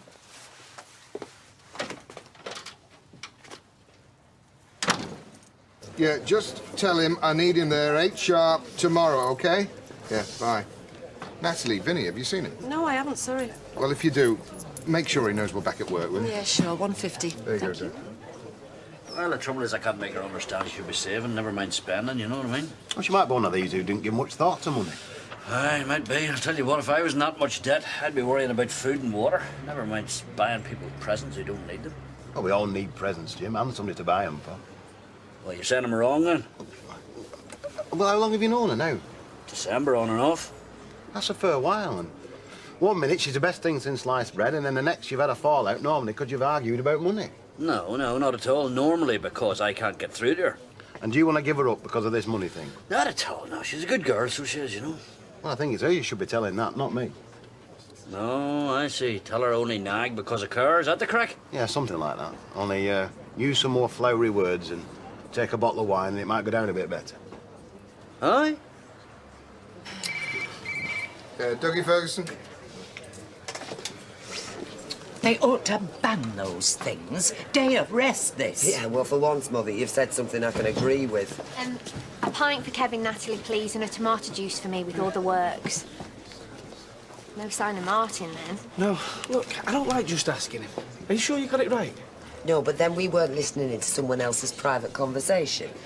That's how you learn things, like that Gail Clapp is pregnant. Blanche, you must have misheard. Mother, just keep your nose out, will you? They won't even know they told me. You know and all then. Know what? About Gail. Oh, so he's right then? Oh, I didn't know they told everybody. Yeah, I just kept it to myself. When did she tell you? She didn't.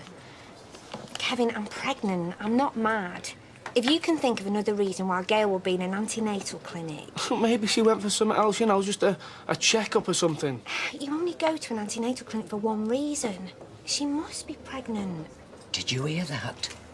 She saw Gail at the antenatal clinic. Getting on, isn't she? I mean, asking for trouble. You know, to my mind, it's not natural, a baby at her age. Oh, no. How did you find out? It's true, then. Satisfied now? Well, who told you? Well, Blanche. Well, don't look at me. It was her. Me? Yeah, well, don't any of you start getting all judgmental. I mean, I bet there's plenty of you been lucky to get away with it. Sarah Louise has just been unfortunate, that's all. Sarah Louise? Audrey, we thought it was Gail.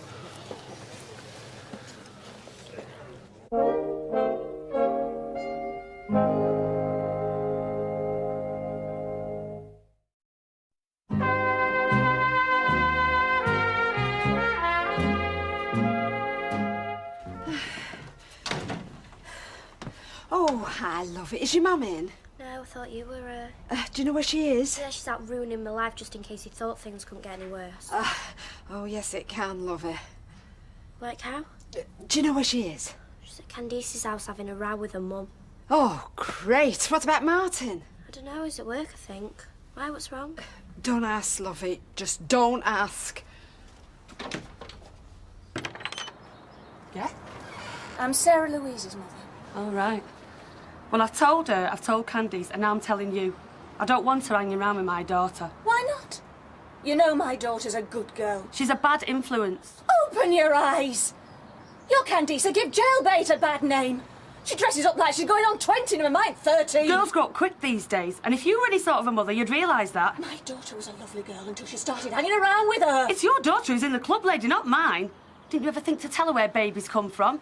How to behave? How to say no? Well, you two, shut up, everybody can hear you. We've got naught to hide. Sarah's come round here shouting the odds. I brought my daughter up properly. The only regret I have is I didn't stop her seeing her months ago. If I should be grateful that she took pity on her and stayed friends. No one else has been that daft. Sarah Louise is a good mate, and neither of you two can stop us being friends. You come home and tell me that you've got a bun in the oven as well. And you're out of this house, madam, and sharpish. Now I'm busy.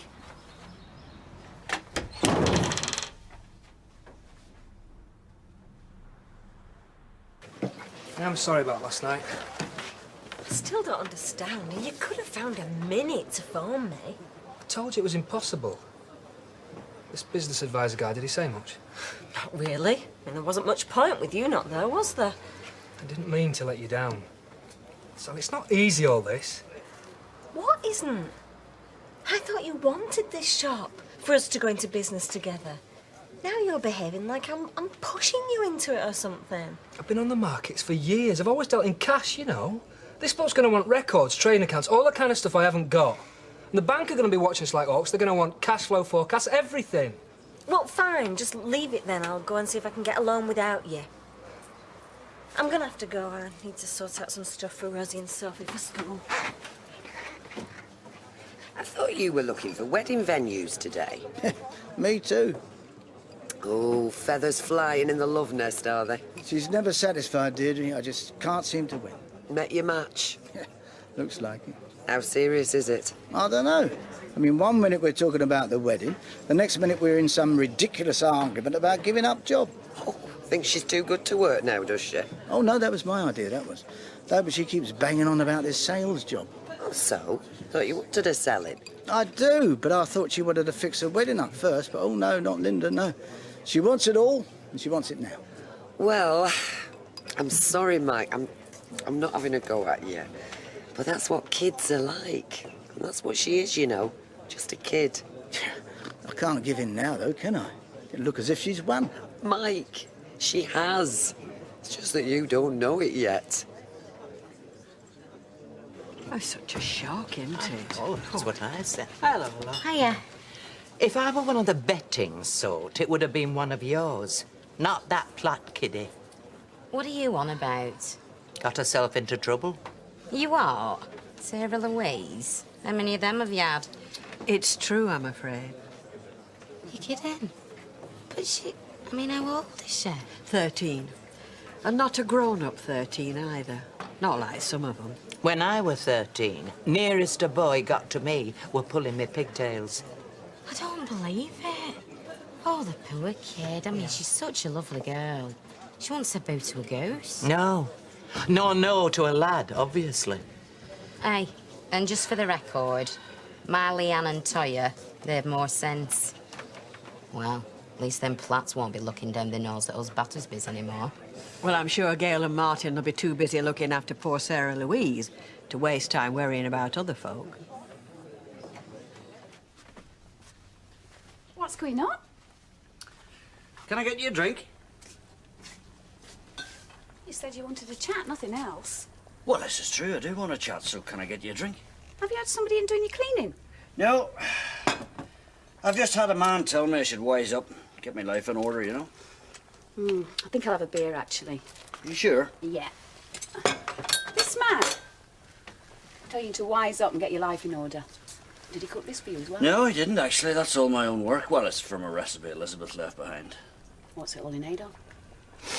Well, he reckons I should put up or shut up as regards you. So the curry's poisoned. No, don't worry your head. It's not at all. He says if I think you're worth it, then, well, I should stop all this arguing and tell you exactly what I feel about you. This man I like.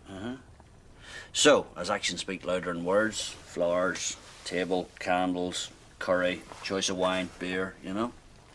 So, when do I get the action then, instead of the words? Wow. Didn't expect to see you again today. I've been thinking. Oh, that makes a change. Yeah, done it just. Sally, I'm sorry.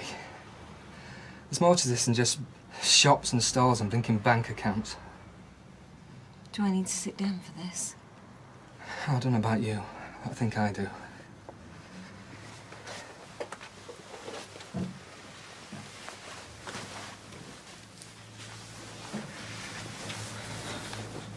It was true about my mum and that. But really, I was just trying to find an excuse to bottle out of coming last night. It was just a chat. We weren't committing ourselves to anything. Well, I was in my mind. It's like I said before, it's sort of permanent, isn't it? It's like growing up. It's just a shop. Is it? I'm not with you. We're going in a business properly together with books and accountants and bank accounts. It's like being married. And that was giving you cold feet. Yeah, it was. But then I realised what was really frightening me. That it was exactly what I wanted. Are we still talking about the shop? It depends. Depends what do you want us to talk about? I want to talk about what you're saying. Okay. What I'm saying is that I'm up for it. Whatever it is, you and me. If you want to, you know, do whatever it is you've got in mind. So, what I want is what you want. Didn't I just say that? I'm not sure. Are you saying that you want something more permanent for you and me, and not just the shop? Yeah. Like That's what I'm saying. us living together? Well, what with the extra expense of the shop, I just thought two could live as cheaply as one. It's not. There's 3 or 4. There's Rosie and Sophie. I know. Oh, do you think they'll go for it? Well, I reckon for some daft reason they really like you. And what about you? Yeah. sometimes. Oh, heck. What have we just done?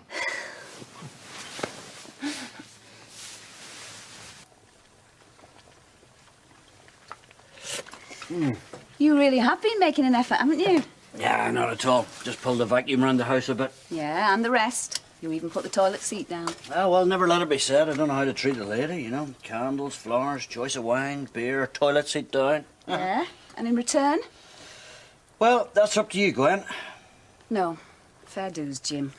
You only got heavy with me because you thought I needed it. And I'm going to make sure that I don't need it again.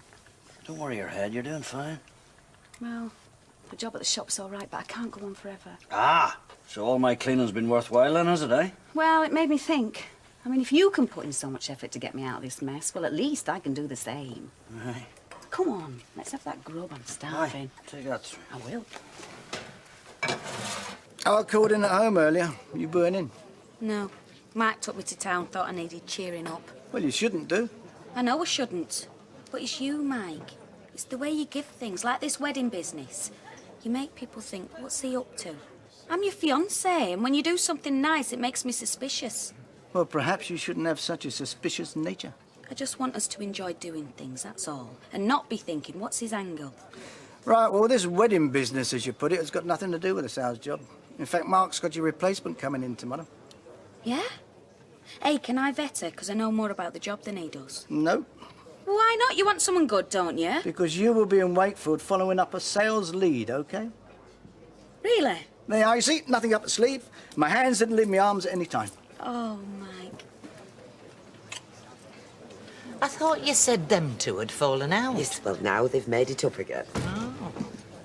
Oh, sent out.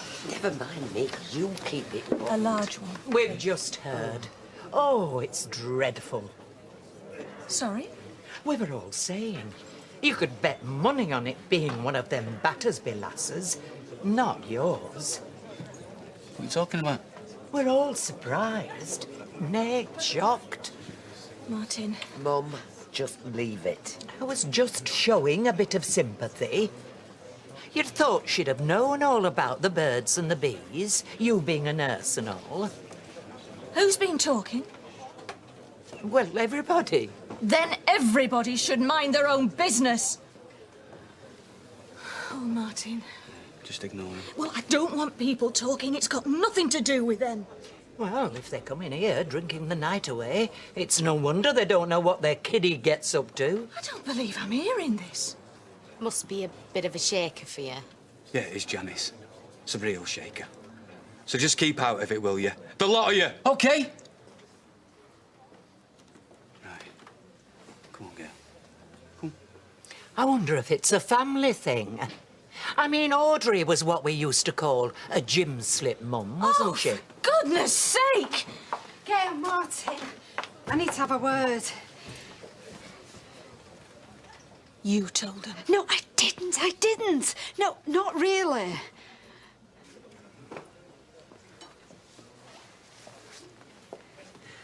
It was all just a misunderstanding. At least we don't misunderstand the difference between right and wrong. Oh, yes and no. I didn't mean it, Martin, really. No, it's OK. At least we don't have to worry now about what people are going to say. And thanks, everyone, for being so understanding. I really appreciate it. Right. Come on, Audrey. Let's go before someone says something we'll all regret.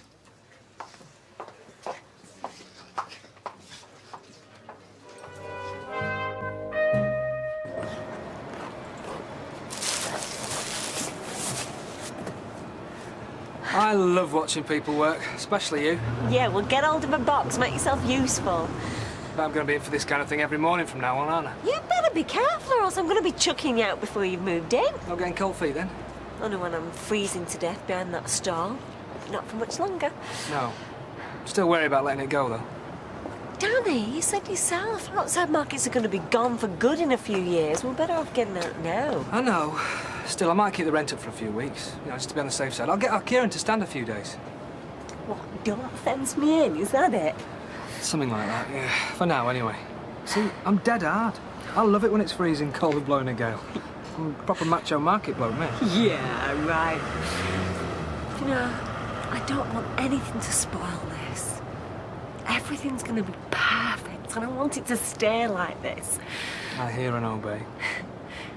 Do you know, I've been thinking about Gail and Sarah Louise. I mean, if it is true, what kind of a life have they got in front of them?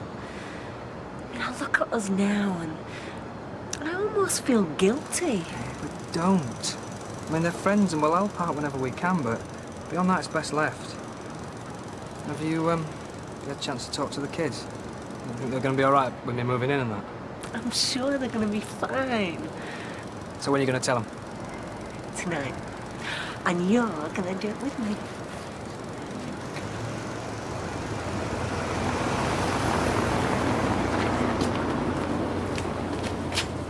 You sure you know where you're going? Everything's in hand, Mike. Just don't get lost on the moors. I'll ask a sheep. Have you got everything? Your train ticket and that? A bit of luck wouldn't go amiss. Give it your best shot, darling. That's all you can do. Is it right? You're only repping country that can't drive a car? Bet you're going to be a test pilot next, aren't you? Mike, you know if this new girl's any good, you might want to think about getting rid of some dead wood. Yes, I'll bear that in mind. And I'll keep your machine warm for you, shall I? Shall I tell you what you can do with my machine? Ladies, please, do you mind? Good luck. See you. Look, if you're still not well, I'm sure we can Roy, manage, it's Gail. not that. Just listen a minute, will you? Sarah Louise is pregnant.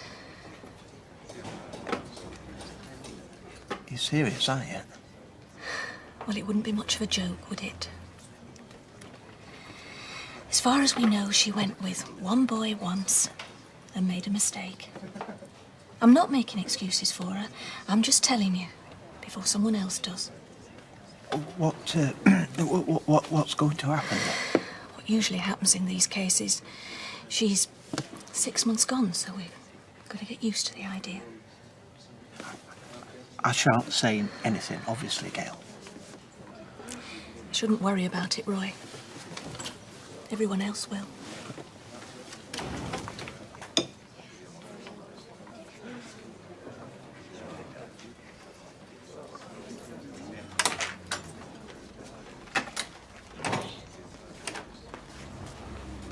Well, I see you and my sister have taken a shine to one another. You come to tell me to behave myself. Oh, no. She's big enough to take care of herself. We should be all right then. Mind you, she'd kill me if she thought I was sticking me oar in. I promise not to take advantage. Well, don't let her hear you say that. She'll be sick as a chip. Look, I know I've only been out with her the once, but I realised the more I started enjoying myself, the more I started feeling guilty about Laura. Shouldn't you be moving on from that? You're probably right. Don't worry. I'll not mess her about. Well, at least you were enjoying yourself. I mean, that's a start. We'll see. Well, come on, Dougie. It's not as if you're engaged to her, is it? True.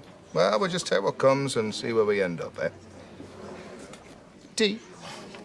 There's no point me going round trying to do damage limitation, is there? Whole street knows by now. How's she coping with it? Better than me and Martin, by the looks of it. I don't know whether to throw my arms around her or slap her. What am I supposed to do, Sal? I wish I knew, Gail. It's so hard. You know, I'll do whatever I can. Thanks. You know, I only found out by taking her to the doctor because I thought she had an eating disorder. She didn't know herself, and she was 5 months gone. Some parent me, eh? Who'd have thought that, though, Gail? I mean, come on. She's not much older than my two. I mean, they're just babies. I know. Ladies, if you can bear to stop working for a couple of minutes, I'd like to introduce you to Bobby Lewis. She'll be starting with us from Wednesday. How you doing? All right. All right. Oh, well, Les'll go spur when he finds out I'm working with a Bobby Imp factory. I just got stuck with it. They were dead set on a lad, so they could call it Bob.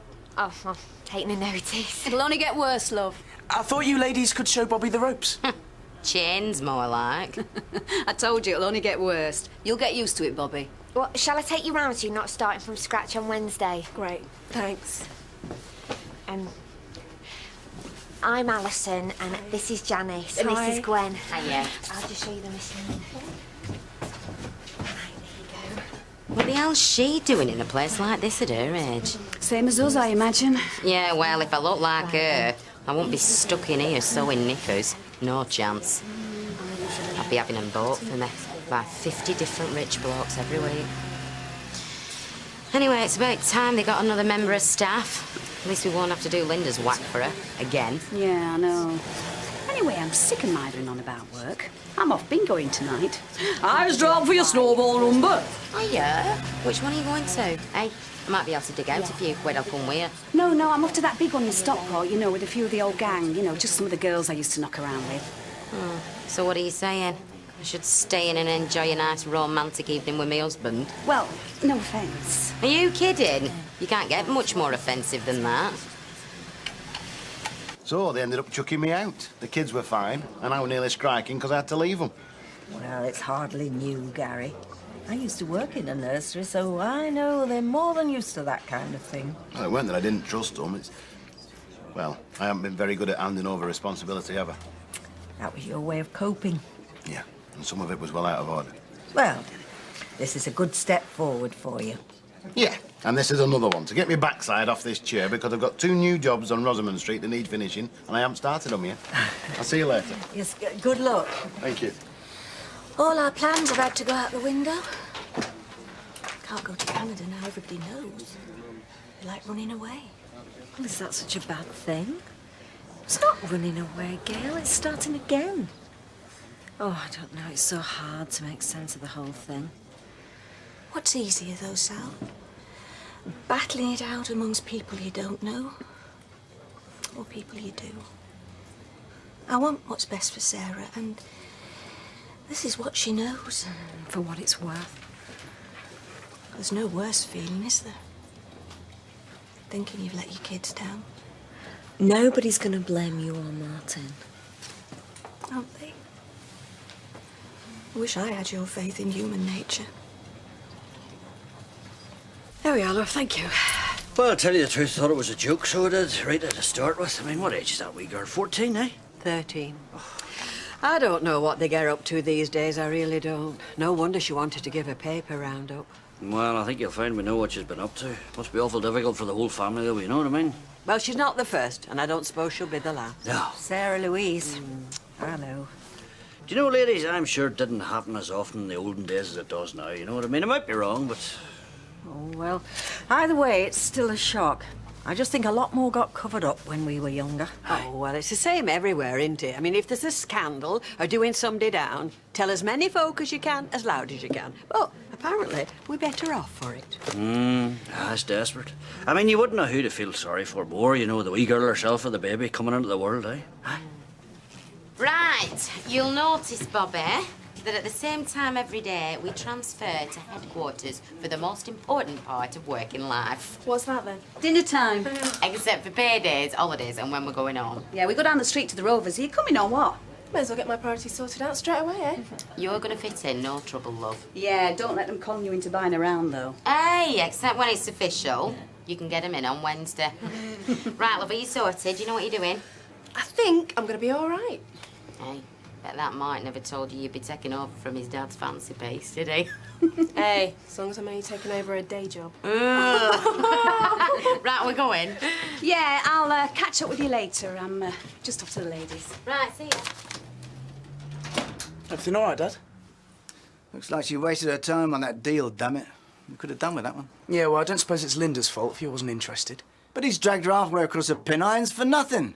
And now there seems to be some sort of delay on the train coming back. There's a cable down at Marsden somewhere. Well, I could pick her up if you like. There's no point paying a fortune for a cab. I can be there in an hour. Yeah, she should get herself a cup of tea and wait. Ring her back. Good lad you are, aren't you? You can drop me in town on the way.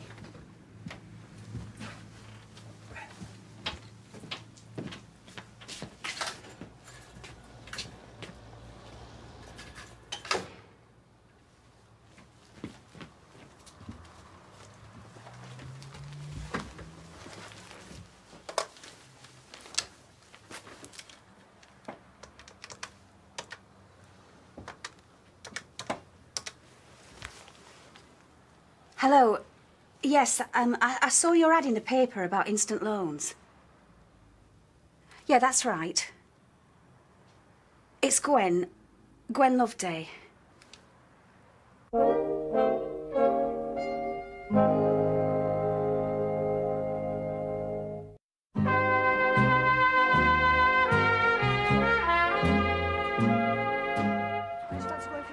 Yeah, because I've got off 10 minutes early.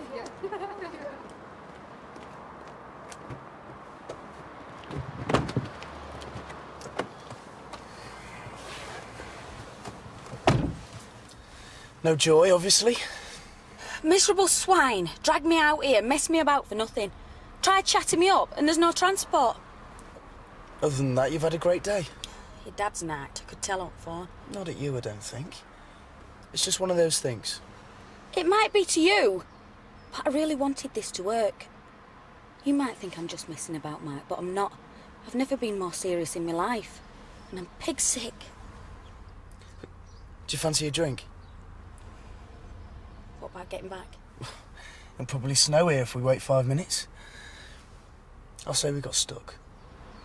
It's not like I don't deserve it, after trying to sell underwear to that leering creep up there. So is this it then? Death of a saleswoman? No chance.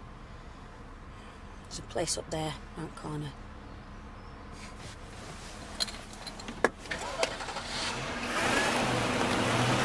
Look, if I've said I'll be there, okay? No. Look, have I ever let you down before? No, well then shut up then. All right, Mick, cheers, yeah. I'll see you then, bye. I don't know, you big wheeler dealers never give up, do you? Junior school sports presentation, if you must know. A mate of mine teaches games. Well, it beats your sportsman's evening with a load of gobby drunks who get a hernia lifting a golf bag, I know that. Oh, I don't know, never had you figured as a Boy Scout leader. When's this then? Wednesday night. Only be about an hour. Oh, I should think so. A moment longer, your reputation would be shot to bits. I were thinking of going out get something to eat afterwards, if you fancy it. I mean, you know, whatever you like. Well, you've charmed me into it. Can I get you a drink? Yeah. I think it's better for Rosie and Sophie as well. And then they know we're committed to one another rather than always wondering. Yeah, well, you go for it. I'm hardly likely to put a block on it in my position, am I? I'm glad you told me, though. You sure? Yeah. And it is best for the kids, like you said. As long as you're both serious. Well, we wouldn't be doing it if we weren't. Yeah, I'm sorry. They'll always know who the dad is, Kev. We don't have to worry about that. Yeah, I suppose. And he's a good lad, Danny. I like him. I know I probably shouldn't, but I do, so there you go. Wednesday. Congratulations. Well, don't ask me how. Fellas, I can never figure him out. They're worse than us. You're not complaining, are you? I'm just surprised he's changed his tune. Hey, what about you, Curly, eh? Hey, listen, boy, pick one of them out for me, will you? Oh, sorry, Jim. Do you want a pint? Oh, I seen you're buying, I will do. Do you know something? I'm far better off just looking at the names, my luck. I never knew you liked a gamble. Only when I'm a bit flush. All right, I'll tell you what's a mug's game soda is, let me tell you. Eh?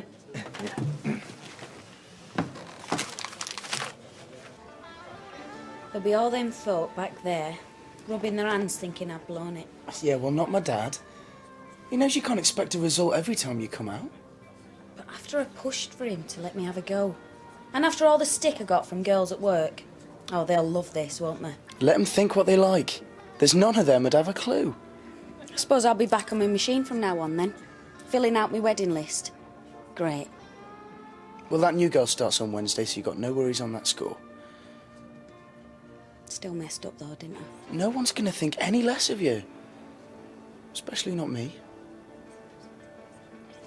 We best get back before the factory shuts, and there's more aggro over that. Look, just forget about the factory, will you? Linda, I feel like I've hardly seen you recently. It's driving me mad. Just stay and talk to me for a bit, eh? Just for a few minutes. Please. You're only moving in, Danny. You're never away these days. As it is, they're not going to know the difference. Rosie, Sophie, can you come down here a minute? I'm fine. I'll just tell him it's no problem. She can. She can. Kids can't have babies, can they, Mum? Mum, Sarah Louise is old enough to have a baby, isn't she? Well, yeah, but now, where have you got this from anyway? And you don't have to be married to anybody to be someone's mum, do you? Well, no, but will you just listen to Danny a minute? See, Dumbo. Well... I don't know the pair of you. You shouldn't be arguing about that. No, just listen. No, I leave it for now, eh? Where's all this come from? 1 minute you're planning a trip round the world to avoid me, and the next you're saying you can't stay away. Make your mind up, will you? I've tried to sort myself out. I know how ridiculous this situation is, Linda. But I'm losing it. I can't not see you. I can't stop thinking about you. It was you who put a block on it last time. I was scared. If Dad had caught us... Which he didn't. All right. But like I say, I was scared. How do you think I feel doing this behind his back? So where are we heading now, then? I just want us to be together. Somehow. Even if we have to hide it, if that's all I can have. I know you want it too, I can tell.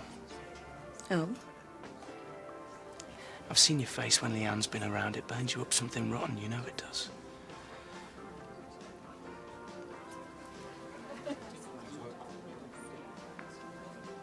They do rooms.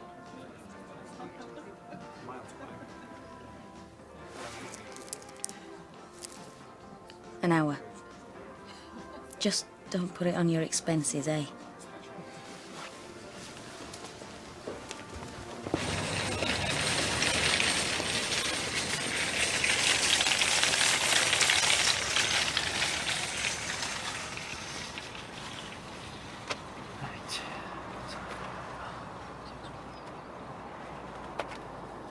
Not a pink ball.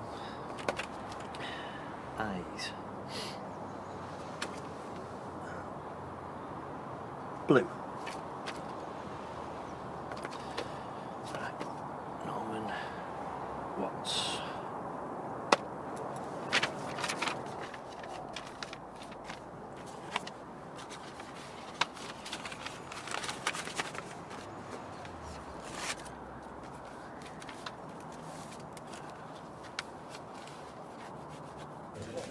I mean, I know there's nought new as far as girls getting into trouble goes, but you'd think they'd be a bit better informed these days, wouldn't you? I mean, it's not as if there are no precautions. They're everywhere you look. There's only one precaution guaranteed, Rita. We both know what that is. Don't do it. Exactly. But it's not just the poor kid, is it? It's all the family. Well, it just goes to show, doesn't it? Doesn't matter who you are. I mean, you couldn't get a nicer family and look what happens. I know, but they think they're so clever, these kids nowadays, with their sex education. Well, she'll not get more of an education than she's getting right now. That much I know. Thanks, love. Have 2 more drinks over here, please, Natalie. Hello, Emily. Can we get you one? Oh, no, thank you, Kevin. It's very kind of you, but I just wanted to ask Gary how you got on getting your customers back. Oh, all right, thanks, Emily. There's another bloke that's doing it, but a few of them had me back. Oh, well, at least you made a start. Oh, I'm sure it'll pick up once you get yourself back into it. I think they took me back on because they heard about what happened to Judy. They're probably having the job done twice. They'll have the cleanest windows in the northwest. Don't worry me, as long as there's work coming in. Oh, you're right. I'm not in a position to mourn about it. Oh, you'll feel better once you're re-established. I'll feel better once I get some proper money coming in again. Well, there's the garage windows and our flat. And my house. I was only thinking earlier on they could do with a wipe over. Yeah. It's noted and appreciated. Cheers.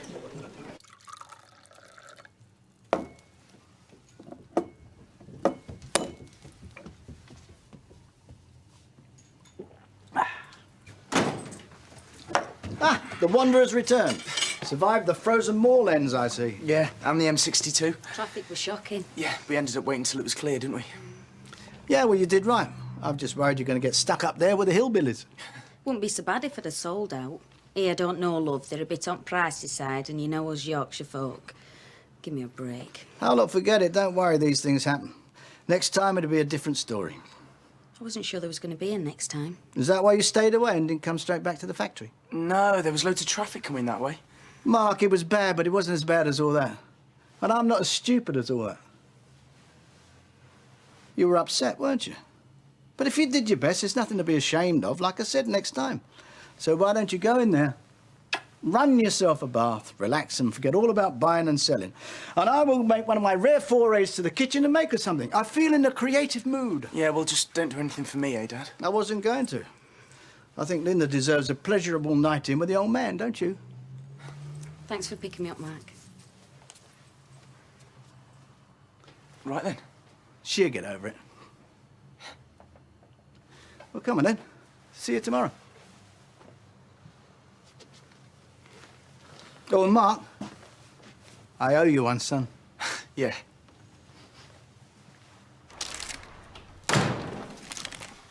Oh, hi there, horses. Somebody chasing you? Guess what?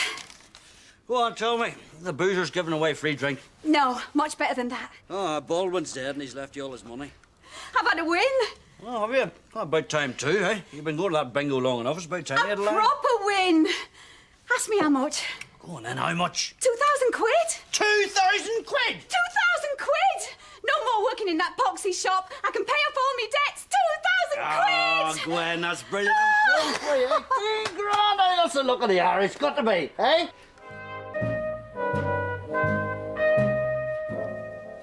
So what about this 2K then? I mean, is it all yours or do you have to share it around a wee bit? No, it's all mine.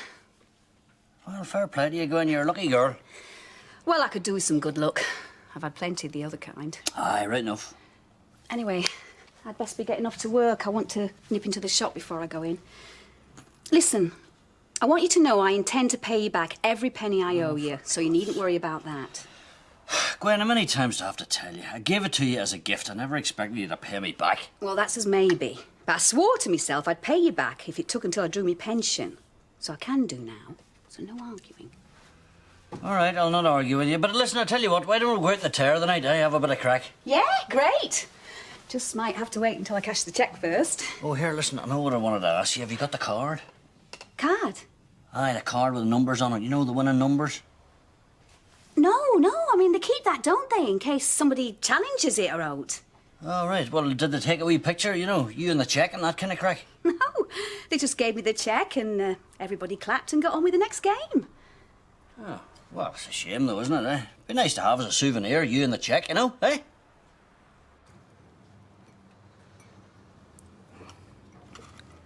Suppose I'm back on my machine today then, am I? Why? Do you want to be? Why not? It's the only thing I'm any good at. That's true. Well, thanks. You'll never be a good salesman if you can't get used to failure. I'm doing that all right. Because that's what it is most of the time. No, I'm sorry, we don't want your stuff. We can get it quicker, cheaper and better from somewhere else, and perhaps they can. But that doesn't mean to say that you've done anything wrong. And anyway, do you know what would happen if you got every sale I sent you for? What? I'd be out of business. I couldn't cope. Nice try, Mike. But I'm getting used to your little pep talks. Yeah, they're good, aren't they? Do you know why? They're the little pep talks I had to give myself when I wasn't selling. When I didn't know if I had enough orders to get to the end of the week. But no one saw me stop smiling. Nobody saw me with my head down. Then I'm a fella. I always thought women couldn't sell, but that was just, well, they weren't tough enough. Until I met you. And then I thought, hang on. Perhaps this one is tough enough. Was I wrong? No. Good. And the answer is no. You're not going back on that machine. And we're going to tell everyone that you're not.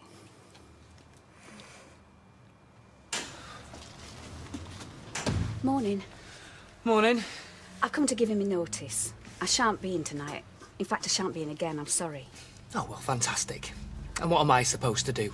Well, get somebody else. Yeah, and I thought you needed this job. Yeah, I did. That's why I stood behind that till for hours after putting in a full day over there. But my circumstances have changed and I don't need the job anymore. I'm hardly going to do it for fun, am I? What things have changed? Oh, nothing really. It's just me, you know. I've realised that, well, I need more time to myself, otherwise I'm just going to go round twist. Yeah, well, I don't know you did it. I'll be honest. Well, I don't either, but I won't be doing it again, all right. Hiya. How's things? Oh, well, the big news is out now. Mainly because my mother-in-law found out about it. And if that happens, you might as well stand on a roof and shout about it at the top of your voice. Poor Sarah Lou. I know. I mean, how many things have you got wrong in your life and got away with? I mean, Sarah does one thing once. She's branded for life. And us with her. Got a present for you. That one's yours. This one's mine. So now we can talk to each other whenever we want. Honest? Yeah. And they're both in my name, so you don't have to worry about any incriminating evidence coming through your letterbox. Oh, and I've already programmed yours, so all you have to do to ring me is just... I'll tell you later. Yeah, a bit around. Well, you know what they're always telling us, how important it is to have communication in the modern health service? Yes, and they're right. Especially where heart conditions are concerned. Heart conditions, yeah. Okay. Bye.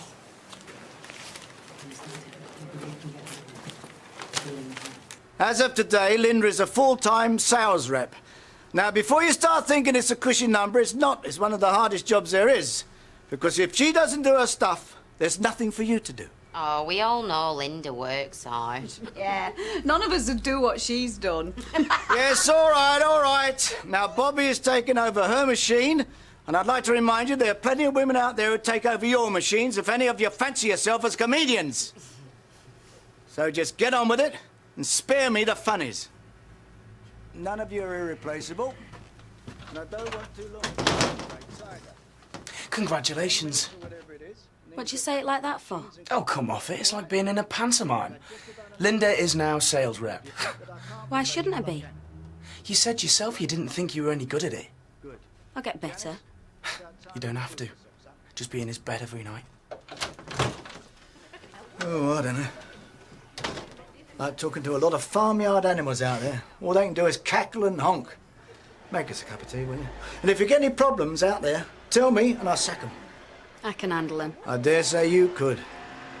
Like I said before, you're the only woman I've ever met that's as tough as I am. Me and the girls are going to have to move out just to make room. No, that's about it. Better be. Bit frightening though, isn't it? Mixing my CDs up with yours, putting my wellies in your kitchen. You having second thoughts? Third and fourth thoughts. Second thoughts I had ages ago. All I do have a worry about is, What? getting it right with Rosie and Sophie. Oh, Danny, they love having you here, you know that. Yeah, when I'm visiting. But when they see all this lot... Well, you know the other day when we were going to talk to him, but we didn't get a chance? Yeah. Well, after you'd gone, I talked to him. And? And I asked them, did they want you to move in? And Sophie said straight away, yes, she did. That's great. And Rosie thought about it a bit, because that's what she does. She likes to weigh things up. And then she said, yeah, she did too. So we all want you. That's great. I won't let any of you down.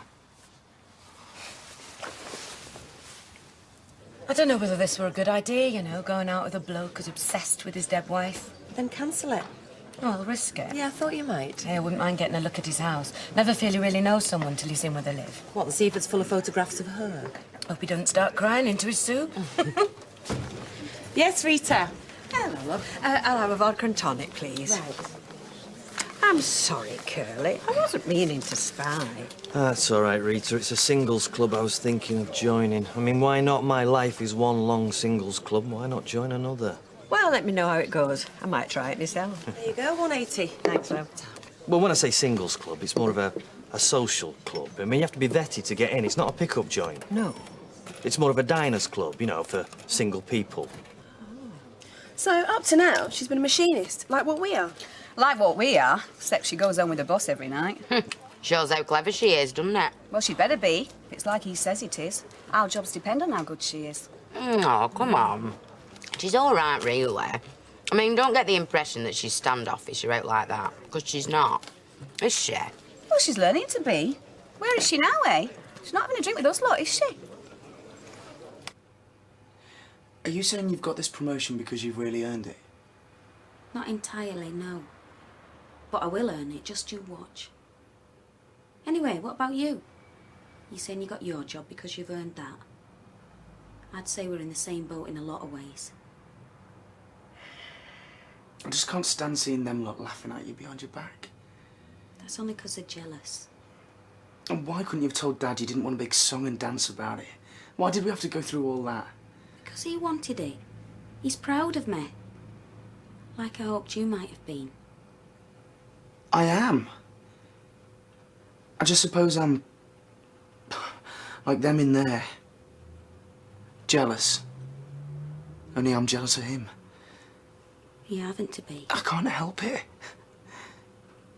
He's with you every day. He can show you off like he did this morning, and I just... Come here. Pathetic, aren't I? Yeah.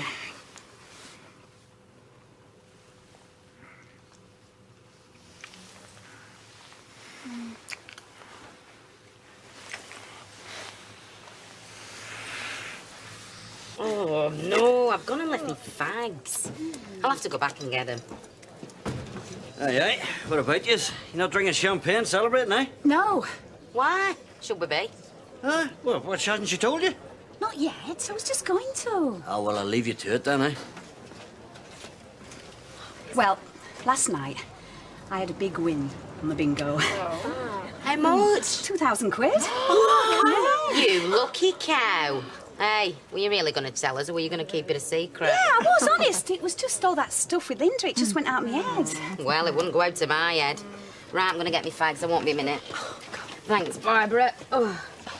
So where was this? Stockport. I don't go very often, but a few of my mates wanted me to, and... Bingo! Yeah.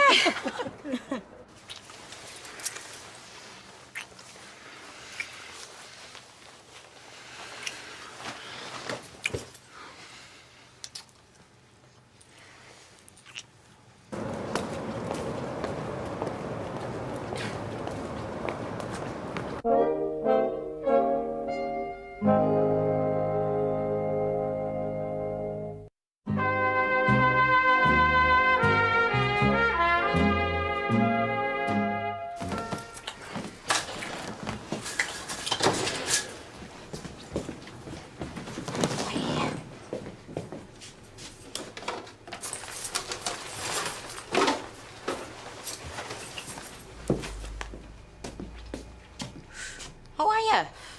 We're all wondering where you got to. I had something to finish off. Hey, you'll never guess. Gwen's only gone and won 2,000 quid on bingo. She hasn't? Yeah. Only I don't reckon she were going to let on till Jim MacDonald let a cat out at bag. Why wouldn't she? Well, because I think she doesn't want to have to buy us all a drink. But I thought that we have a do tonight. Then she'll have to buy us all more than one. Yeah, I'm up for that. Come on, then. Yeah.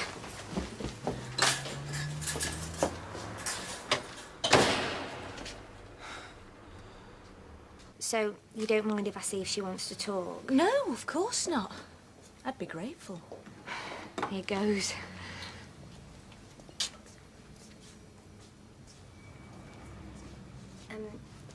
Can I sit here? Yeah?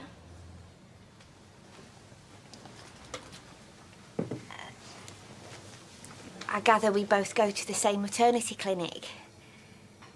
And not only that, but we're due about the same time, so I thought you might understand what I'm feeling. What you're feeling? Scared. Not all the time, but sometimes when I think about it, yeah, I am. Suppose I am, but only sometimes. Well, perhaps we could stick together, you know, cheer one another up. They might even let us have appointments at the same time. Shall I see if they will? Because I know it'd help me if I had somebody to talk to. You've got a husband. Well... Mum, if you're nearly finished, I want to go home. Hey, cheeky. I'm now coming from the living room to the kitchen. Still sitting in the staff room because I'm too tired to do anything else. Right, I'm now opening the fridge. Ah, I've got a yoghurt. What flavour? It's a banana yoghurt. A banana-flavoured yoghurt. Oh. I am now taking a spoon from the drawer. Still sitting in the staff room. Oh, yeah. I'm now coming from the kitchen to the living room. Hey. Hiya. You all right? Yeah, better go. I assume you're not the only one that's come into the living room. Yeah. All right, bye.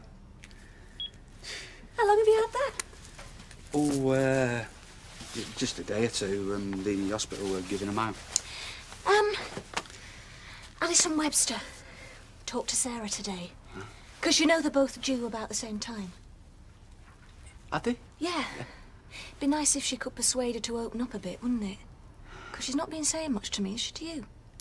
No, not much. The hospital might have provided that phone, but who's paying for it? No, I'm not quite sure. You look a bit nervous. Me? No. Why should I be? That's what I was wondering. It's just a date. Goodness knows I've had enough of them in my time. No, I'm not nervous. Right. We both swore we'd never go near each other again. So what are you saying? That it's my fault? That I've talked you into it? No. If it's anybody's fault, it's mine. But what if Janice had seen us this dinner time? Then everybody'd have known. And Mike, I'd have to have told him. This has got to stop, Mark. From now on, yeah? We've said that before. I know. But this time I mean it. And I want you to. Right? Yeah, whatever. Evening. Hello. Haven't kept you waiting, have I? No, just arrived. Right. Well, we'll go then, shall we? Yeah. Bye. Have a nice time. Thanks. See you later. Right, come on, girls. Time to clear the table. What do we do? We do the washing up. Can Danny read to us? You have to ask him. Will ya? Yeah? What now? Not now, later on. Don't worry, Danny. They know all the stories off by heart anyway. I wrote about him at school in my diary. Did you, Sophie? What did you write? That he's come to live with us. That's right, he has. You see? Now it's official. It certainly sounds like it. You know, if you want to go out for a drink, you can. You don't have to stay in playing Happy Families. No, Happy Families will do fine for now. Just remember, I've not played before, so I might not know all the rules. I know you wanted us to go out on our own, but I could hardly refuse to go for a drink with you, could I? No, absolutely. You've got the money. You buy the drinks. What, you think I should buy all the drinks? Well, I mean, I know I've been having to go at you to save your money and all that, but with 2K on your hip, well, it's only fair, isn't it? Forget about it for one night. Come on. Yeah, I suppose I can.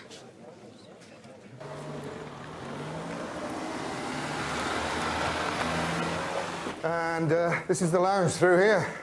The guided tour. Well, it's a lovely house. Yeah, well, it's too big for me, really. But it's easier to stay than move. So, I'll just do what's easiest. The conservatory is it's just through here. All right. Yeah.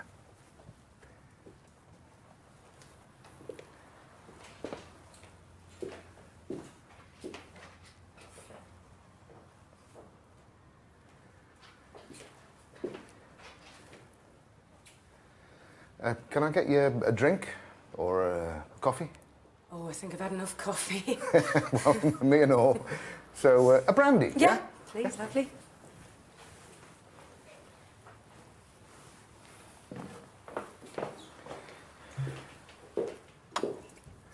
It wasn't bad, was it? No, very nice, very nice. No, I hadn't been there before. A pal recommended it.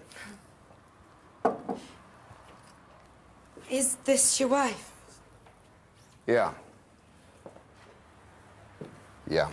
She took a good photo. You wonder what the best to do, you know. Surround yourself with photos that keep reminding you, or stuff them away in a drawer, and then you might forget. Well, not forget. There's not much chance of that.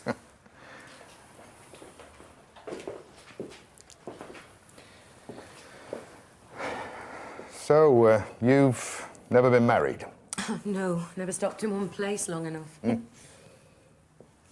See, we married young.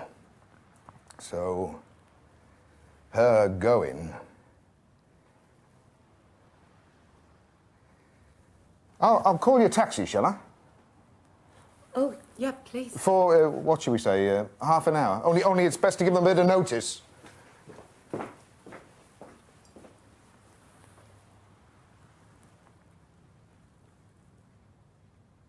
Like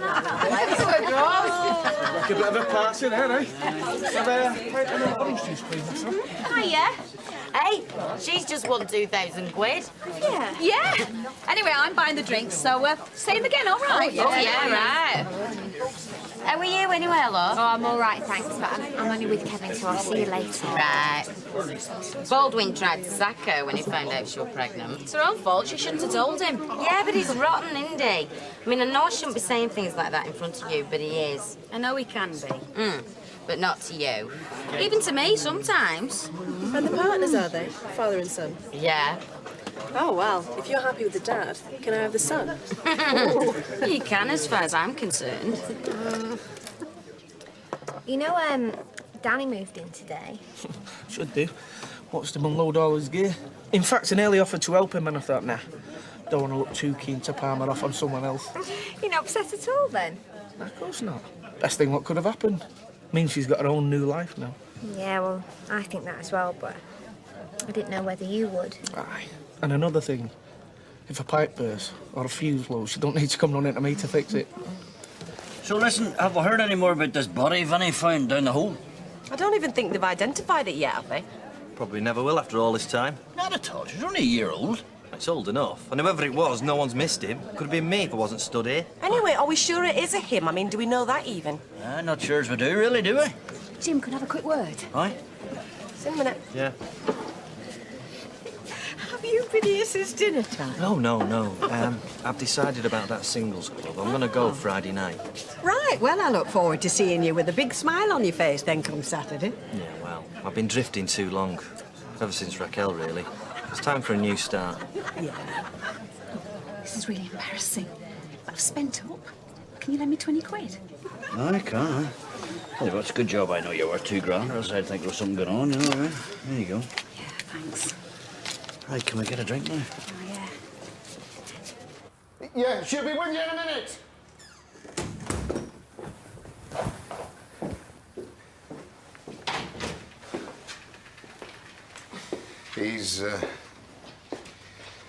He's waiting.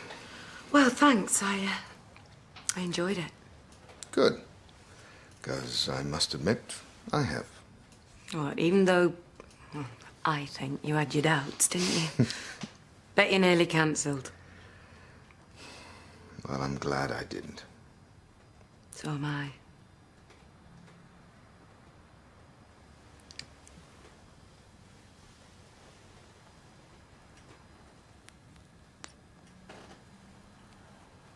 Glad you did that as well. You'd better go. What, in case? It's just they get a bit narked if you keep them waiting. Oh, we don't want that. Well, I'll see you soon. No doubt. Yes, you will.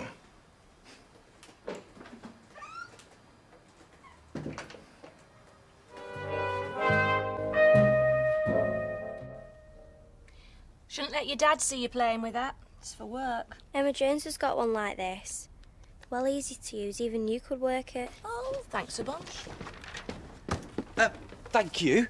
I was playing with that. Yeah, well, it's not a plaything. Yes, why do they put games on it then? How do I get rid of this now? You just press the button. The C button. I've got the address book now. Yeah, just give it here. No, I'll do it, OK. Right, I've done it. Now, just leave this alone, will you? This is for the hospital, OK? Can I have one? No! No! Oh, why not? Everyone at school's got them. Yeah, well, just think. It'll make you special if you haven't got one. Oh, what about when the baby's due? I might need one then. Oh, yeah, 'cause the human race was on the verge of extinction before the invention of mobile phones. Yeah, so forget it. We can't afford it. I thought you'd want me to have one. Yeah, but we'll think about that when the time gets closer, eh? Hey, I wonder if there's anything in here about that body they dug up in Victoria Street. Martin, I've not had my breakfast yet. Come on, Linda. Yeah. Oh, might want you to drop us over at Delisle House later. We're going to book it for the wedding. Once she's made her mind up. Right. Mind you, it's a bit of a classy joint, so you better wait in the car outside. Yeah, whatever. I'm only joking. Come on, shake yourself up. You're my main man. You're my best man. So if you've got any ideas on it, you just let us know, all right? You seem to be doing pretty well on your own. Nah, we're a team now. I want you with me, by my side, every step of the way. Are you two going to sit there gassing all day? Only I'm ready. Yeah. Come on. Well, you've got a big appetite this morning. Does that mean you had a busy night? You should see his house. It's fantastic. You went back to his house? Brilliant. What for coffee? Brandy. Dougie didn't drink in the restaurant because he was driving. Well, carry on. Come on, I want the whole story. The start of the main course, the pudding, and the after-dinner entertainment.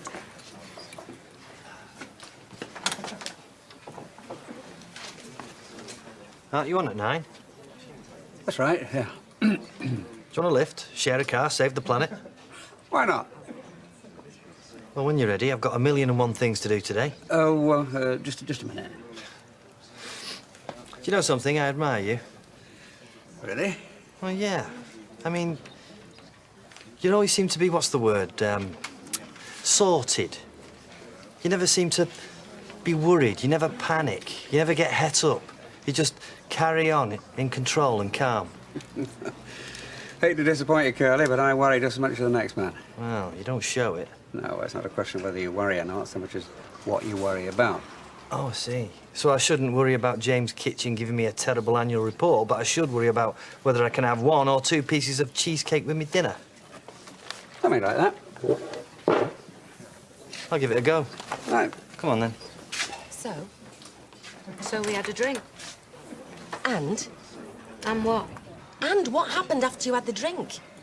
The taxi arrived. Taxi? What taxi? Where did the taxi come from? Dougie called it as soon as we got back to the house. But we did kiss. Oh, yeah? Yeah. After the taxi arrived. Oh, so it was a good night kiss? Well, yeah, but it did have the faintest hint of to be continued about it. So how do you feel about him now? Oh, I still fancy him like mad. You know, I just reckon if I'd had another half hour, I'd have got somewhere. Once the taxi arrived, he knew he was safe. I think there's something wrong with me. Oh, don't be so daft. You're a woman approaching her prime. Oh, does that make you then, woman in her prime? Oh, I don't know. I don't mean to blow my own trumpet, but, you know, once I set my sights on a bloke, I don't normally have this much difficulty. Oh, come on, Debs. Give the bloke a break. You are the first woman since his wife died, remember? Yeah, but that was a long time ago. I mean, how long is it going to take to get it out of his system? Oh, no, I'm sorry. I didn't think. I know. Anything. Listen, Dougie might just be more sensitive than he looks, so perhaps you could try being just a teensy-weensy bit more sensitive. I believe congratulations are in order. Yeah. Thanks. Oh, I am glad I've caught you. Will you do us a big favour? What kind of favour? Lend us 50 quid. You what? Oh, I'm skinned. Come on, it'll only be for a few days. I wouldn't normally ask you, but seeing as you're so flush.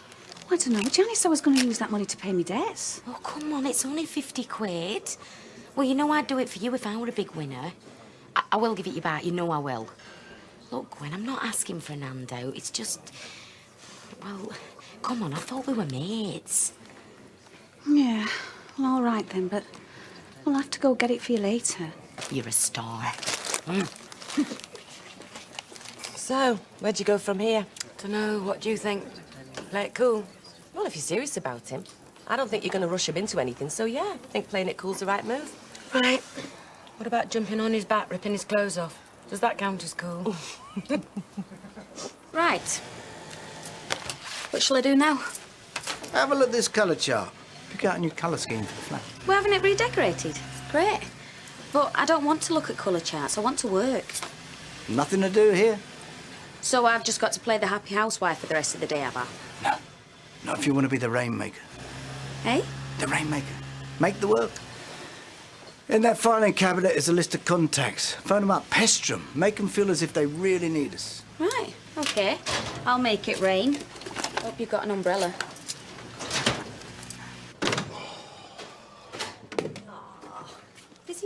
darling. Well, I could murder a pint of hot pot. Well, I think I can help you out. Tell you what else I'd like. What's that? You and me getting dressed up a bit, going somewhere nice for a meal. My treat, now I'm earning again. Oh, sounds good. What about tonight? If you make it later, I don't like leaving staff in lurch at the beginning of this shift. Well, you are the boss. Yes, but I'm a terribly kind and sensitive boss. Well, how's about I book a table for 9? Perfect. And if you're good, I'll fill you in on Deb's date with Dougie. Hang on. How do you know about Deb's date with Dougie? Because we're sisters, remember? We tell each other everything. What about me? What about you? Do you tell her everything that we, We're sisters, but we're not that close. Yeah. Oh, cheers, Gwen. I'll pay you back as soon as I can, love. Yeah, if you could. Hiya, how's it going? Are you sitting with yours? There's no law against it, is there? Of course not. Well, I didn't think you'd want to be fraternising with the workers. Now you're a top-class executive high flyer. She used to be one of us, you know, till she managed to work her way out to the sweatshop. Really? If you can call going out with the boss work. All right. Well, at least it gives the rest of us something to aspire to. You know me, girls, I never forget my roots.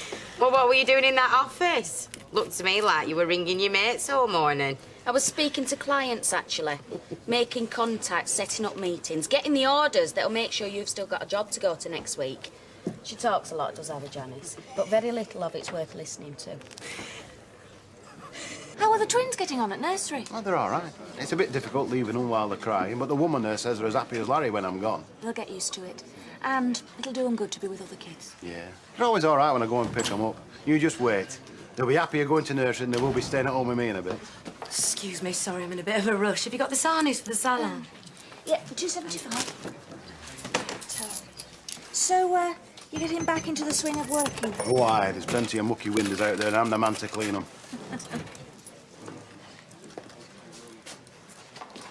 Hello? We must stop meeting like this. Yeah, thanks for last night. I really enjoyed myself. Me too. And I meant it when I said we should do it again. Good. Well, I'll keep you to it. Right. Right. So, when are you free?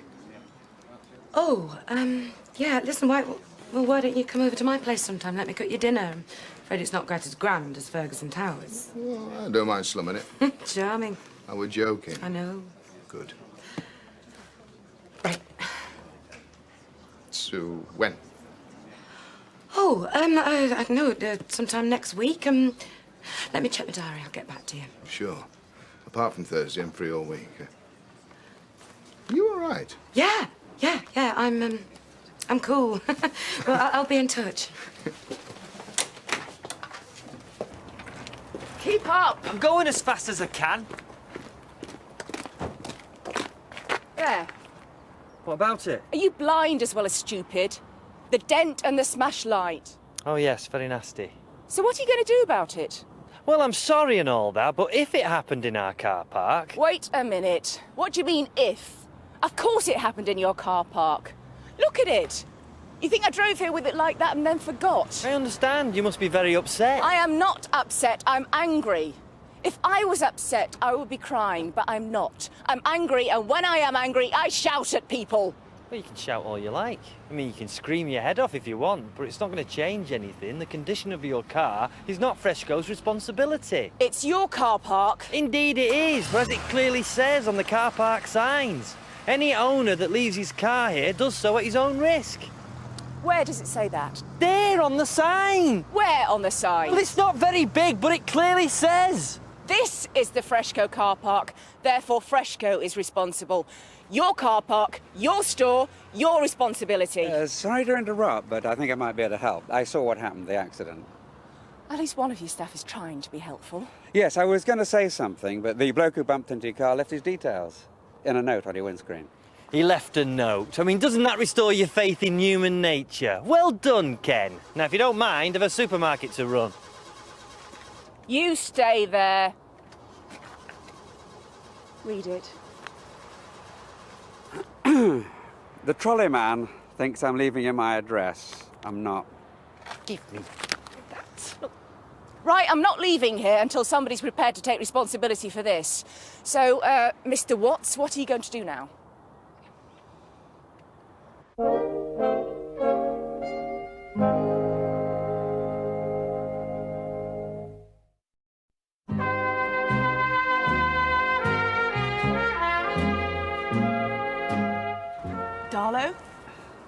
Barlow with a B. Is this really necessary?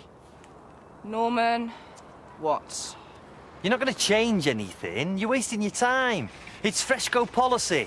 All I can do is apologise. I'm sorry. Oh, no, you're not. Oh, yes, I am. You will be. What's that supposed to mean? Once I've spoken to your superiors. My what? I'm obviously talking to the monkey when I should be talking to the organ grinder. There's no need to be offensive. If you can't give me satisfaction, then I shall have to go over your head. We all have bosses, Mr. Watts, and I shall be speaking to yours. And I will be letting your boss know just how pathetic, incompetent, and unhelpful you've been. Have a nice day.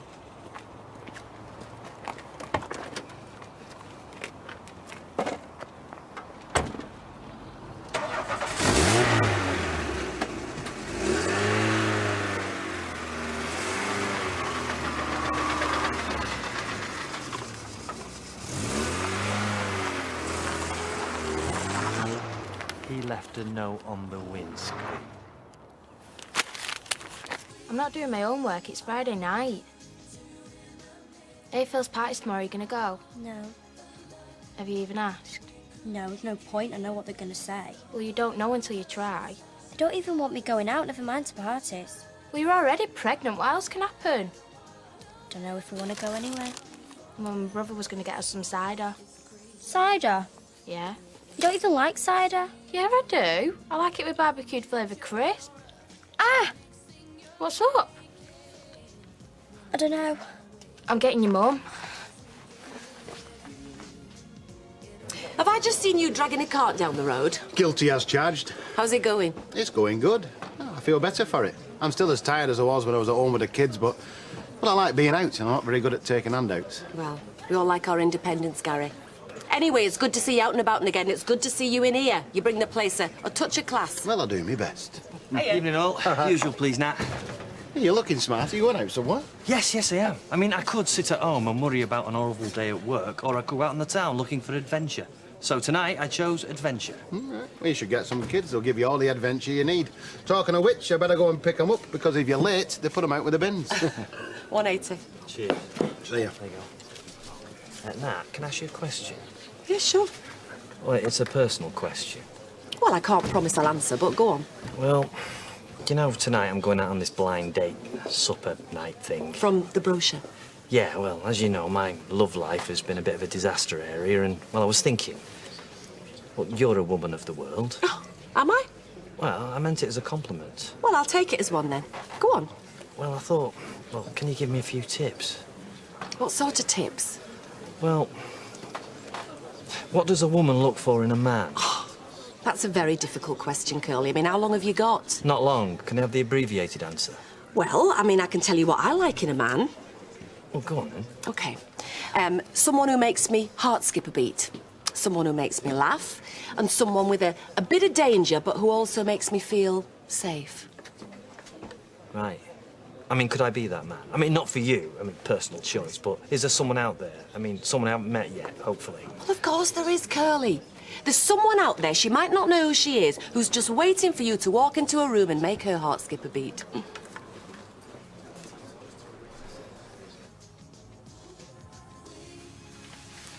What is it? What's all the panic about? She said it hurts. You all right? It felt funny. Funny how?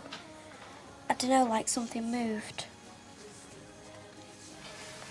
Here? Like a little kick? The baby kicked. That's a relief. I thought she was going to have it in here then.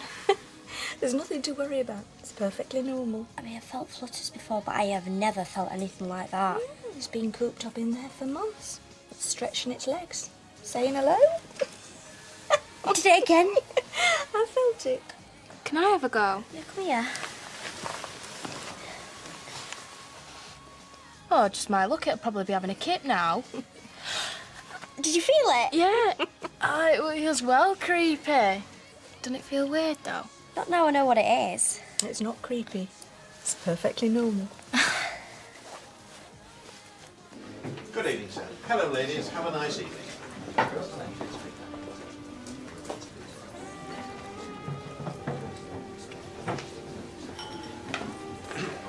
Nervous? A little. I'll let you into a secret, so is everybody else. You'll be fine. Well, what do I do? I mean, how does it work? You don't have to do anything. Think of it like a dinner party where you don't know anyone. Just introduce yourself and say hello. It's as simple as that. Relax, you'll be fine. Hello. My name... Not you again. What are you doing here? I could ask you the same question. Trust me, if I'd have known you'd been here, I wouldn't have bothered. Still, now that you are here, perhaps you can tell me what you propose to do about my car. Excuse me, can I change places, please? No, it's against the rules. Never be put off by first impressions.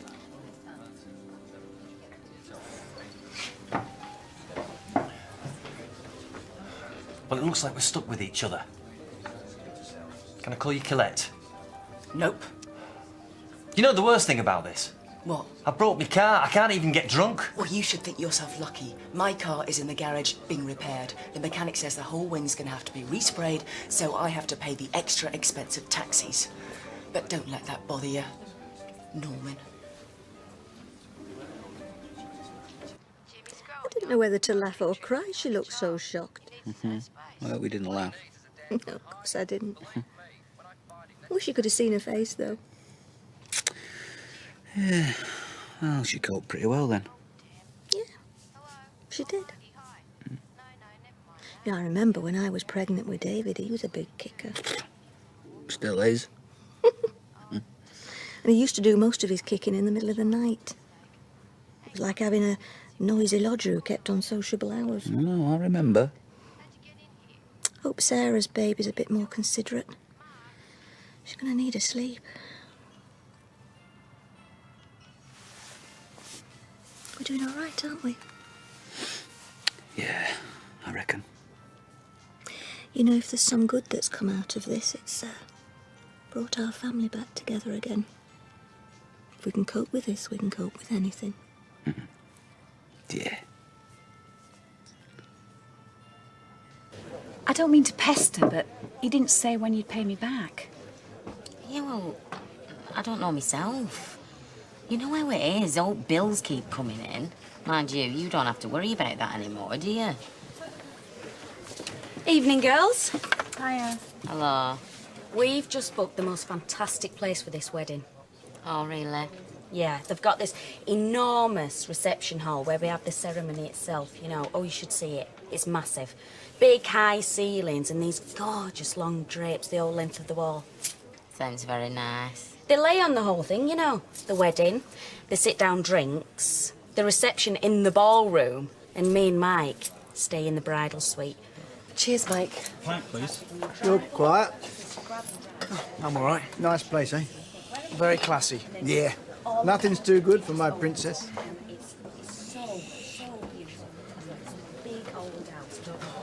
You ready then? Yep, I'll be with you in 2 minutes. Can you give Leanne a shout? Yeah.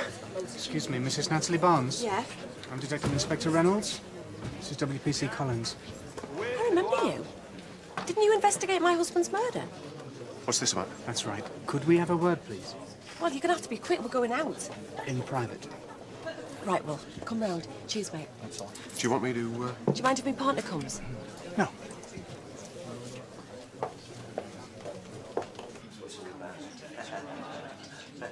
To be honest, I was really worried about this place. I thought it might be full of sad cases, no-hopers, blokes with anoraks, women that smell of cats. I can't believe this is your first time as well. Seems like fate has conspired to throw us together. Yeah. Listen, maybe I was a bit hard on you in the car park. Water off a duck's back. I used to worry about things like that, but I've had a lot worse, trust me. It wasn't the best day I've had for a while. Snap. Still, a pleasant evening. Nice food. Yeah, apart from that vegetable mashy stuff. Yeah.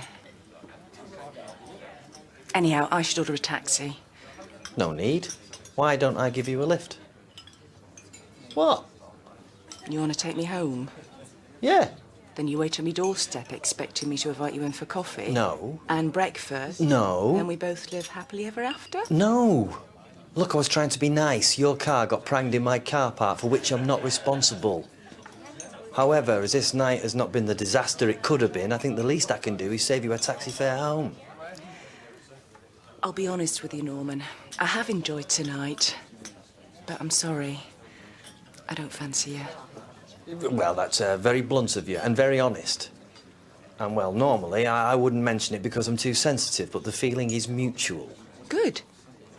So the offer of a lift still stands. Just as long as we know where we stand. I know exactly where we stand. Shall we get our coats? Right, well, can I get you both a drink or a coffee? I suppose you're still on duty. No, thank you. You have a son, Anthony Horrocks. Yes, that's right. When did you last see him? Quite a while ago. We didn't exactly part on good terms. Why? What's he done now? Do you recognise this?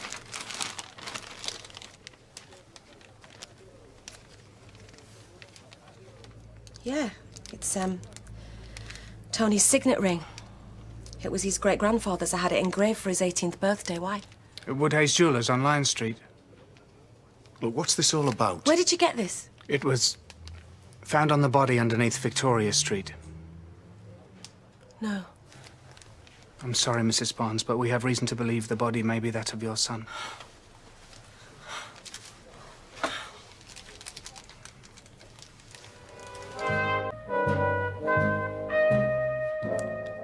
It means nothing, this. He could have sold it when he was short of money. It could have been stolen. It means nothing. It's not conclusive, no. We'll need a lot more than this before we can confirm anything, one way or the other. But you can't say it's Tony. You don't know for certain, so you've got no right to say it's him. All I'm asking for is identification of the ring, which you've given me. Now we go on from there. I hope you're right, Mrs. Barnes, I really do. But we have to proceed under the assumption that it is your son until we discover otherwise. But I don't. And I'm not going to on the strength of him losing a ring. Did Tony have anything else? Physical, to your knowledge? I mean, had he ever had a bad break as a kid? Any bones pinned, anything like that? No, nothing. Despite some of the tricks he got up to when he was little. Got up to a few tricks once he'd grown up a bit and all, didn't he? Hey, if you want to be clever, save it for finding out whose body it is. Get that down you. I want to be realistic, Mrs. Barnes. I've seen where trying to be clever gets you. It was his granddad's. It's not a definitive ID, obviously. There's a lot more we have to follow up yet. You won't need Natalie going in there, though, surely. Having a look, I mean. It wouldn't do much good at this stage, I'm afraid, sir. That body's been in there for over a year. You understand what I'm saying? As Mrs. Barnes has already pointed out, you could be looking at anybody. It'll be after time, I bet you. They're clamping down on it because they've got nothing else better to do. So you don't think it's our Natalie's international diamond smuggling racket, then? Well, if it is, I wouldn't mind hiding the evidence for it. Hey, they'll have found an old parking ticket from last century or something. Right, I'm off to meet Mark. See you later. Don't do anything I wouldn't do. See you later, Jan. Oh, see you, love. Do you think we might get a bit of a rush on at Easter? I mean, we do at Christmas, don't we? Oh, yeah, but only 'cause loads of blokes go out trying to revive the marriages once a year with a pair of microscopic knickers and a see-through nightie.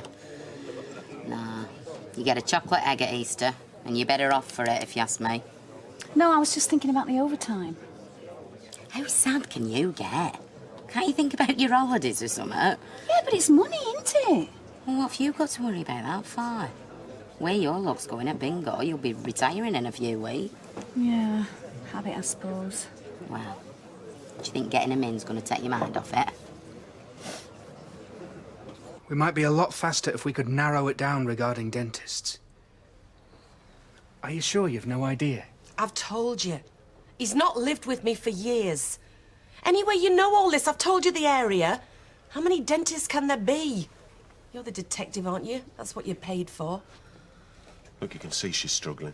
The sooner we get the information we need, the better for everybody. Yes, well, I've told you all I know. Why don't you give us till tomorrow? I mean, it's not as if we can't ring her if anything else comes to her, is it? Is that all right? I suppose we've gone as far as we're going to go for today. If you think of anything, names, addresses, anything a hospital might have, the number's on this card. Ring it, all right? I am sorry about this, Mrs. Barnes. Honestly.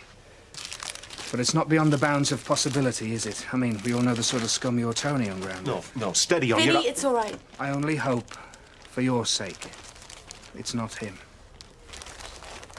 You don't deserve it. just ring me, eh?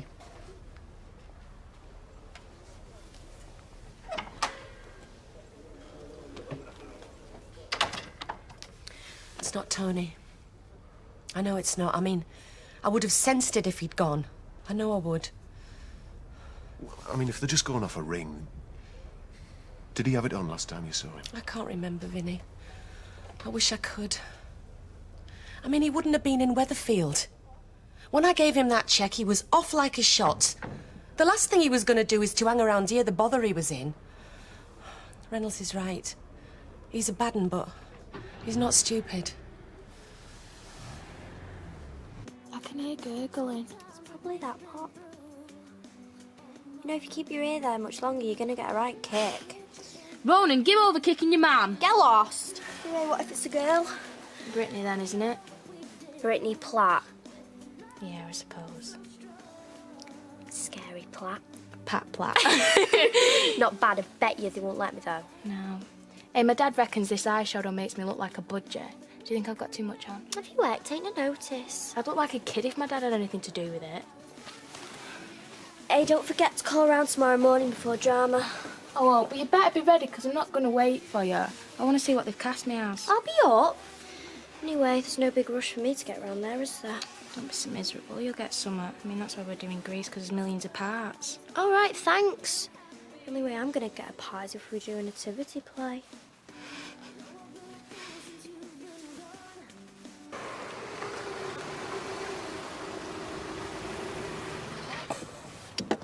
What? Nothing really. You wouldn't have thought we'd have been sitting here like this after this morning, though, would you? It's a funny old world. You're not kidding. If I'd have been a bloke, we'd have been punching hell out of one another instead. Still, there's no harm in me giving you a lift home, though, eh? Friends? Friends. No strings attached. I've enjoyed your company, Norman, and I do like you now. But, you know... Yeah, no, friends, like we agreed. And believe me, we're a lot better off than some folks if we keep it that way. Thanks again for the lift, and I'll see you around. I hope so. Good luck. And you. Night, then. Good night.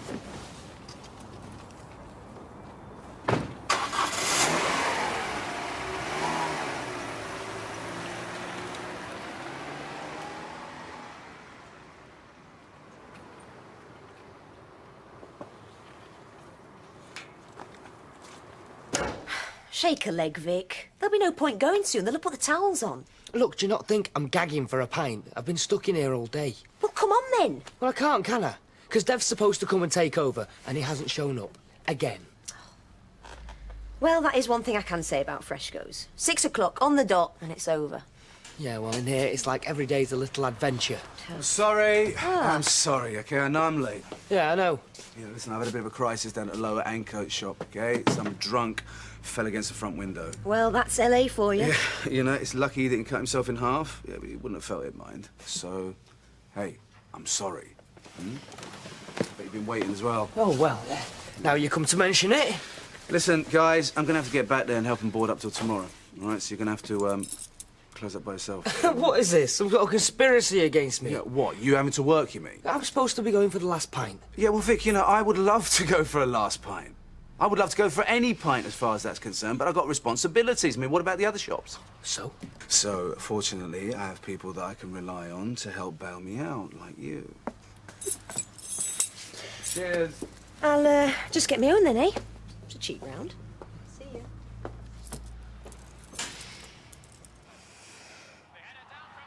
Oh, I'll not stay tonight, Jim, if you don't mind. Hardly worth going now, is it? Yeah, but if I don't go now, I'll have to go in the morning to get some clothes for work, and I can't be bothered. You know, I'm sure romance was never like this when I first started courting wee girls. Oh, I'm sorry. Next time I'll come more prepared. No, next time, why don't you bring enough clothes with you so you don't even have to think about it the next day, eh?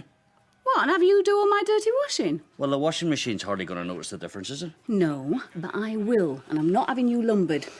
You already cook for me enough as it is. Oh, you haven't noticed me complaining, have you? I'm not going to give you the chance. See you tomorrow. Aye, go on then. See you tomorrow. Yeah. Carly, how did it go? All right. No more than all right? Well, if it was any better, I wouldn't be back here, would I? No, I don't suppose you would. Still, I won't be insulted if you buy me a drink. Right.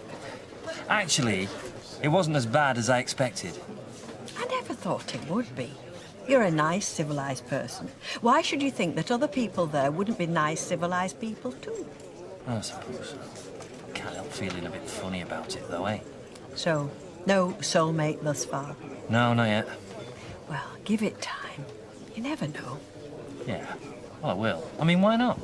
It was a Vulcan tonic instead. All right. Rita, I would appreciate it if you... Oh, come on, Curly. I'm the soul of discretion. Yeah, well, one or two of them have got wind of it round here and... Well, it won't be on my account if it's all over the street, so stop worrying. I know. I still feel a bit funny about it, though, you know. Well, don't.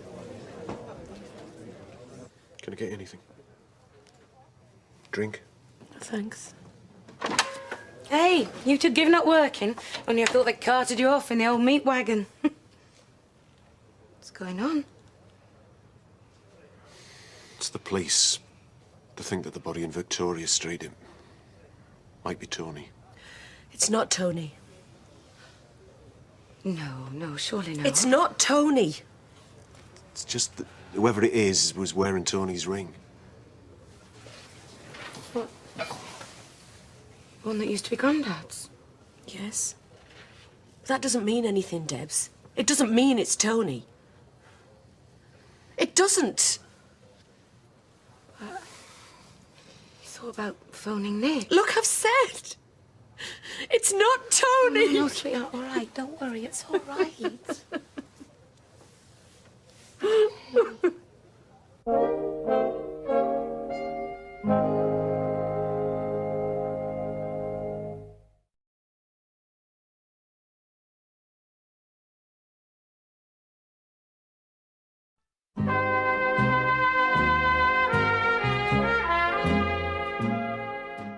It's funny how things happen, though, isn't it? I mean, one minute she's calling me all sorts. I mean, it's Colette.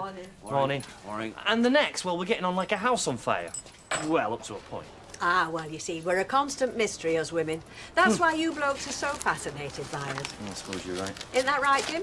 You fellas wouldn't know what to do with yourselves if you ever worked out what made us women tick. Oh, no, you're wrong there. I would. I'd drink less and sleep more. That's what I do, 32. And we'd all have more air. Well, I'll tell you what, you're asking me at the wrong time anyway, Rita. You know, I can't even make my mind up whether I should ask Gwen to move in permanently. It's giving me a headache, so it is. So what's the problem? Problem's me. Bit frightened it mightn't work out, you know what I mean? What would you rather have? 2 days feeling stupid because you said no? Or spending the rest of your life wondering what might have happened? You go for it if that's what you want, mate. I've gone for it, Curly. She's just not that keen, that's all. We'll ask her again, only nicer. Well, why don't you drop that note down? Good morning, ladies. You're out and about early this morning. Yep. There's a drama group at school and the casting for Grace, and then there's going to be some rehearsals. And are you both planning to be in it? Yeah, of course. Mrs. Bonwich says I should stay involved. Well, she's right. There's no reason why you shouldn't if it's something you like. I bet you were into all that Bobby sex gear, weren't you, Rita? Just that, please. Thank you. Fortunately, I missed all that. I want to be a pink lady, so... I thought that were a drink. Oh, no, it's a gang in Greece. Candice's mad set on being Rizzo, aren't you? She's a right slapper. See you, Rita. Is she like a slapper? She's a slapper.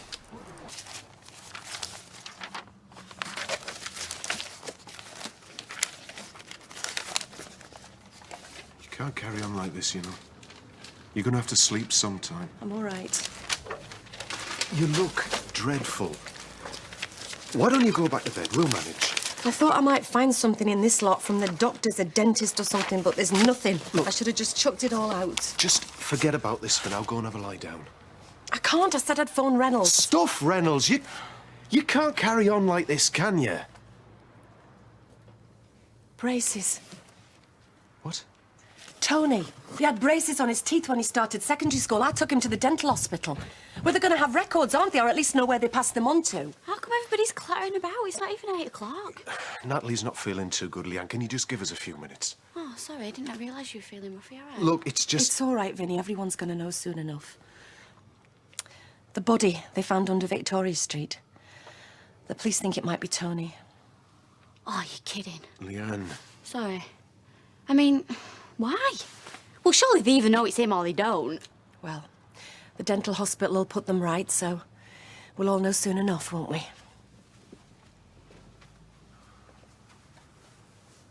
Well, there's another month yet, and then these European matches start, so it just starts all over again. Yeah. Then there's rotten cricket in between that and all. Our Les keeps trying to explain it to me every year. Then he starts snapping when I don't get it. Do you know, I'm sure he makes it up. Well, at least while they're watching sport, they're not mithering us. Oh, Woody, that's married life then, is it? Hey, it's one of the bits I look forward to anyway. Relax.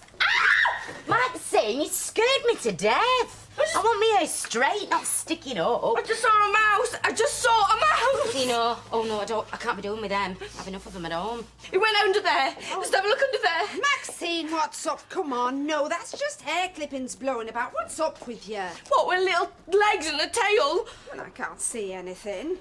It's gone. Look, there is nothing there, Maxine. For heaven's sake, come on, Janice doesn't want to be stuck here all day. Well, it's a bit more exciting than what I had planned. All right, coming in. Yeah, of course, don't be daft. You heard anything else? I phoned through about the hospital, so I suppose they'll get back when they know something. Have you got nothing else? No address for him, no telephone number? Do you think I'd be sat here worrying myself sick over whether it's him or not? I've got nothing. Sorry. When he left, I was just glad to see the back of him. Didn't care if I saw hiding a hair of him again, but I didn't expect something like this. Can't have it both ways, can you? Hey, you know, you've got nothing to feel guilty about. You did everything you could at the time, more than most would have done. He's still my son, Debs. The way he turned out can't all be down to him.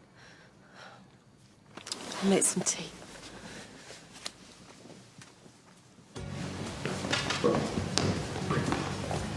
Why is it I beg my pupils to attend during the week and on Saturdays I can't keep them away? Hiya, miss. So, what are you doing here? Believe it or not, Candy's part of being headmistress means I have to camp out here all night. Honestly? Almost. Do you mind if I have a quick word with Sarah Louise? No. I'll meet you in a minute, yeah? I've spoken to the drama department. You will still be needed, you know, so long as you want to be. I'm not expecting a part. No, but there's an awful lot of work wants doing backstage. You don't get the glamour, but the show can't go on without you. Thanks, miss. I mean, I don't mind whatever they want. Nobody's doing it as a favour, Sarah Louise. It's because they want you involved in something you're good at. All right? Right. Good. Go on, then. You can help organise the scripts.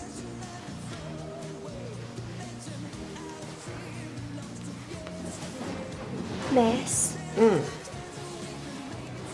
I'd still rather be in it.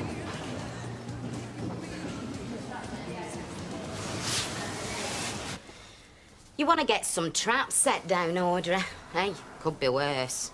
Our Les reckons there's rats down that canal, as big as pit ponies. Right, we'll see you then. Bye, Janice. Bye. Bye. That was not a hair sweeping. Well, it's hardly a big deal. Oh, hardly a big deal. I mean, how would you like to have your hair done with a wild animal running around your feet? Oh, I thought you didn't believe me. Yeah, I don't. Yeah, well, let's get that shifted. Yeah, otherwise- I don't think that's necessary, girls, really. Well, that's where it went, and it was a big one and all, I swear. Ooh, kill it. Yeah, we're catching it to be a star. Oh, this is horrible. We're going to be infested. One mouse. Well, that was another one. It wasn't as big as mine. Oh. Near the end of it. Yeah, exactly. Yeah. Well done. It was.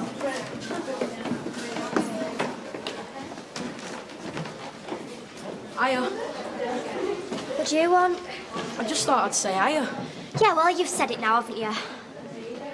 Sorry, you know, about what happened. You are? I mean, are you all right, like? It's not an illness, you know. Did your mum and dad go spare? Oh, what do you think? Look, it's none of your business, so just leave me alone. Is it because of what we... Will you just shut up, Neil? Look, I'm the one that's stuck with it. What do you care? What are you doing here, creep? Shut it, you. What's it got to do with you? So, Louise, hang on. Oh, just go and practice your lyrics. Gwen, listen, are you sure you don't want your old job back? No chance. You're wavering now, aren't you? I can tell. Oh, I am, yeah, right. Yeah, right. We'll think about it, eh? Cheerio. Like I was saying, Well, now you're getting things sorted out, you know what I mean? Yeah, finally. Well, why don't you move in properly? But aren't we all right as we are? Oh, listen, Gwen, don't worry, I'm not doing it out of charity. I mean, you won £2,000, you know what I mean? Oh, look, we've been through all this before. Fine. Just thought I'd mention it, you know? Vic, will you give over moaning, please? Look, you've got a job, you've no debts, you're having a drink, eh? Oh, yeah, great. And that's what I'm supposed to aspire to, is it? Well, instead of whining on about it all the time, why don't you go out there and find something for yourself, eh? Oh, yeah. Just like that. Well, I did it. I don't think you should be working. You had an hour on the couch this morning and that's it. He's right, you know, Natalie. Why don't you go and have a lie down here? We can manage it, yeah? Because I'm not poorly, all right? So just let me get on with what I'm doing and leave me alone. Look, you can't be doing this and worrying about Tony. Look, you can think it's Tony, fine. But until somebody comes up with some proper evidence, we don't know who it is. And I don't care either.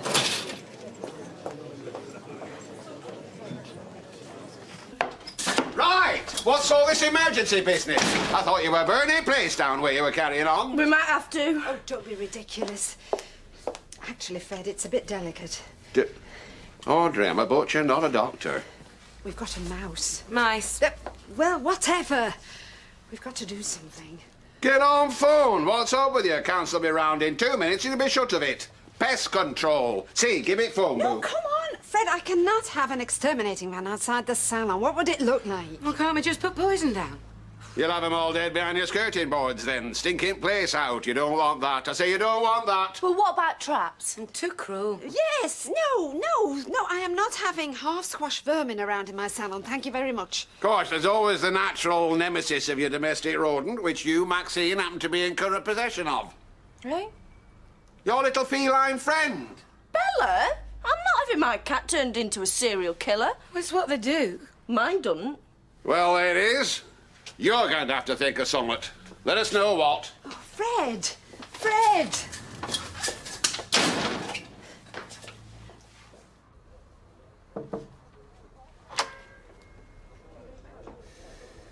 But Detective Inspector's back. Do you want me to bring him through?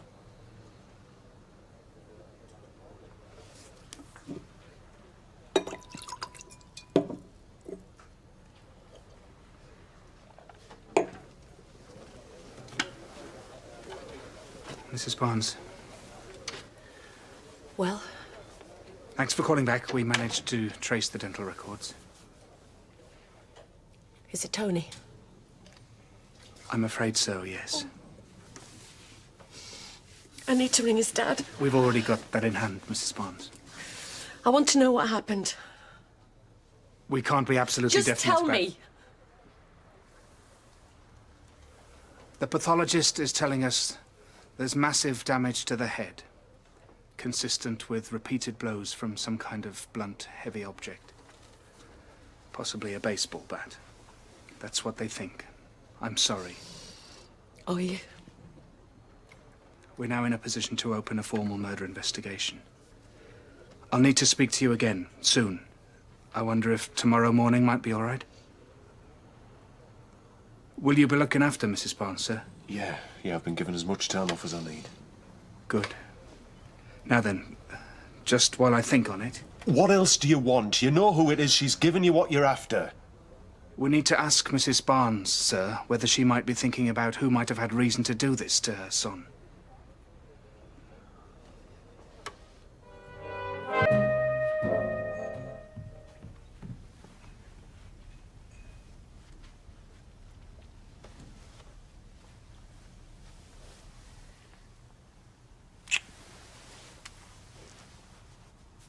Did you sleep?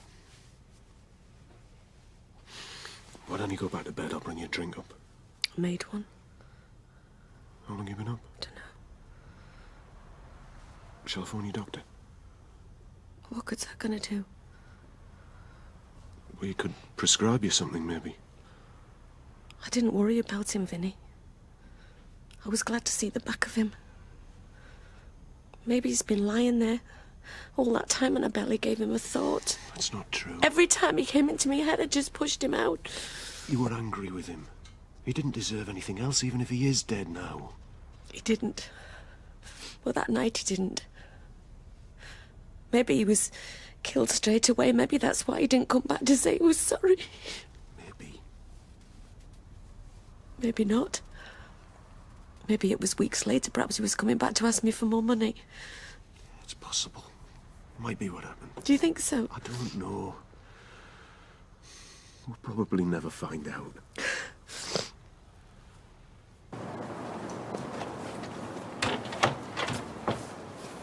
You can still have a laugh. Doing what? Grease, the stage manager, can't she? Yeah, of course you can. I know. I'm not bothered. Oh?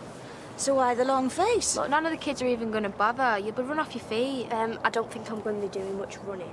Well, it's organisation, isn't it?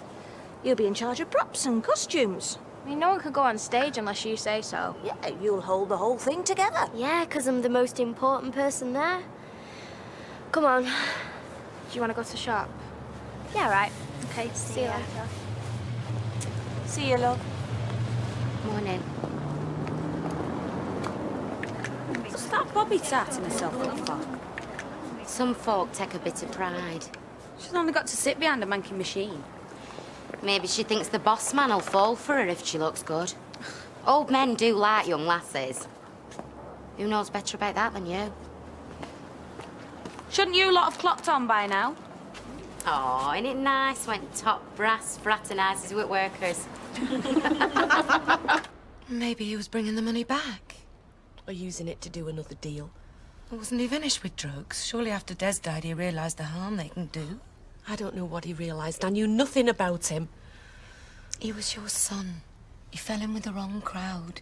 He'd have sorted himself out.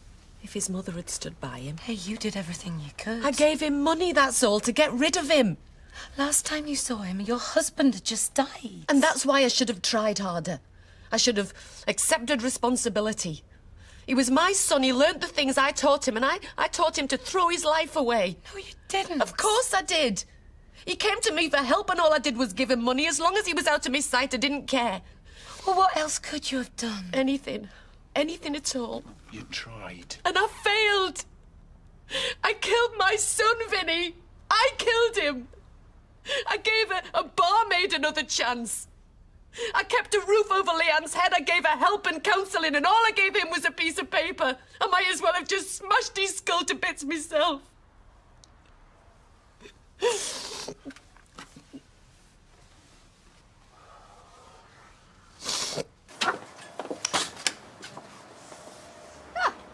See? Nothing there.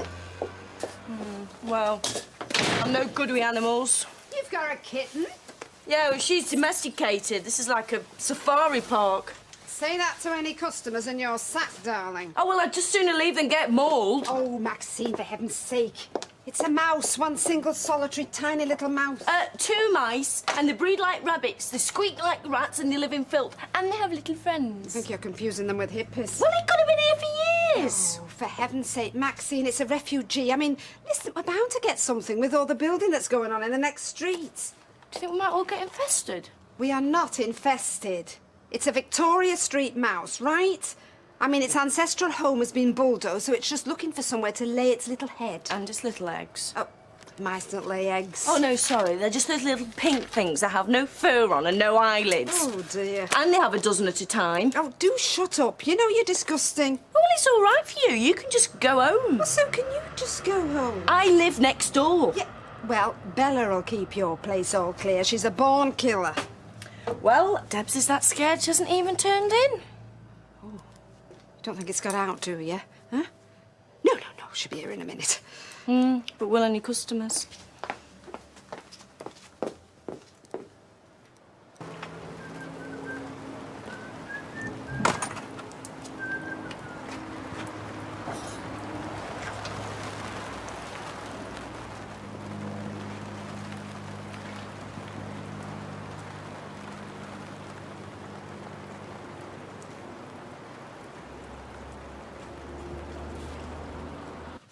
Well? How is she?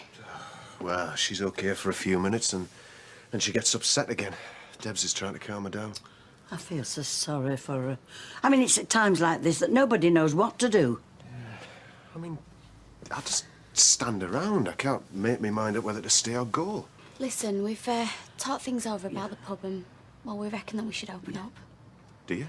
Yeah, we'll keep these doors shut, then nobody'll hear anything in any case. And the customers, well, they'll show respect. Yeah, because if we do close, then we'll only have to reopen and, well, that might be more of an ordeal for her. I mean, this way, Natalie can eventually slip back behind the bar, you know, in her own time. Yeah, I agree. It's best to carry on as normal. Yeah. Well, as far as we can. Yeah. Anyway, let us know if there's anything she wants. Yeah, Tell her we're thinking of her now. I will. Thanks. Haven't been up to anything, have you? Like what? Now, Kevin. Curly doesn't lust after other people's wives, if that's what you mean. Look, it doesn't have to be a jealous husband. It could be a possessive father or brother. Oh, not a brother. No, you would let me go out with a Boston Strangler, wouldn't you? That's because I'd feel sorry for him, because you could take care of yourself. Nah, it's a mistake. It's been put on the wrong car, that, mate. Yeah, that's what I thought, yeah. Right, I'll see you. Yeah, see you now. Did he buy anything? No, he came in with me, and I bought a pint of milk. Fantastic. Every little helps. Yeah, there you go. Cheers. Bye. You're full of the joy today, you, aren't you? Thanks to you. Well, I am delighted to hear it. Vinny told me the news. He looks sick. I've told him to take some time off. Well, we've made him go for a good long walk. Well, he ain't gone very far. He's stood at the side entrance. Why? You'll do no good standing there. Look, he wants to be left alone. He'll sort himself out, love. How's Natalie taking him? She's in shock. I mean, we haven't seen her. At least she didn't see Tony's body. I caught a glimpse of what were left of it, and that were bad enough. Vinny practically fell on top of him. How is she? Quiet for a minute, then sobbing. She can't pull herself together. And I was looking for the brandy. Oh, I'll get it for you. Look, pour a large one, love. You make sure she drinks it. Tell her we all... Oh, I don't know. Look, there's no need to tell her anything, love. Can I see her? No, she's not ready to face anyone yet. I suppose not. She's got our thoughts and sympathy. She knows that, doesn't she? Yeah. Do you know what I said to you before? No. About Baldwin fancying young bits of stuff? Oh, yeah, I recall some rubbish like that. Yeah, well, I were wrong, weren't I? Were you? Yeah. I mean, Mike took Bobby on, didn't he? So you've nothing to worry about. Well, what a relief. Oh, wrap that, will you, Gail? I need to change of company. No offence intended. None taken. 75p. Linda, I 75. I've had to get away from Maxine today. She is really, really annoying me. Count yourself lucky. There's only one of her. I've got a factory full of them. Cheers. Right. She must own that place by now. Baldwin and Sykes, enlightened employers and benefactors, huh? Well, at least their premises are vermin-free. So are mine. Well, almost. Have you got a problem? No, I haven't. Rats, is it, or mice? Shh. Cockroaches, they're the worst. Listen, I haven't got cockroaches in the salon, no. Only mice. A mouse. One mouse. There's never only one. There is. What to bet? You can come and count them if you like. I mean, it's a bachelor or a spinster, but it definitely lives alone. I'll come. I won't count. But I'll get rid. No, would you keep your voice down? Ow. Aye, well, I've got a device. Oh, what's it do? Aye, that'll be telling. Oh, for goodness sake. Oh, it could work. Be rest assured. Give it a try, ma'am. Roy would if any turned up here. Oh, dear. Well, come to the salon after we close, but keep your mouth shut, OK? Audrey, your troubles are over. Are they really? Oh, don't look so miserable. I'll give you your money back when I can. It's not that that's bothering me. Well, what is it then? Jim. Oh, he's not touched you for a few bob and all, has he? No, worse than that. Does he want the lot? He's asked me to live with him. Oh, Gwen, that's old news. You've already said no. Yeah, I know, but he's asked again. Well, tell him no again. We'll keep on asking. Well, all right, say no a couple of times and then say yeah. No. What? I don't want to live with him. Well, not at this minute you don't, but he'll wait for you. Yeah, well, he can wait till the cows come home. I mean, I like him, he's good for a laugh, but... But what? That's it. When we're together, the earth doesn't move, the lights don't flash, stars stay in the sky. Oh. Yeah. Oh. I don't want to see you. She hasn't slept. I'm sorry. Every time you come here... The worst is over, Mrs. Barnes. You have my sympathy. Do I? It's your job. You don't really care. He was your son. I expect you to be upset. Upset? Nevertheless, there are things we have to discuss. We will need to carry out a second post-mortem. What for? It's procedure in a case like this. Now, if there's anything more you can remember... She hadn't seen Tony for months. He visited his father in November and his mother in December. She could have been the last person to see him alive. Well, she knows that. Can't you see it's tearing her in two? I've no certain knowledge of Mrs. Barnes's emotions. But I'd appreciate it if she talked to me this time. You know who did it. It was the same men who killed Des. Do you have proof? Proof? Throughout the inquiry into your husband's death, you were less than forthcoming. This time, if you have evidence, present it to me. You know who did it! I don't. Do you? For sure? Do you mean, was I there? Eh? Did I see it? Did I stand there and watch? If you did, tell me now. Hey, listen, you have no right to... I appreciate your concern, but you don't know what happened. You weren't here last time. If I had been, I'd have told you to get out. Anything your sister doesn't face today, she'll face later. Just leave, before I lose my temper. I'll leave. But my inquiries will continue. When I eventually come back, I'll have more queries to put to Mrs. Barnes. And at that time, no matter what the circumstances of the day, she will be obliged to answer.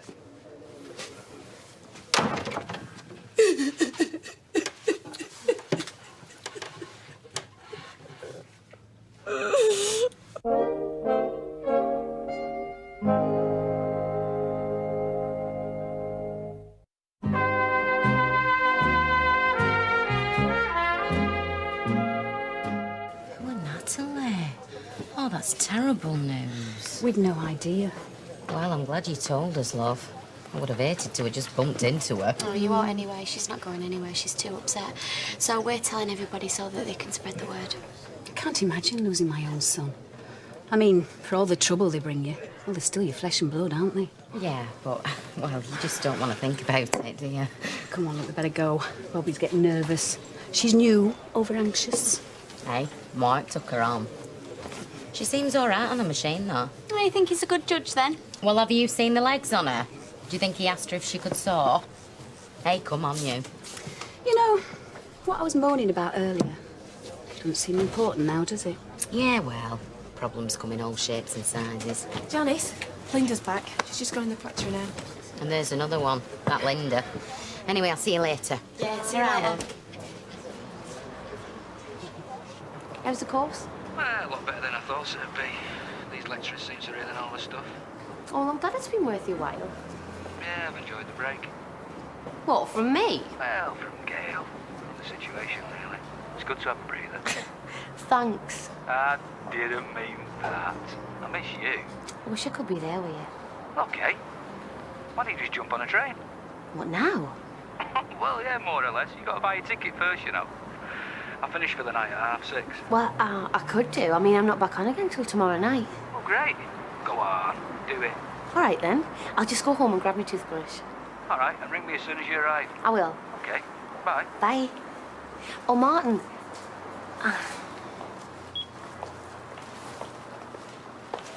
Rebecca! Hi! Hello, Gail. What a surprise! Yeah.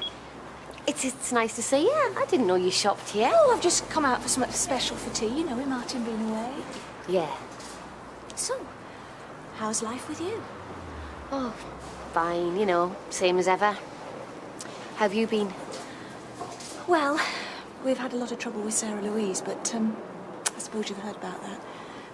Yeah, I did hear. I'm sorry. Well, I've come to terms with it. At least, I'm not in shock anymore. Yeah. I've accepted it. Well, she's very young. Oh, when I think how young, I could scream. Anyway, where are you going? Oh, nowhere special, just back to the nurse's home. Have you time for a coffee? I haven't really. I'd like to thank you for taking care of Martin. Things really got to him, and I know you took the strain at work. Well, we're mates. I know he's grateful to you. There's no need to be. I don't suppose he said. He keeps a lot of things to himself. Yeah. Well, if you've not got time now, why don't you come to the house later? We could have a drink.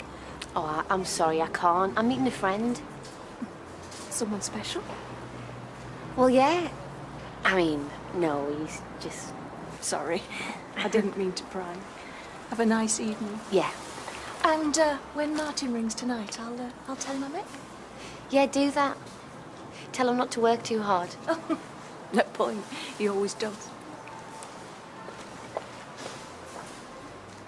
It'll be all right.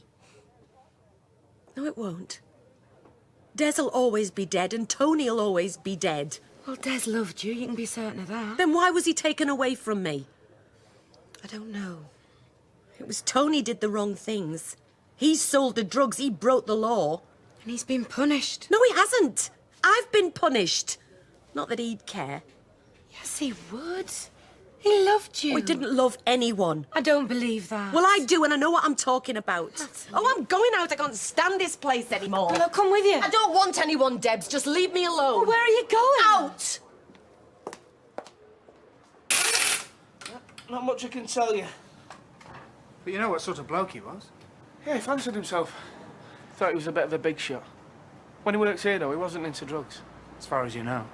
No, he's more of a clubber, you know. Bought himself flash car, flash clothes to impress the birds, like. Was he a good mechanic? He was all right. Just didn't want to put the hours in. Is that why he sold his share of the business? No, he drove too fast one night. Knocked a woman over, killed her. But he wasn't prosecuted. No. So why sell up? Well, the woman's daughter lived across the street. There was a lot of upset. She still live there now? Well, her husband is, Gary Mallet. Number 9. Judy died, September. Tony Horrocks doesn't seem to have brought happiness into anybody's life. Oh, well, at the end I didn't like him much myself. Thanks for your help. What if the paper looks like Neil Fern? I'll give it to him. Shut him up. A lot of kids do look like their fathers, don't they? Yeah. Well, they will do. I mean, we did it in biology. Right, I'm going home. I'll see you. Okay. Should we not listen to some CDs before your mum gets back? No, I'll see you tomorrow. Okay. It's my own recipe, is this? They love it. Oh, it stinks. Oh, not to a mouse. They can't get enough. Well, don't they just eat it and then walk back out again? Oh, no. Once they're in, they can't get out. See, they spend all night carousing. To a mouse, this is like a Gordon Bleu dinner. Yeah, let's just eat it up and fall asleep. And then what do they do? Die? Oh, no. You come and see the little treasures tomorrow morning. They'll have big smiles on their faces. Oof, well, I won't. Not at £5 a mouse. It's cheap at twice the price. I don't think so. Look, you've got to pay for quality service. If I don't catch any mice, I don't charge you a penny. Well, that sounds fair enough to me. £3 a mouse. A fiver, or I'm going home. Pat, it's one mouse. It's only £5. Oh. One insignificant banknote, and you've got peace of mind for life. Oh, all right. Yeah, you won't regret it. I'll do already. I'll fetch the rest of the traps. This had better be good. It is, and it concerns you. Oh. Vikram, no way am I lending you any money, OK? You don't have to. That's not what it's about. Look, whatever you're thinking of doing, right, I won't set you up, I won't be a partner, and I won't guarantee your debts, all right? Fine. No. Sit down. You've got the wrong idea entirely. Come on, then, let's have it. Uncle Sanjay. What about him? Well, I've been talking to him. He's been telling me about the minicab business. All right, so you're going to start driving for him? No, I ain't going no Leeds. I'm going to set up locally. Set up? You haven't got a minicab. Well, I'll get one. Well, what about radio and premises? Look, these are things that I need to sort. Out of your wages from Dev? I don't think so. Out of the proceeds from the house. What house, Vic? Our house. When we sell it. You want to sell our house and put the money into minicabs? Yeah. Well, I'll put my half into minicabs. You can do what you want with yours. Oh, thanks very much. Don't mention it. So what do you think? Another inspired idea, Vic. Fine, you sell your half. Let's see, what could you have? The front garden, the side garden, the back bedrooms, the utility, and a chunk of the attic, all right? Oh, don't be funny, Neats. It's a traditional semi. It'll never divide. Look, it doesn't matter, Vikram, because with one of the owners still resident, no estate agent will touch it. So you won't sell? I won't even think about it.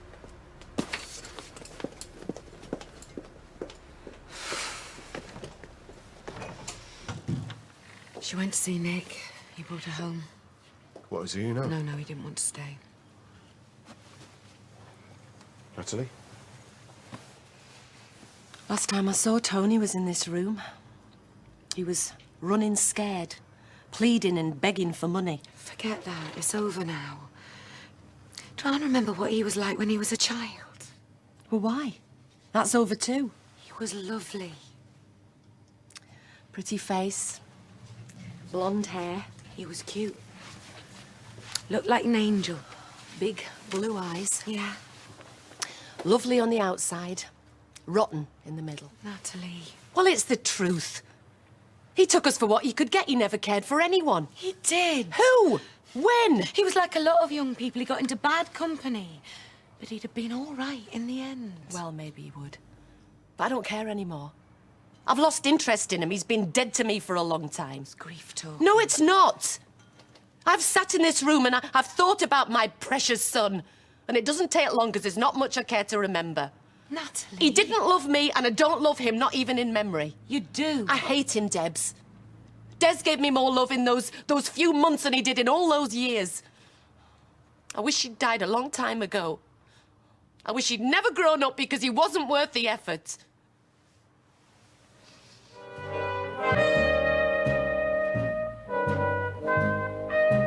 There we are, don't... Look, why don't you let me make you a nice bit of toast? Because I'm not hungry. You want me to open up for you?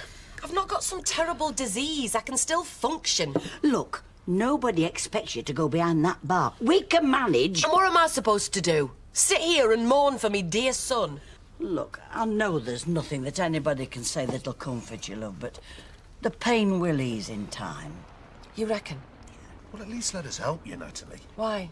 Because that'll make you feel better? No, because it'll give you some breathing space. Oh, and that's just what I need, isn't it? Time to sit and reflect on what a god-awful mess I've made of everything. Oh, don't talk so daft. You can't be held responsible for Tony's death. But what about his life, Betty? The man he grew up to be. I'm certainly responsible for that, aren't I?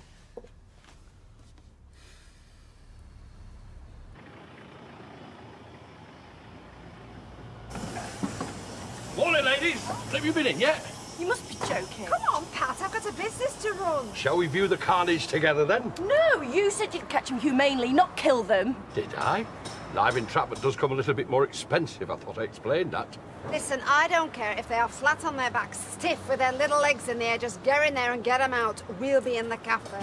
There. Don't you ladies worry. It'll be sorted out in a twinkling. Gary. All right. Can you give mine the once over if you get a chance? Yeah, no problem, mate. Oh, have you heard about Tony Horrocks? Yeah. I was thinking about going and seeing Natalie later on. And say what? I don't know. Mr. Mallet? Yeah, that's me. D.I. Reynolds. Can I have a quick word, please, sir? Don't let them beat a confession out of you. Don't worry, I won't. Clearly you know something of the nature of our inquiries. Yeah, you've dug Tony Horrocks' body up on Victoria Street. I know from our inquiries that he was responsible for the death of your mother-in-law. That was a road accident, years ago.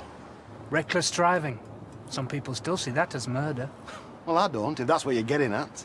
I'm not getting at anything, Mr. Mallet. Just trying to form a picture of how the deceased was regarded locally. He was regarded as a complete toe rag by them of us that knew him best. Yeah, he killed my mother-in-law, and just recently I lost my wife too. And if somebody's caught up with Tony Horrocks, he probably deserved it. But it wasn't me. And I'd like to get on now, if that's all right with you.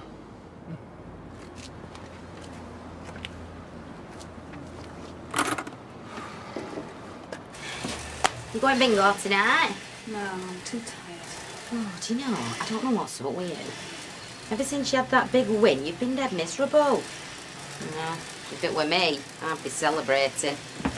That's why you're always broke, Janice. No idea about financial management. Aha! Look at her.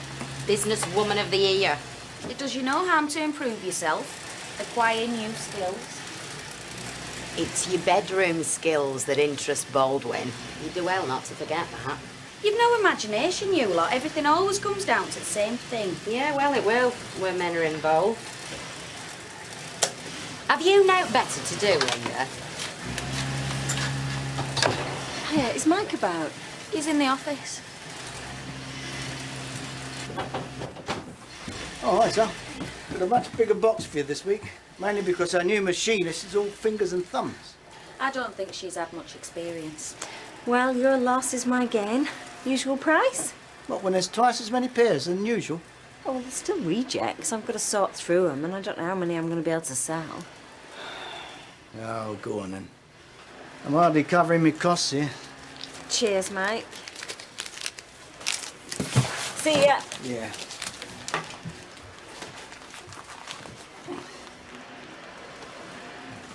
Well, go on then. What am I paying you for? If you've got nothing better to do, get back on one of those machines.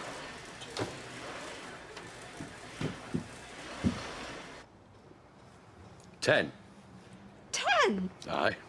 All humanely trapped, which at a fiver a mouse comes to 50 quid. Oh, you're having me on. You never caught 10 mice in this salon. Check 'em yourself if you like, Mrs. Roberts. No, thank you. Just pay him, Audrey.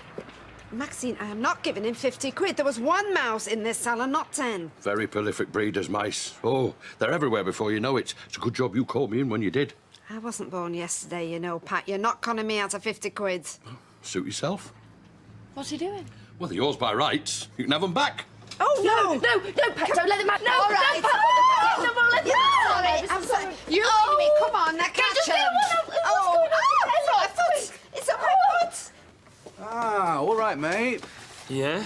Well, what's wrong with you? I thought you had your escape all planned. Sorry? No more stock taking, no more shelf stacking. According to Uncle Sanjay, you're going into the taxi business. Oh, you lot gossip like old women, don't you? Yeah, well, if my star employee's just about to leave me, I'm bound to take an interest, right? Yeah, well, I'm not. So you've got now to worry about. Uncle Sanjay thought you were pretty sold on the idea. Maybe it was. Yeah. But then I realised setting up your own business takes money. Right, so why didn't you come to me? Well, that's a laugh, Dev.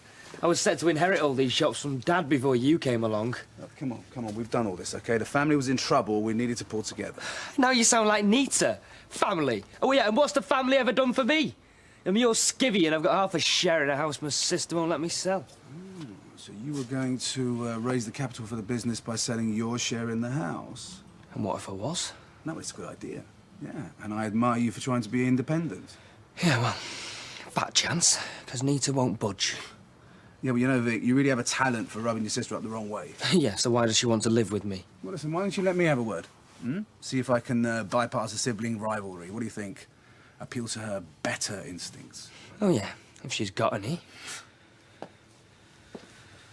Why don't you just pay him, Audrey? 50 quid? Maxine, there were never 10 mice in the salon. Well, there are now.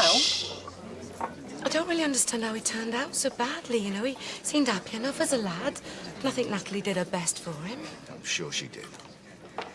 But sometimes that's not enough. Wish I could convince her of that. You think as a parent that you're in control, but you're not. Sooner or later, the outside world's going to get stuck into your kid, and you can't protect them, or reason with them, or stop them. And the more you try to do what you think's best for them, the more likely they are to despise you for it. Is that what happened with your son? Partly. But I haven't had to bury my son, and I find it hard to imagine how that'd feel. Debs, I thought you were supposed to be sick. Oh, I'm sorry, Audrey. I was going to pop in this morning and explain. Oh, dear, what's happened? Somebody died. The police have dug up a body in Victoria Street, haven't you heard? Oh, not all that nonsense about Fred's grandfather, for heaven's sake. It's been identified as Natalie's son. Oh, Tony's dead? Mike, I've been thinking. Ooh, that sounds ominous. Is it going to cost me any money? Actually, I think it might make you some. Oh, then I'm all ears. Why do we give all our seconds to Sally Webster? I don't give them to her. I get the cost of the material back and some of the labour. Better than throwing them in the bin.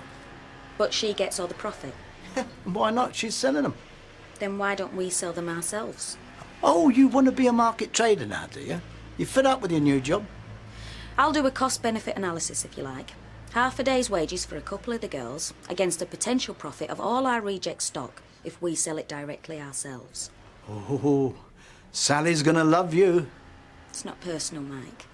It's business.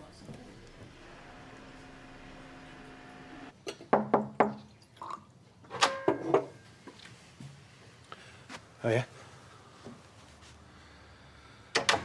I Came round to offer me condolences. I thought after what happened to Judy's mum, you'd be glad to see him dead. Oh.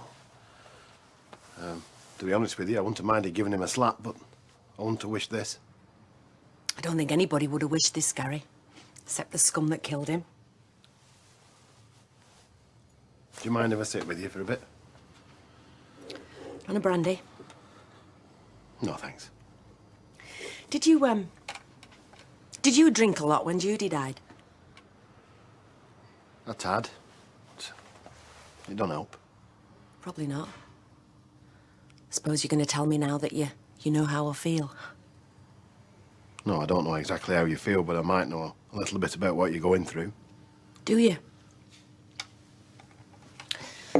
I wished him dead, Gary. Me own son. Can you imagine that, eh? Little Billy grows up, and one day you look at him and you want to kill him. No, I can't imagine that. I think it'd make it easier, but it doesn't. Just wondered if anyone fancied a cup of tea. I think I'm way beyond tea, Vinny, but you could get me another bottle of brandy. Do you think that's... Right, well, I'll fetch you one then. Everyone's tiptoeing round me. I must be in worse shape than even I thought. Terrible business.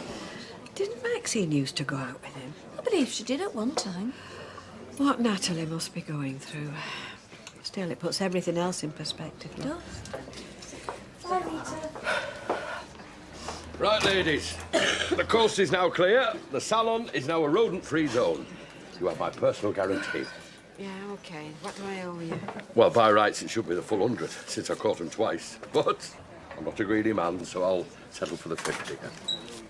Up. Come on, sweetheart, come on. Yes. Looking for Mrs. Platt? You found her. What can I do for you? Mr. Ferns.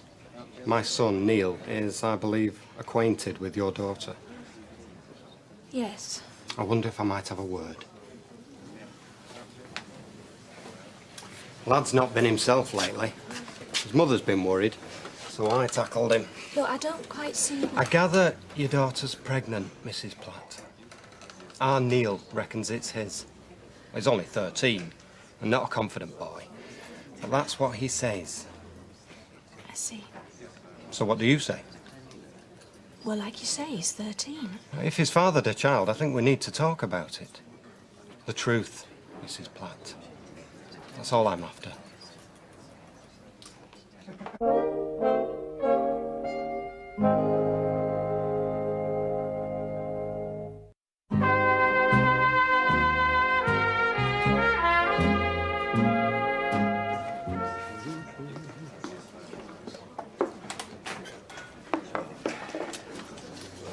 Hello. I saw that mouse trick before. Nice. All right. Where'd you get him? What do you mean? Oh, come on. My dad was pulling that rat catcher trick years ago. I didn't think people still fell for it. Mrs. Roberts had some mice in her salon.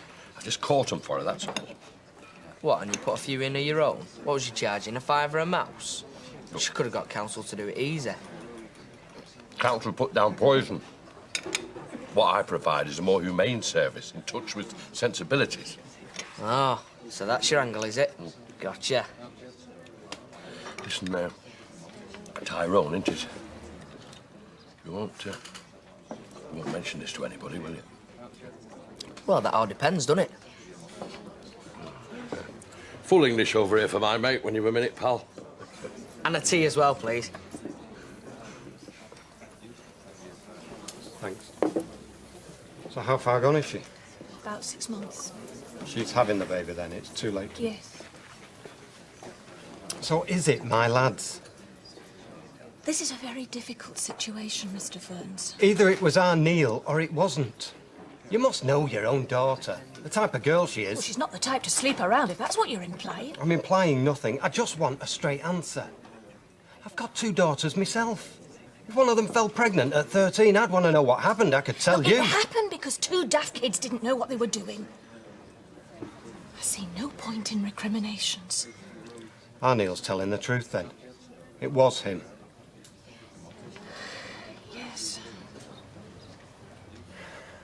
At least we know where we stand. But like you say, they're both very young, and Oh, don't you worry, Mrs. Platt. I'm not a man to shirk my responsibilities. If your daughter is having my son's child, I intend to do the right thing and stand by them. My wife and I will play our part. Right, Gwen, mine's a vodka. What are you having, love? Same. What are you telling me for? It's not my round. You haven't spent all that money already, have you? No, but there's other things I might like to spend my money on. Yeah, well, come on, get your money out. Aye, if I had a big win, I'd be pleased to buy a few rounds for me mates. Hey, girls. If you're buying, mine's a pint. Yeah, well, I'm not buying. You can buy your own flaming drinks, because I'm sick of being taken advantage of. What's rattled her cage? Oh, don't ask me. Hello, what are you doing here? I want to know what you think you're playing at. Me? What are you on about?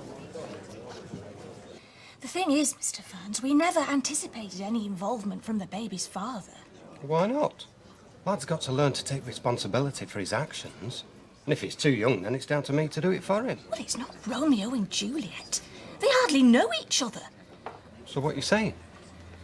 Sarah Lou is having this baby. There's no way round that. You have a choice. Do you seriously want your son saddled with fatherhood at his age? Of course I don't. Then why involve him? We're prepared to take full responsibility for this child. It'll grow up as part of our family. It'll want for nothing. My husband has a very good job. We'll manage very well. I'm sure you will. But I do want to be fair. Why should you carry the can? You said you wanted to do the right thing. Well, what is the right thing? Give your son his childhood back, Mr. Ferns. He's a boy who made a mistake. I can see you're a very decent woman, Mrs. Platt, and I appreciate your attitude. Well, I think it's best all round, don't you? If you're sure. I'm sure. What will your husband say? I don't want anyone thinking I tried to duck out of it. You're doing what you think is right for your child, and we're doing what's right for ours. It's nobody else's business. You're right. Oh, thanks for the coffee.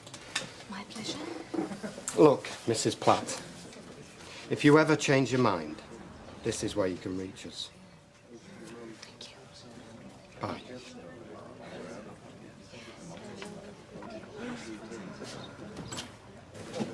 Look, it doesn't make any sense. I mean, why would I leave a note on your windscreen? How should I know?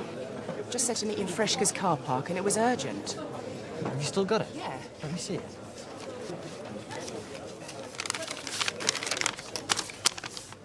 That's nothing like my handwriting. I don't know what your writing's like. I sat in that car park for over half an hour. Then I asked someone in the shop. They said you'd gone and I'd probably find you in here. Wait a minute. What?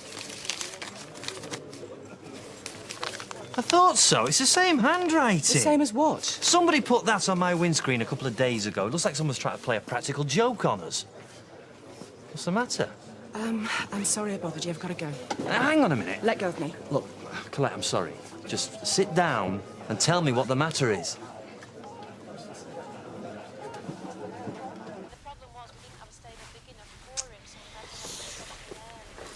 I had a visitor today. Neil Fern's dad. What did he want? To do the right thing. Oh, you don't mean Neil's been gobbing off to his dad, do you? I don't think it was quite like that. So what does this mean then? More people with questions? I am sick to death of having to explain myself. You don't have to talk to anybody you don't want to. Yeah, but Mum, it's nothing to do with anyone else. It's my baby. I know. Can you imagine it? Being stuck with Neil Ferns for the rest of my life. Can you imagine Neil Fern's mum and dad sticking their oar in when the baby's born? Oh, no way. I've got enough interfering relatives of my own. Well, I think I managed to persuade Mr. Ferns that it might be better if Neil didn't get involved at all. Is that all right? Yeah. It seems to me that some old boyfriend of yours has got the wrong idea about us. How'd you make that out? Well, I've been warned off. And you've been set up to sit in a car park for a couple of hours so you'll get annoyed at me. Any idea who it is? I don't know. How many hearts have you broken recently? None. Look, there's obviously been a misunderstanding, but this is the end of it, right? Yeah, all right, yeah. But you will let me know if anything else happens, won't you? Yeah. Bye. Yeah. Have the police said any more to you? No, Natalie reckons it was the blokes that killed Des, but they're all in jail. Well, these drug-dealing gangs, they make a lot of money, so they've got a very long reach.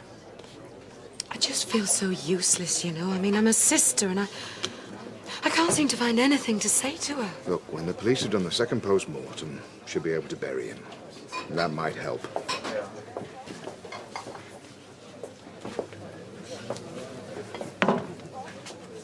Hey, you sure you want to be out here?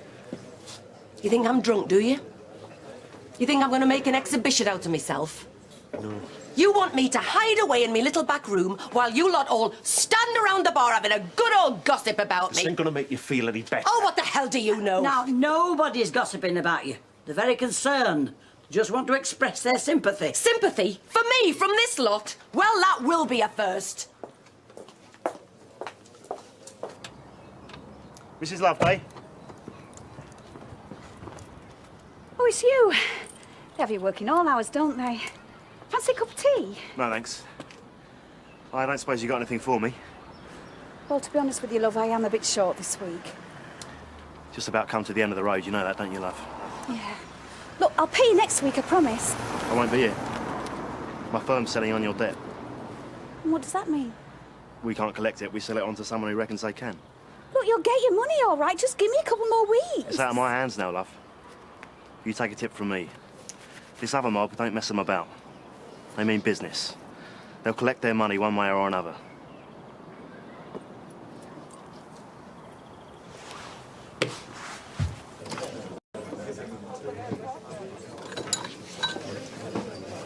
I read my horoscopes now and then, but it's a lot of rubbish, really, isn't it? The moon affects the tides, so why can't the planets affect our destiny? I mean, just because we don't know anything about it now doesn't mean that one day it won't be scientifically proven. So it's all in the stars, is it, Gina? Oh, well, there's free will as well, otherwise there's no point. Well, I don't seem to have had much control over my fate lately. Well, it might seem like It's all rubbish, Gina. Somebody dreams it up to sell papers and magazines to folk who are too daft to know any better. She's determined to pick a fight with somebody before the night's out. Yeah. Don't know what we're going to do about it, though. I don't. The cheek of the man. I mean, fancy coming into the cafe like that and announcing himself. Oh, I think he was quite genuine, Mum. Listen, take a tip from me. When that little baby's born, just put the mother's name on the birth certificate. There will be endless trouble otherwise. And you'd know all about that? Now, what's that supposed to mean? Oh, forget it. Gail, when you were born, lovey, it was a totally different situation. Was it? You didn't want my father's name on the birth certificate either, did you? Gail, that were different. You don't want this Mr. Ferns interfering. You said so yourself. The little baby will have you, Martin and Sarah Lou. That's the main thing. Hi, Sally. Oh, hi, Rita. Yes, Rita, what can I get you? Vodka and tonic, please, Natalie. And I'd just like to say how sorry I am for your loss. Why are you sorry? He got what was coming to him, didn't he? I mean, that's what most folk think round here, isn't it? No, I don't think they do. I certainly don't. Oh, spare me your hypocrisy, Rita. Tony was the scum of the earth as far as you're concerned. That's what you all think, except that nobody's got the guts to say it to me face. Come on, love, you've had a bit... Oh, don't you dare touch me. You're all a bunch of two-faced hypocrites, the lot of you.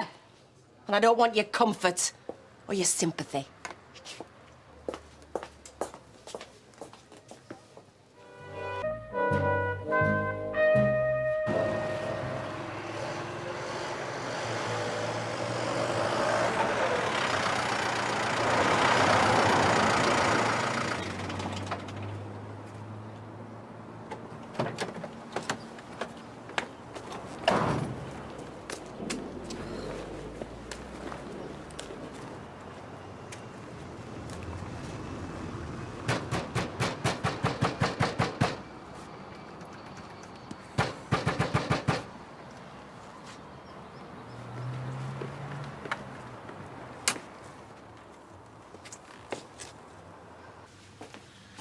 You spent the night on the sofa?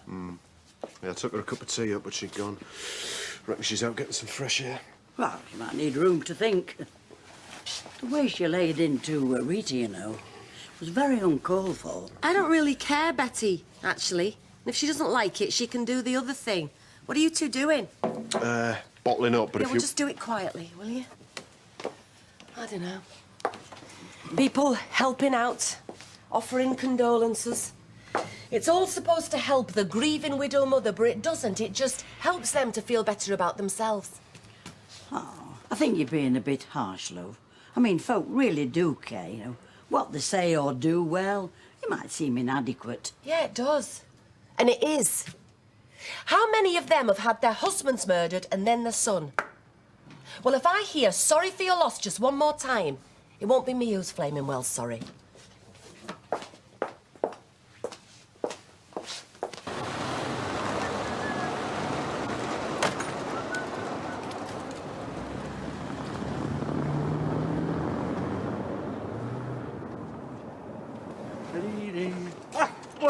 Morning. Problem? When did I park my car outside your house? Sorry? Well, did you notice if it was parked there last night?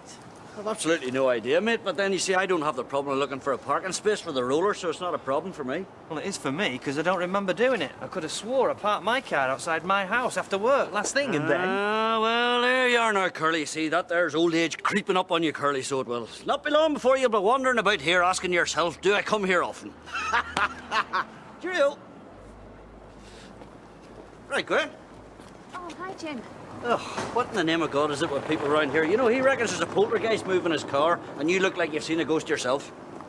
If only. Sorry? Nothing. Oh, listen, I'm glad I bumped into you. Look, Steve's away, so he is tonight, so why don't you come round, you know, stay over, eh? Yeah, maybe. But, well, I've got to go now because Baldwin's keeping an eye on the clocking in time. Oh, sorry. Well, look, if you don't fancy doing that, why don't we just go and see a film or something like that? You know, go and have a Chinese, something, eh? Yeah, I'll catch you later.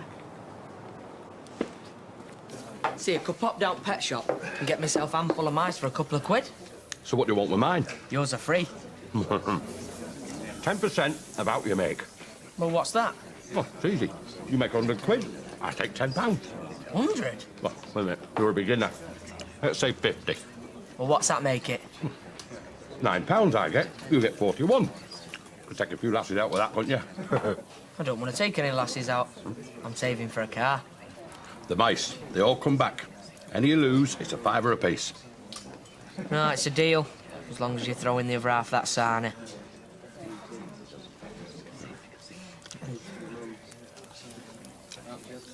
I don't know why you're still here. I wouldn't be. She said stuff like that to me. Well, if I walked away, she'd have had a go at me for that. I meant to do it to help her if she won't let us. Hey, Addo. I get it. Could you two manage here if I go and speak to her? I wouldn't. Oh, I'm sorry, I'm going to Jim. Yes, love. Pint of bitter, please, and whatever she's having. I'm with Vinny. Natalie doesn't know herself what she needs. Listen, my generation, you know, had to live through a war. It made a difference to the way we thought and the way we faced up to things. I'm glad for you lot, but it doesn't help when the bad times do come. Oh, hey up. It'll be bring back national service next. You do what you like, love, but if you want a bit of advice, hold your horses. See you later. Ta-da, Doc. Hiya, have you got a minute? Yeah? I bought you this. Thanks. Thought you might need it. Why? This deal you've got going with Underworld, taking our best seconds. Yeah, I'm doing really well with them. People keep coming back, telling me what a good fit they are. I'm glad to hear it. But see, it's got to stop. What else? This deal. Like you say, you're doing really well out of it, and I got to thinking. If you're trying to get more money out of me, Linda, you're wasting your time. Sally, don't kid a kidder. If you were doing that well, you'd pay more. Well, no, I wouldn't, actually. So you'd cut your nose off to spite your face? I don't think so. No. Anyway, it doesn't matter, because, like I say, I've been thinking. And I reckon if you can do it, then so can we. I'm not with you. We're going to open our own stall with some of the girls from the factory. I'm sorry, love, but that's business.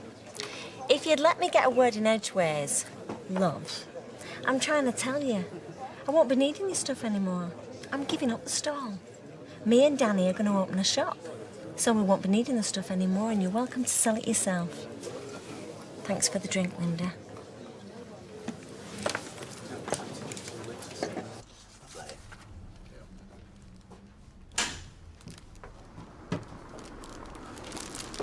I think I owe you an apology. Do you mean the tonic in my vodka wasn't slimline? Eh? Oh, no, Natalie. I think it might have been my fault. What might have been your fault? The way she turned on you. Well, it was me that put her in a bad mood. Listen, love, Natalie doesn't need anybody to apologise for her. Not that she'd be quick to do it herself, but, well, quite honestly, if I was in her shoes, I'd probably have a go at anybody who came into range as well. Have you seen this? What?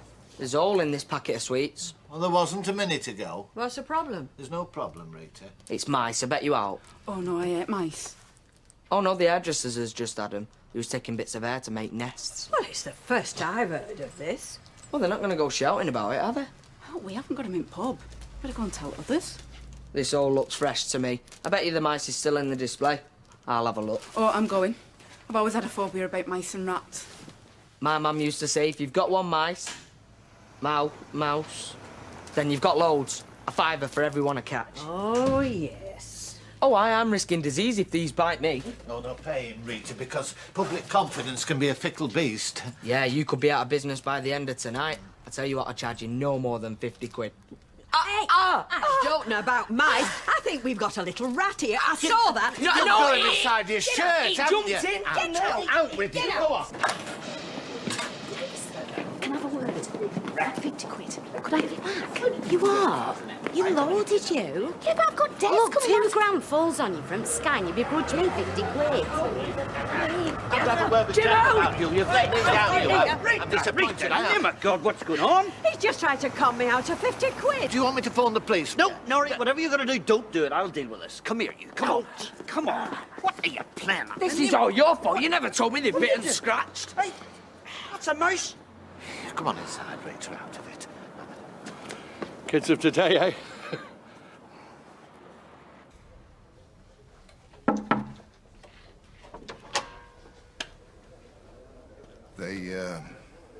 They said it were all right to come through.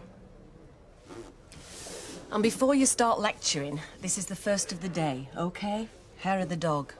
Hey, I've had all the lectures myself. I could quote them to you if you want. I don't want. Okay. No lecture, then. Just a chat. Suit yourself.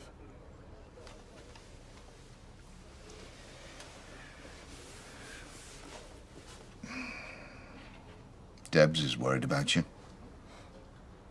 She's on a long list. You?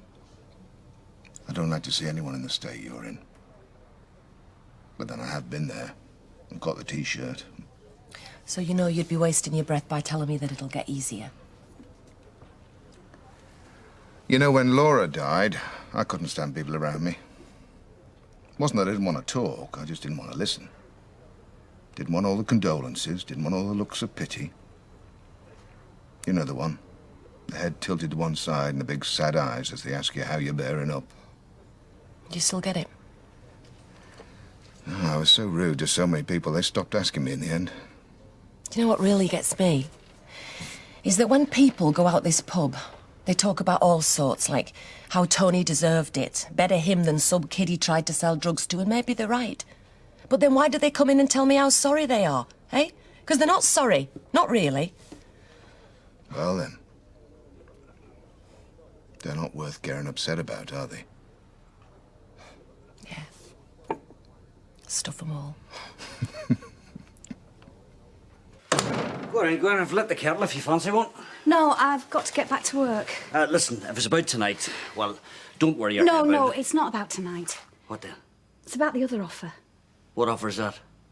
Moving in. Oh, Gwen, look, I knew it would upset you. I should have thought, don't mention it again, all right? Just forget about it, okay? No. Well, it's me who's been stupid. I've been thinking, if the offer still stands, I'd love to move in with you, Jim. Really?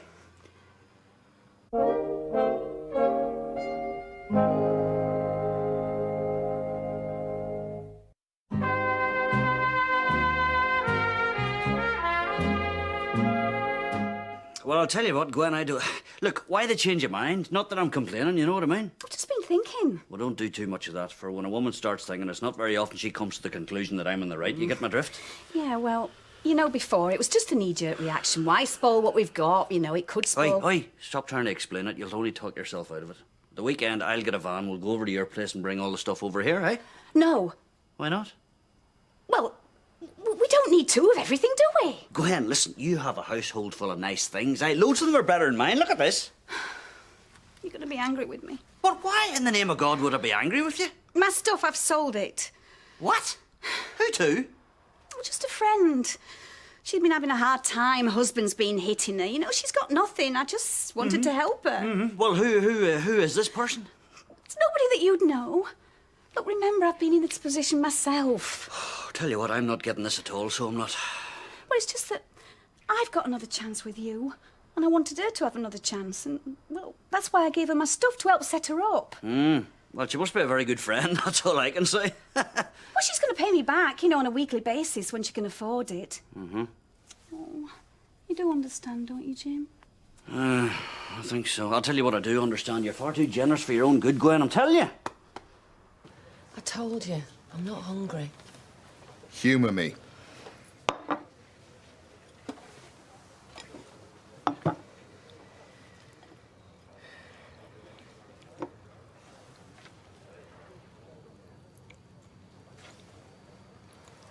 I've talked to the police. They said they've done the second post-mortem. Right. They explain why? They said that whenever they find who it was, so there's no dispute over how he died. So we can take him now. For the funeral, can we? Yeah. But I can't face all that, not right now. I can sort it out. I've got a mate. So if you let me and Debs, we'll make the arrangements. I know this might sound silly, but I want him buried, you know, buried properly. Why should that sound silly? Because of what those animals, whoever they were, what they did to him. Left him in that cellar. If he had to die like that, then at least he deserves the dignity of a proper funeral.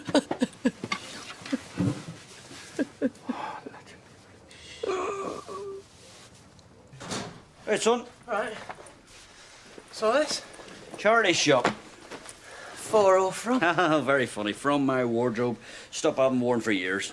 I can see why and all, and that's mine, thank you. Well, I'm glad to hear it. Otherwise, it would have meant I had put on too much weight since I bought it. So, what's it all for, then? It's a bit late for a New Year's resolution, or is this the Irish millennium? Oh, aye, very funny. No, it's from my wardrobe, actually. I need the space upstairs. For Gwen. Her stuff. You what? Gwen's stuff. She's moving in. Is she? And I thought she had a brain in her head. No, I'm very pleased for you. So, what about me, then? What about you? Well, am I supposed to just disappear? No, of course not. Dad, your mouth's saying one thing, your brain's saying another. Yeah, OK, look, I don't want to drive you out, neither does Gwen. You get my drift? No, it's all right. I need to get my own place anyway. Aye. I thought you two snogging over the breakfast table is enough to make me sleep rough. Thank you very much. I'll get out as soon as I can, then, yeah? All right, whenever. Beer? Aye, go on. I hear you've got mice, Audrey. Who told you that? A pest control expert. Yeah, well, I did have a mouse. One mouse, but it's been dealt with. Yeah, so did we. It could have been very expensive if we hadn't seen it for the scam that it was. A scam? Oh, yes. Mind you, you'd have to be a brick short of a hod load to fall for that one. A certain Tyrone Dobbs smuggled a mouse in here. Well, at least he tried to. Oh, right. Well, he's a chip off the old block, isn't he? I mean, no, I got an expert, Pat, the builder chapper. Oh, yeah, we saw him taking back his pet mouse from Tyrone. His pet mouse? Yes. In it together, I'm afraid. Oh, Audrey, surely they didn't get away with conning you.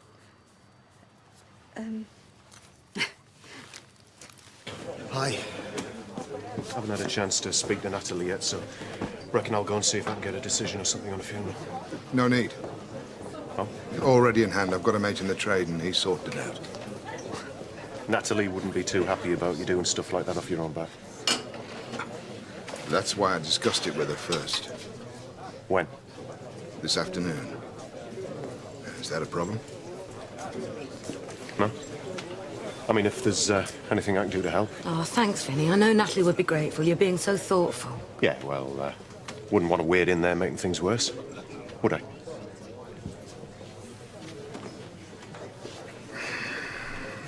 Now, I hope you two are going to join me in the Rovers so we can have a word with a certain builder. And speaking of the organ grinder... Well, I'm surprised you've got the nerve to show your face in here. Well, I didn't want to, but Jim said I had to say I'm sorry.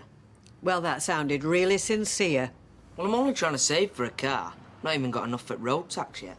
There's not much call for cars in prison, young man, which is where you'd be if I had my way. Yeah, well, I'm not the only one. You're out of 50 quid. Oh, but thank you very much for reminding me. Oh. Oh, you're just closing up. Hang on, unless you want me running after you with a policeman in tow. Hey, if that little devil's been blackening my name... I've said I'm sorry twice. Yes, and I'm saying I want my money back. You're not lumbering me with something that he got up to. Why not? You use the same flaming mice. Come on.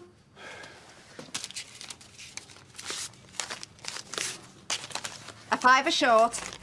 I did catch a mouse. Yes, and you planted it and all. Have it your own way. Thank you. If you just listen... Oh. I wish you'd hear me out. I did come out with one more mouse than I went in with.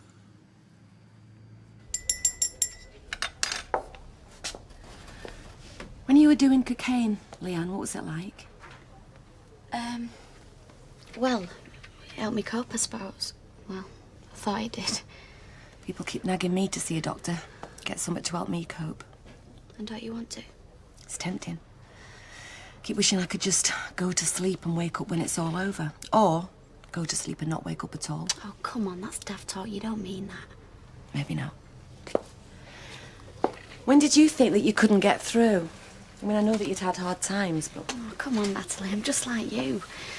I've seen you in here, hardly able to sit up because you're so tired. Then 10 minutes later, you're out there putting on a show for the punters.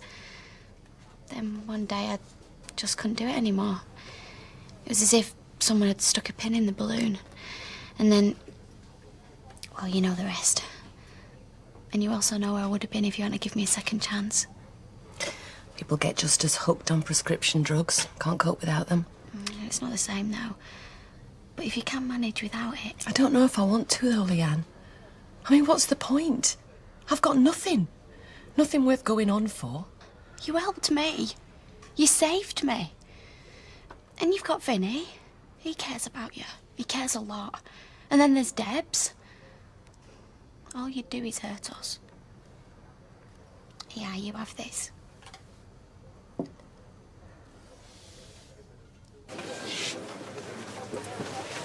Vinny, do us a favour, will you? Sure. Well, you know what my car looks like. The one you park outside your house? The very one. Nip outside and tell me if it's there. Can you just come in? Yeah, but... Look, this is a wind-up. No, there's a drink in it for you. If you're making me look a Burke... No, just go to the door, put your head out and tell me where it is. And when you come back, there'll be a nice pint waiting for you poured by the lovely Leanne.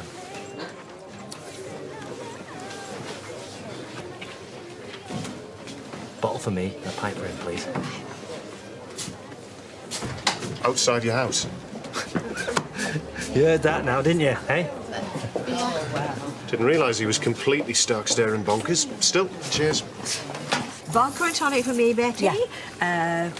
Gin and tonic for Audrey. Better make it a large one. And Norris. Oh, I'll have a sherry with you, love. OK, love. Natalie. I hope you're not expecting them on the house by way of an apology. I can buy my own drinks. Well, as long as we both understand that I'm not sorry for what I said. Can I get on with my drinks now? Yes, you're paying for them. I wasn't looking for an apology, was I? I don't know how you can give this place your custom after all that. Skin like a rhinoceros. You know me, Audrey. Yes, I do, lovey. Listen, why don't you come to the salon? Let Matt see and give you a facial. Just a Jew. Just a Jew. Come on, let's sit down. I hear you're going to be working on the market. You are? Not me, love. Well, Linda Sykes reckons you're going to get a stall and sell underworld stuff. Oh, she does she? Yeah, well, if she thinks I'm freezing my socks off on Weatherfield Market, she can go and take a running jump. Oh, well, I'm sorry if I've spoken out of place. Oh, no, love, don't worry. It's always good to know when them two are up to something. See ya. Yeah, ta-ra. Go in before I can have a go at you as well, Sally. I was on my way out, OK? Yeah, she was, Nat. I bet you're one of the ones who thinks I've got me just desserts. I'm a mother, Natalie. I wouldn't wish what's happened to you on anybody. I'm sorry you think I'm that petty. Another bosom buddy lost. Have you thought, Leanne, that if Tony was on drugs as well, if he needed them right so that he could deal with the type of scum that he had to do business with, what if he was just a frightened kid who got a bit out of his depth? Not even at this late. Yes, I know, but if he was, and if I'd helped him the way that I helped you to come off them... Please, Natalie, just give me a rest. Steve, what do you think, eh? Do you think Tony deserved to get his brains bashed in? Well, just leave me out of it, because I've only come in for a drink. Natalie, there's only 2 or 3 people that know that I had a problem, and, well, I'd rather it kept that way if that's all right. I'll ring his dad. Tell him that we're arranging the funeral. If you can manage. Yeah, I can.